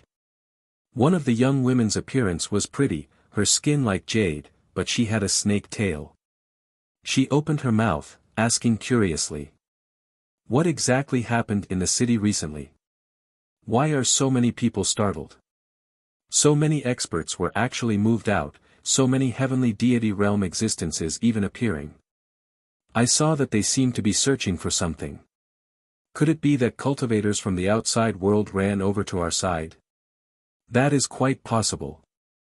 The cultivators from the outside world are truly daring, even daring to trespass into our city. They really don't want their lives anymore. Do they truly think that just because the older generation is not allowed to take action, they can preserve their lives?" Someone said with a laugh. Hearing this, another young creature said with some disdain, "If it wasn't because we had to abide by the immortal ancient agreement back then, we couldn't migrate to the outside world. How would those orthodoxies be able to do anything now?" They were quite familiar with this training, knowing that it was jointly organized by the immortal ancient remnant clans and the orthodoxies from the outside world. On the surface, it was a competition between the younger generation, but who could really guarantee that the older generation would not secretly interfere? However, since they dared to come to their gathering place, they had to be prepared to pay the appropriate price. The 5 great clans are all sending people to capture them. This time, it should not be a small matter. As they spoke, they looked at the man in embroidered clothes in the middle, their expressions somewhat flattering. Brother He Ming is still the best, having a heavenly deity realm follower. To think that we, the 4 hedonistic young masters, who have been unhindered for so many years, are still far inferior to you. The youth in embroidered clothes named He Ming sat in the middle. Hearing this, a somewhat smug expression flashed across his face. However, at this time, he shook his head and said, "Commander He Yu is not by my side now. He was also sent out by my grandfather to search for all suspicious people from the outside world nearby." Asking for fresh flowers, hearing this, everyone was a little surprised. Connecting the dots and connecting the dots, they became more and more curious.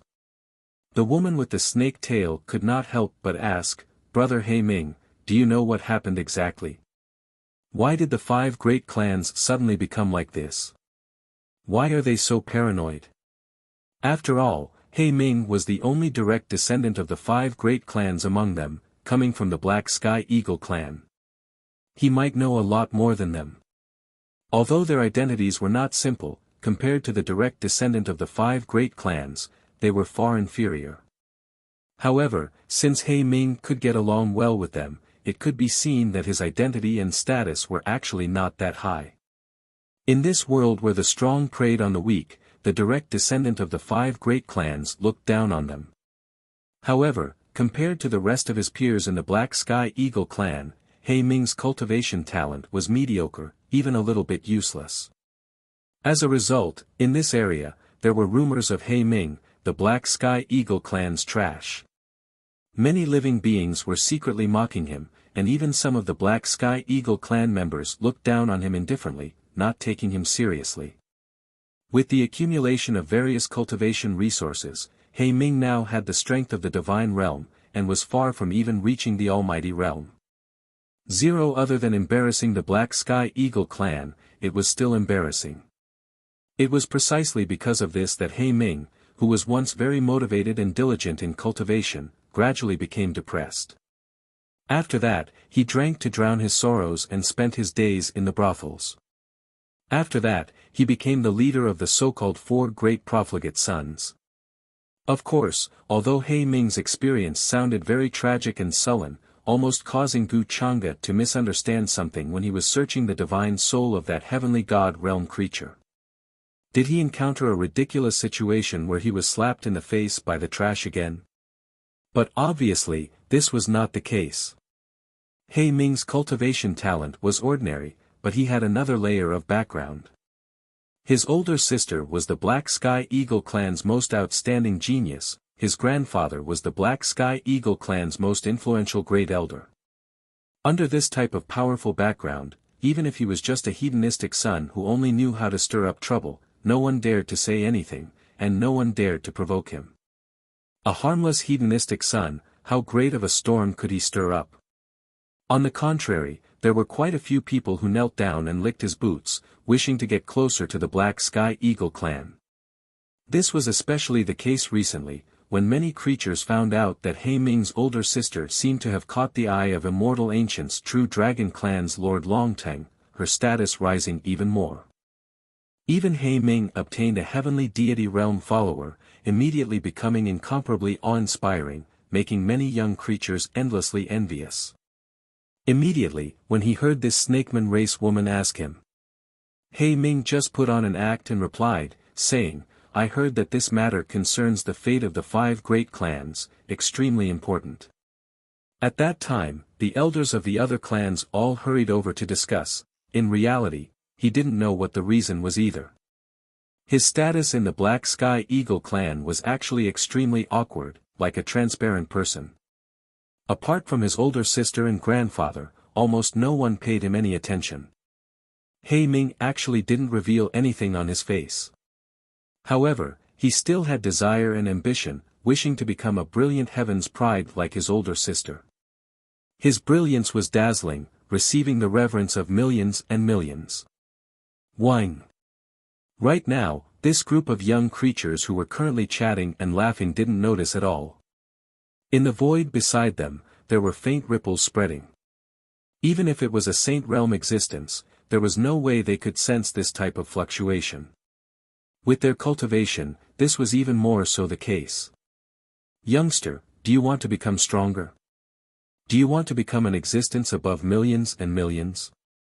Suddenly, an indistinct voice entered He Ming's ears.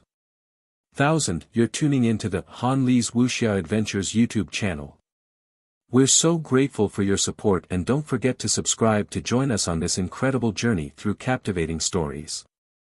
Your generosity through donations truly makes a world of difference, as it's the primary source of revenue that allows me to expand and enhance this channel for you. Thank you from the bottom of my heart for being a part of this adventure.